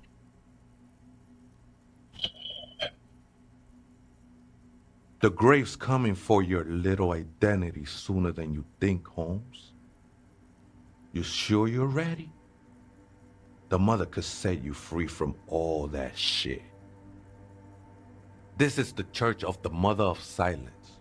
You are welcome here. This Mother of Silence sounds like a serious player. You might want to be careful until you find out what you're dealing with. Some ravers want to turn this place into a nightclub. You must be the crab man. Do you know what other spookers is? Point at the strange machine around you. The ones in the tent outside, right? I see them. Think they scared of me.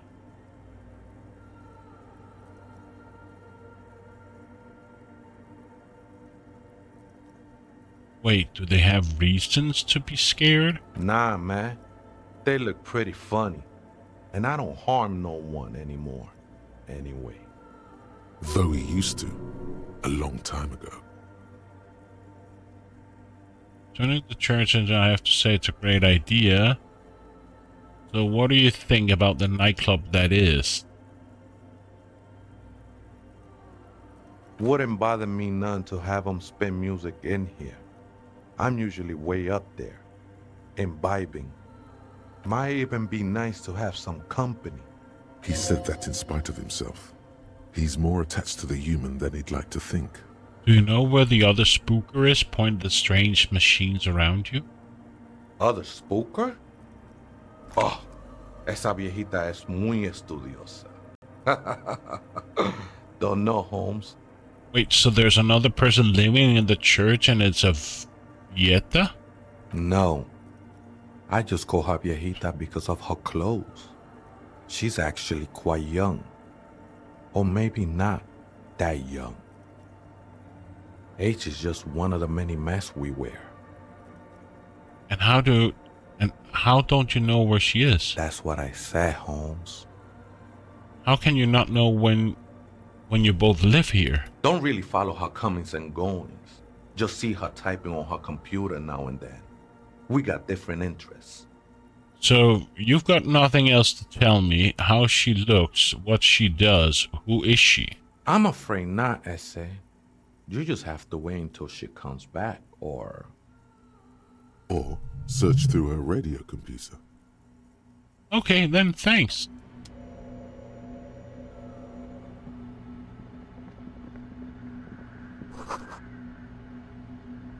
Cracked pane of glass, colorful. Frost has drawn flowers, obscured in the view. Figure drawn in front of the window. Kicking a deer. Oh. Banger's scarf. One pain threshold. What do I have around my neck?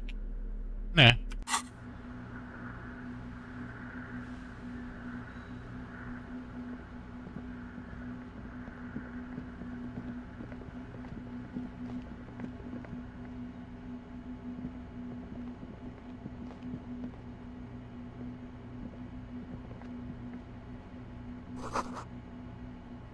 Spider spun. Pillar?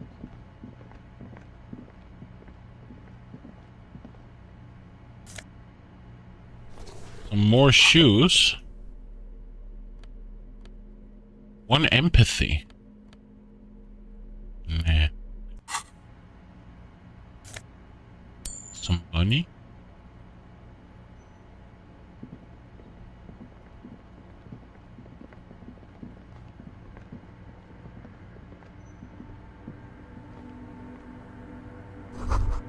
Portable Harman Walsh tape recorder. Is it possible it's recording something? I don't know.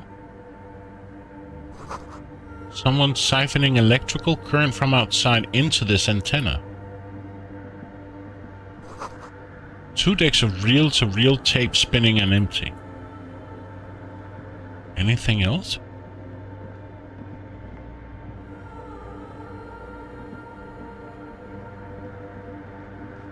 In white, silver, and apricot faience, the young mother of humanism stands above you. A crack runs across her body. She is impossibly tall, oval-faced and sad. A dark and radiant majesty. This is her innocence, Dolores Day.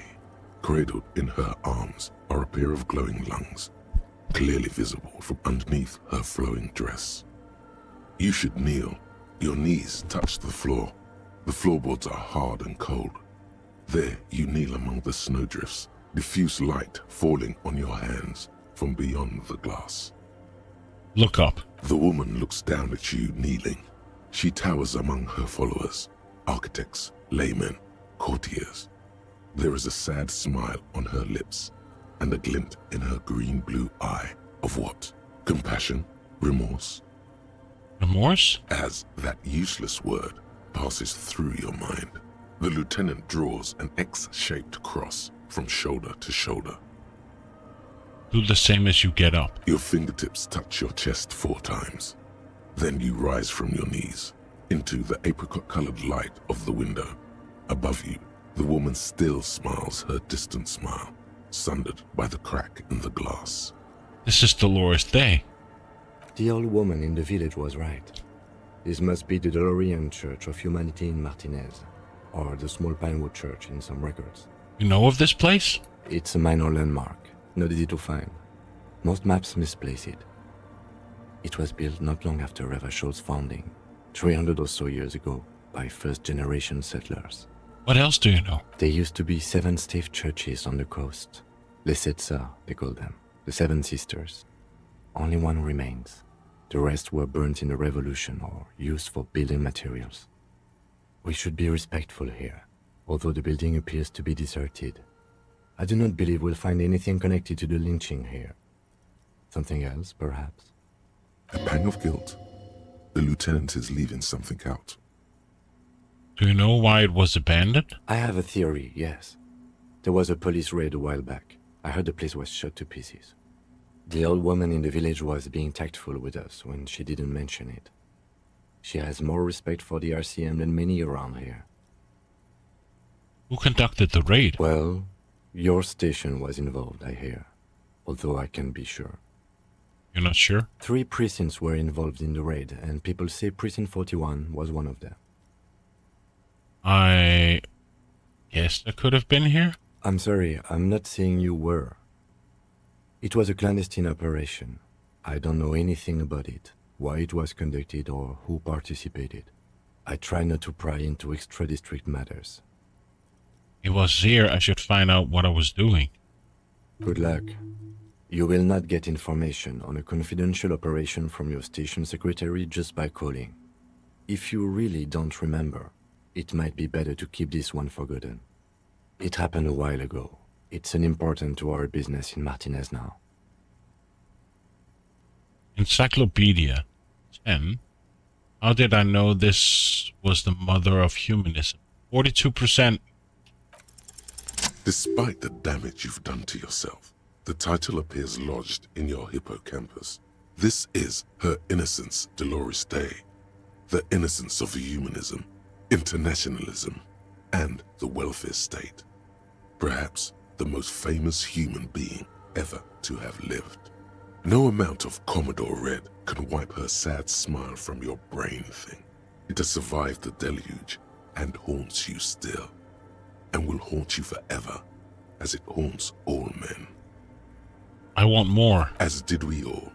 The lands of the Mesk and the Occident, and even far away Supramwindi.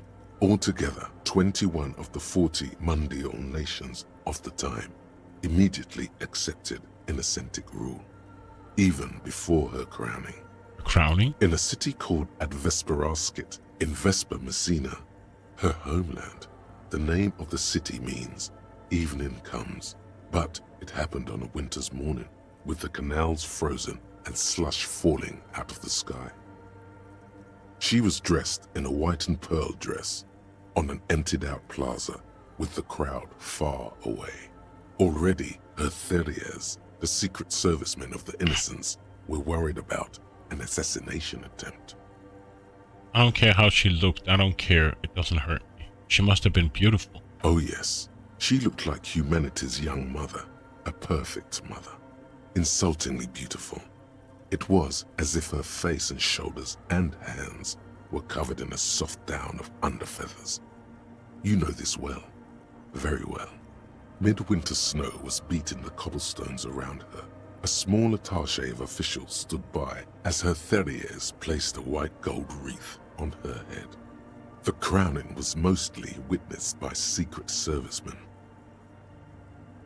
One of the men in this secret service killed her 22 years later. A young man who had come to suspect that Dolores Day was not entirely human, but something else. What? Something that had walked in our midst, watching us stumble for hundreds, if not thousands of years, until it decided to interfere in the course of our history.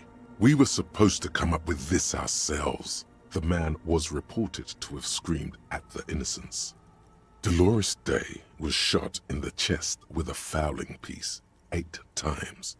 The man, thought to be insane, said he once touched her and her body had been unnaturally warm, like a furnace, and that sometimes, while on duty, he observed her forgetting to breathe for over 10 minutes.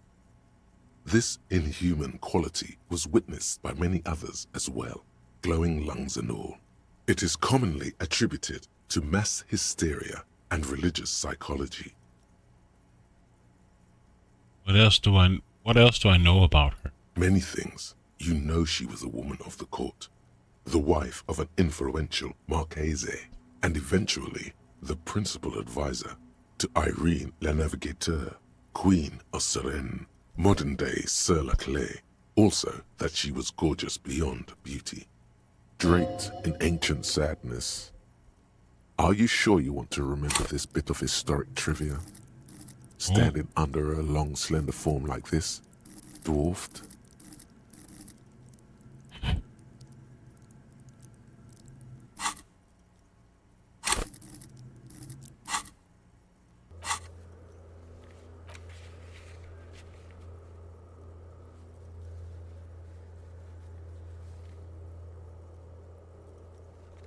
Perception? What perception do I have?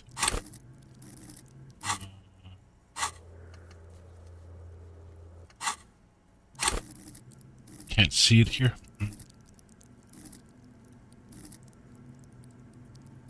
Maybe I have more empathy.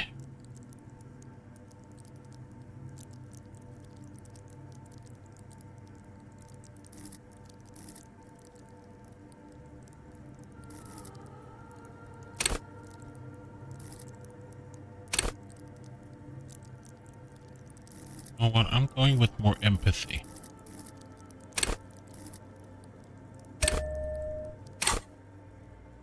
Yes! Big bummer! Boring history! Gotta keep it light, man! Keep it moving! Get fucked up instead! What is this coming from? The past.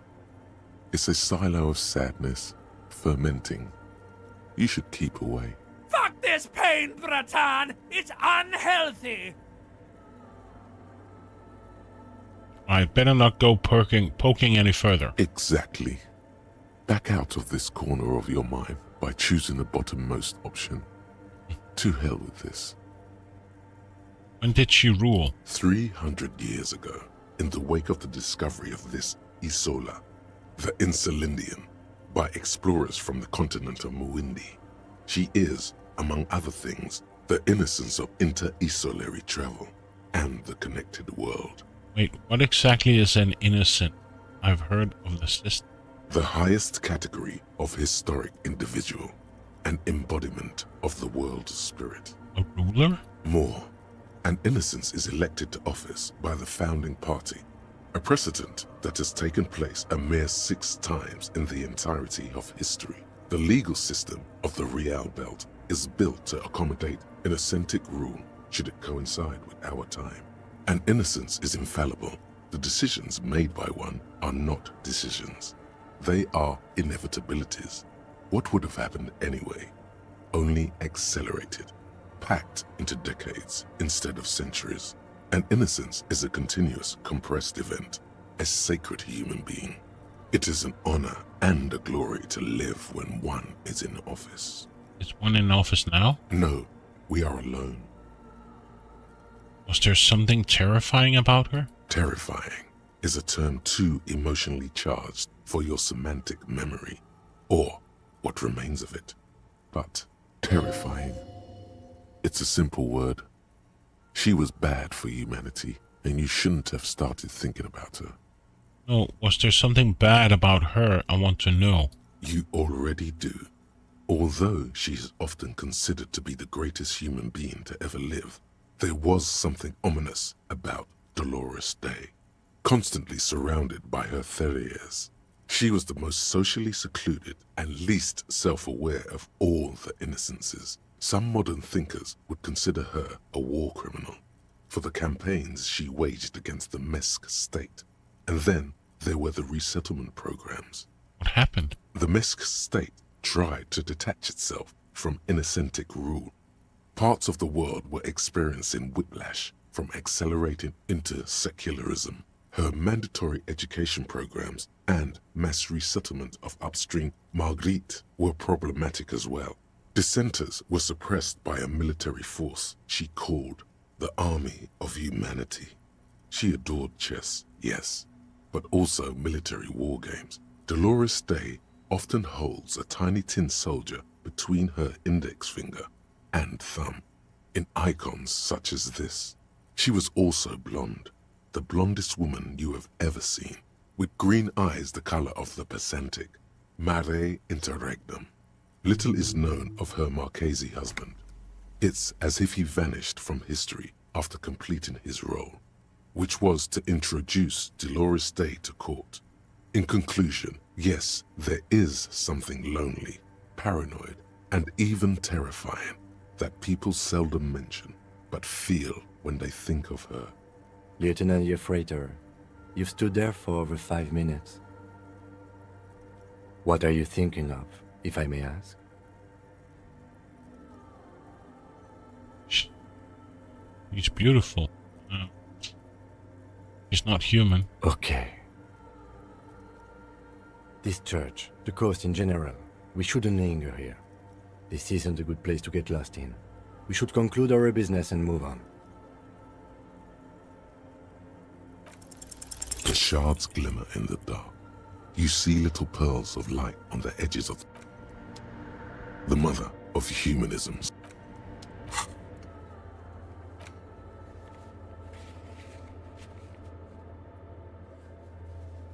The rank, the measurement.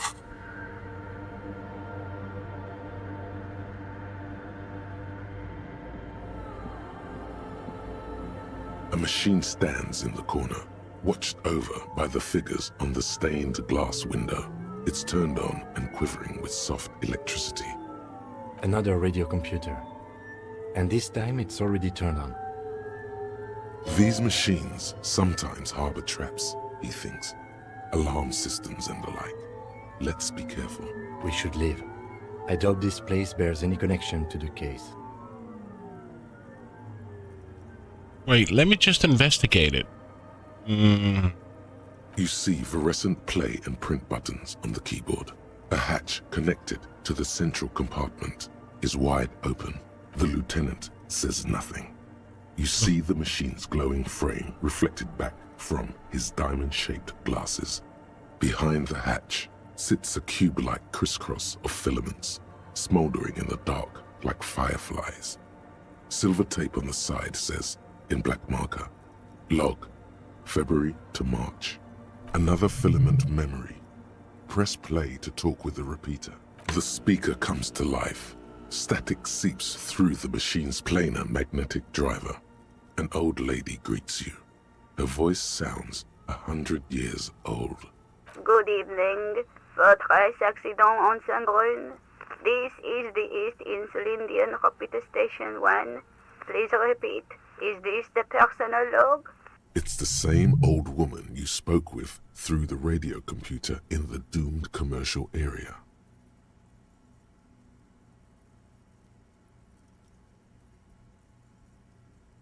I have 2 machines registered to this company name in Martinez.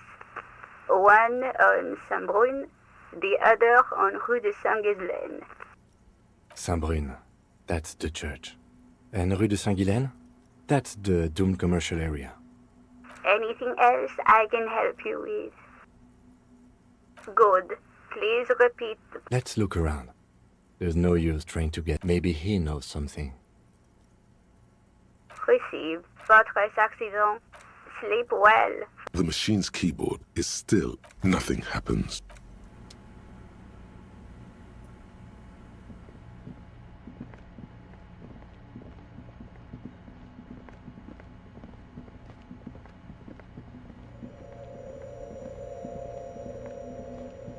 Oh, hey, Wade. There's coffee in the back.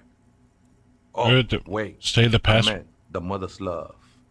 Did Vieta say the password to her radio computer? Too many times, Esse. You need it for something. It's first-degree murder investigation, money master just wants to break into a radio computer. The lieutenant raises his eyebrow, but doesn't say anything. Don't sweat it, vato. The password is afterlife death. That is true. But what comes after death? What you think of that? You Makes must be me almost pity la niñita pequeña when I hear it. You must be the crab man. Never known myself to be a crab. But if that's the name you got for me, I won't stop you from using it. Hey, it's your neighbors who came up with this name, not me. I always thought of myself more like a flame, flickering along the rafters and beams. It may be that I gotta work on my technique. That's not the only technique he's working on. Look at those carved sculptures. And is that a satchel of tools over there? Sure am. Whittling wood used to be something I just did to busy my hands. Now I use those same hands in service of something greater than my own restlessness.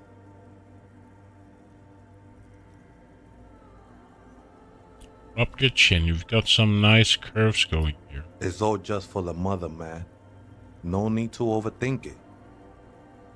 What were you before you became a crab man and a work carver? I was in a gangway, but my memories of that time are fading.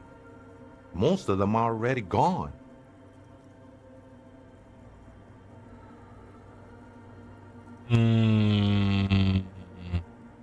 Lost my memory too, and it haunts me. No, man. You gotta let that shit go.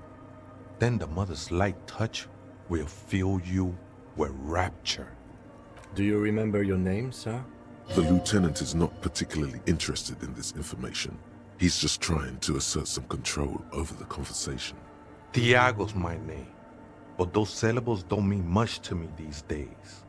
A name isn't just your identity, but also, so to speak, your place amongst your fellows, your place in the world. I ain't got no use for such a place anymore.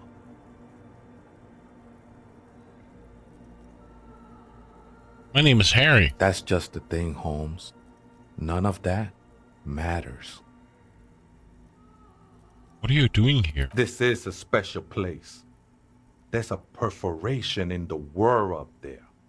A way out into nothingness. This church was built around it for purposes of veneration. I circled it, nurtured by the silence bestowed by the mother. One of these days, I'll be pure enough to go drink from it directly. What will happen once you drink from the perforation? I will be incinerated, but not destroyed. Finally, I won with the state of the world before reality began. Are these yours? Show him the scarf and shoes you found lying around. I think they were. A long time ago. I had to shed them like skins to get closer to the center of the silence. You could have them. I don't need them anymore. The mother of silence, you mean her? No. There's a new god in town. And she can't be painted or sculpted because she has no limb or even a face. She is the end. She is a cavity in the dark beyond sense. She saved me. But I couldn't describe her to you. No one can, Holmes. And no one ever will. His adoration is beyond sexual. This cavity is something that no human form has. Why did you even find this place, this church? Hard to say. I think I did some construction work here, back when I still had material worries. Up there, I realized what the true purpose of the church was. Been spending a lot of time here ever since. The past is nothing to me now, eh? It didn't belong to me. I still don't understand what you're doing in the church. I'm a seraph, Holmes. I sing the mother's glory. Can you sing for me? Sing for me something. I ain't from no Marietti, if that's what you're thinking. And the song I sing is silent as the mother. Right. The sinewy figure lingers on the wooden beams, You've been blending here. into the shadows. You've been here for a long time. Did you see the police raid that took place here? Something like that. Did you witness it? Not really. Or at least I don't remember much of it anymore. The mother's love has done its job. That's what's so great about the mother. It lets you forget about everything. I think we're done here, Essay. That was an interesting conversation. However, I'm still not sure how it's relevant to our investigation. So, let's go over to the computer and give her the password. Oh. The machine's keyboard is...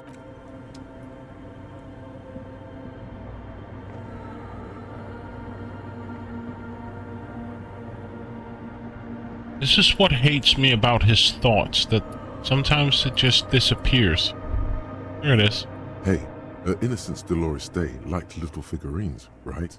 Liked holding little men between her fingers, remember? I don't remember anything. I don't want to think about this. What? You have the Headless Fallen Rider figurine. You should give it to her. Win her back. What? Look around. Win who back? I can't win her back. She's long dead.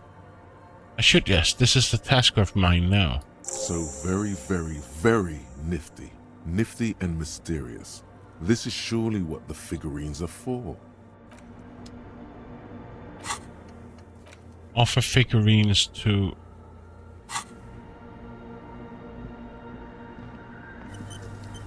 The mother of humanism stands above you. A precious and Look, complex I can't wax give this painting figurine to on her. a single pane of glass. Why? Because she's a stained glass window. That does seem to be a problem. Maybe you meant something else? Like what? Is this task still on? I don't know. What are we thinking of? Part of your mind has gone on to other things already. Only a strange little sadness remains. The mother of humanism towers above you. A wax With painting skills on a posed in cracked visual pane of calculators to glass. open the white check. Nothing has changed in her expression. Visual calculus. Don't I have any item that has...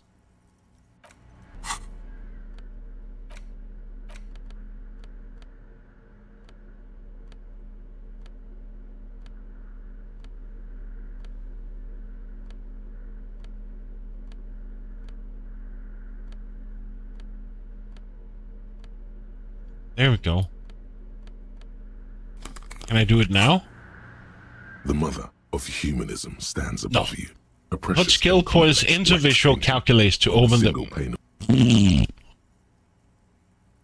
So I guess I can't do it.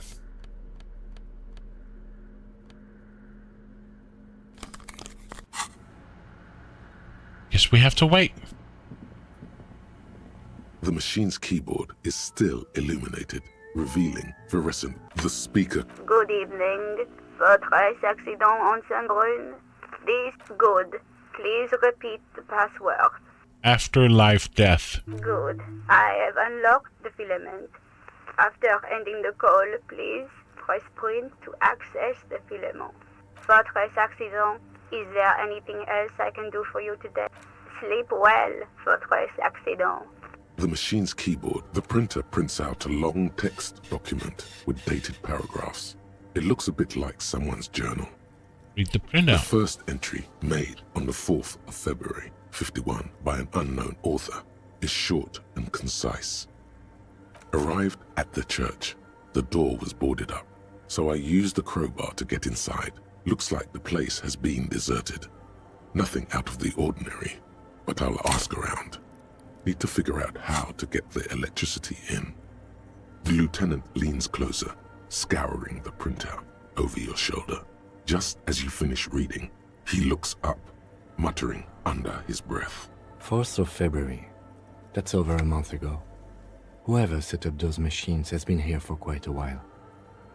Do you think the log might be connected to the case? Our case? No, I don't think so. It must be some local eccentric.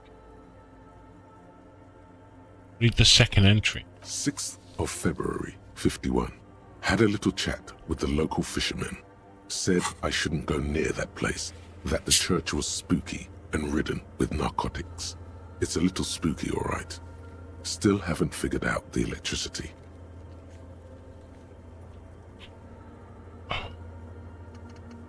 Okay. See? Even one of the spookers themselves says it's unnerving. What was that about narcotics? This could prove to be interesting. I doubt that we can find any. It's just idle fishermen's gossip to scare away the kids. Nothing spooky about this place either. It's just abandoned and cold, and in an awful part of town. 7th of February, 51. Finally got the electricity in. Next on the agenda, a new antenna. I'm thinking ESCA series, something advanced. Why would she need an antenna? Why would anyone need any of this equipment here? 8th of February, 51. Bought the antenna, had some problems setting it up. Called Simo for help. Heard the others are back to making art. Drinking somewhere out of town. Sulislav started a rock band again. Lexi has been seen asking money from strangers. Artists, yet again. Harassing citizens, stealing badges, occupying public spaces with installations, like the one here. But at least the artists have their act together. They're qualified labor. They can get work anywhere. Graphic design, ads. The programmers are doing fine too. I mean, they're programmers. The writers, though, they're fucked. I just have to find out what caused that data loss and be done with it.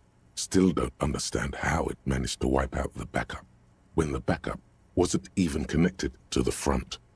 I know. Everyone thinks it's impossible. They say I must be lying.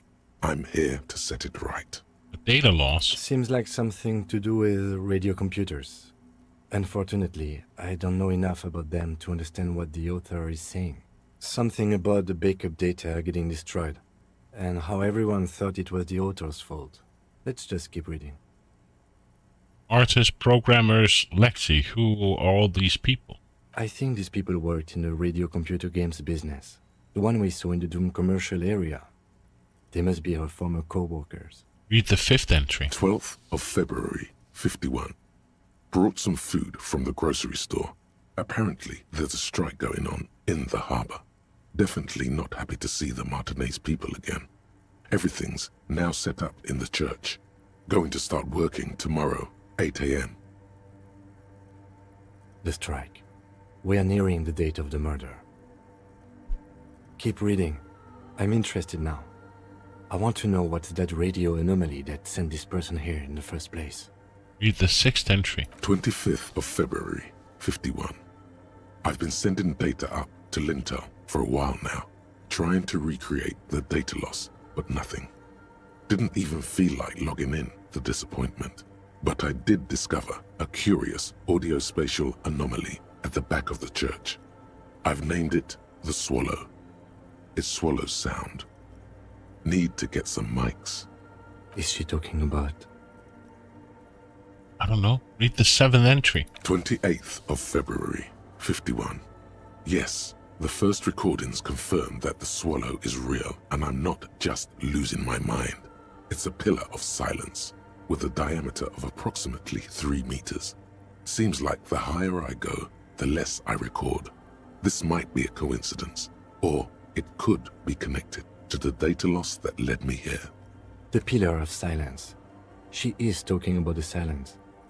Is she suggesting it's more than just an architectural quirk? What could it be? The lieutenant doesn't answer. He follows your gaze, studying the basins. The water shines in them. No ripples. Read the 8th entry. March 51. Some kind of young disco men have appeared next to the church. I've been trying to record the silence to find the epicenter, but now it turns out I've also been capturing the future of dance music, one neo-disco song over and over again. Fortunately, the song is so monotonous, I was able to devise an algorithm to factor it out. The other day, one of the disco men came in. Before I could even say hello, she got scared and left. Good, I don't want anyone distracting me from my work. She must be describing Akeley. The girl on the ice? Sounds like her, yes. Read the 9th entry. March 51. I got a call from the repeater station. Someone has tried to access the radio computer in our old office in Martinez. Can't do anything about it. The storekeeper still doesn't want to let me inside the building. Thinks I'm part of some kind of curse. How Martinez of her. That's me. I was one who broke into the radio computer, and the storekeeper must be... I knew it wasn't a good idea to meddle with the machine. Read the 10th entry. March 51. A new 2-meter aux cable. Noodles. Crackers. Ping energy drinks. Water. Toothpaste. Gum. Also some canned air.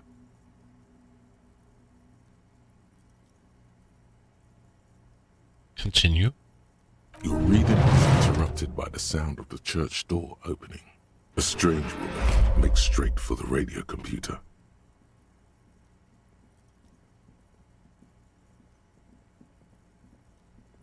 Dum dum dum.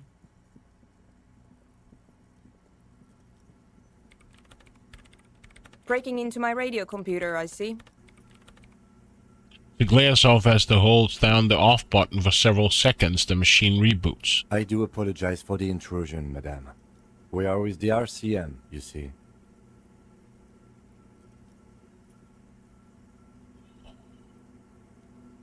We're not breaking in. I'm pursuing a mysterious lead, searching for my lost identity. You won't find any answers from here.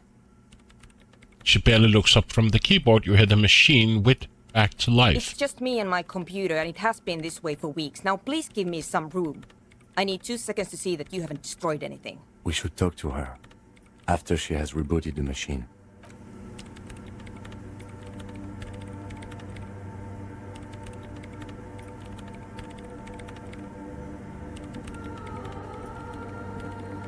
What is it? You know what? I think I'm gonna leave it here. Because, it's been a long day and I got work tomorrow starting night shifts, so yeah.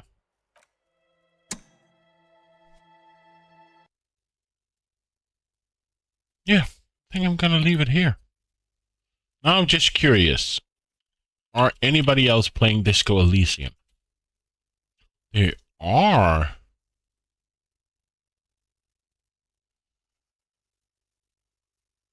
Not any people that I know.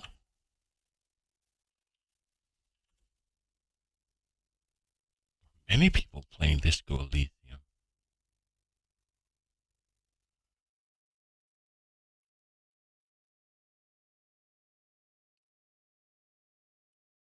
Should we just find someone?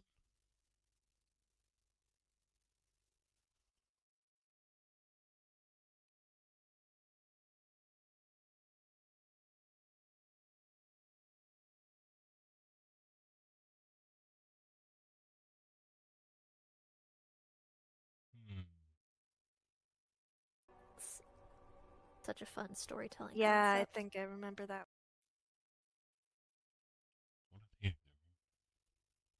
Just curious who they are before I just rate them.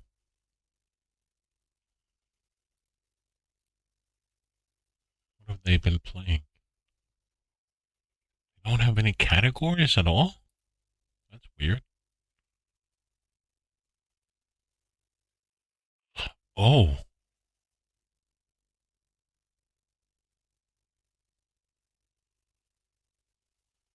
You know what? Let's go over to Kilcore. He's playing some Soldier of Fortune, which I remember as a kid. I had so much fun. These people that were streaming, it seemed like they didn't really play the game. They were just talking about the game, which I don't feel is fun. But yeah. Thank you, Mitrell, for the resub. Braxton for being here. David Alexander, Dude, Jadlers, Jer, Nixt, Parrotwise, and Bueller and Nixt for the raid. Thank you so much. I definitely need to go get some sleep and relax and maybe get some breakfast because it's almost 6 a.m. here. So yeah, I need some breakfast before I go to bed.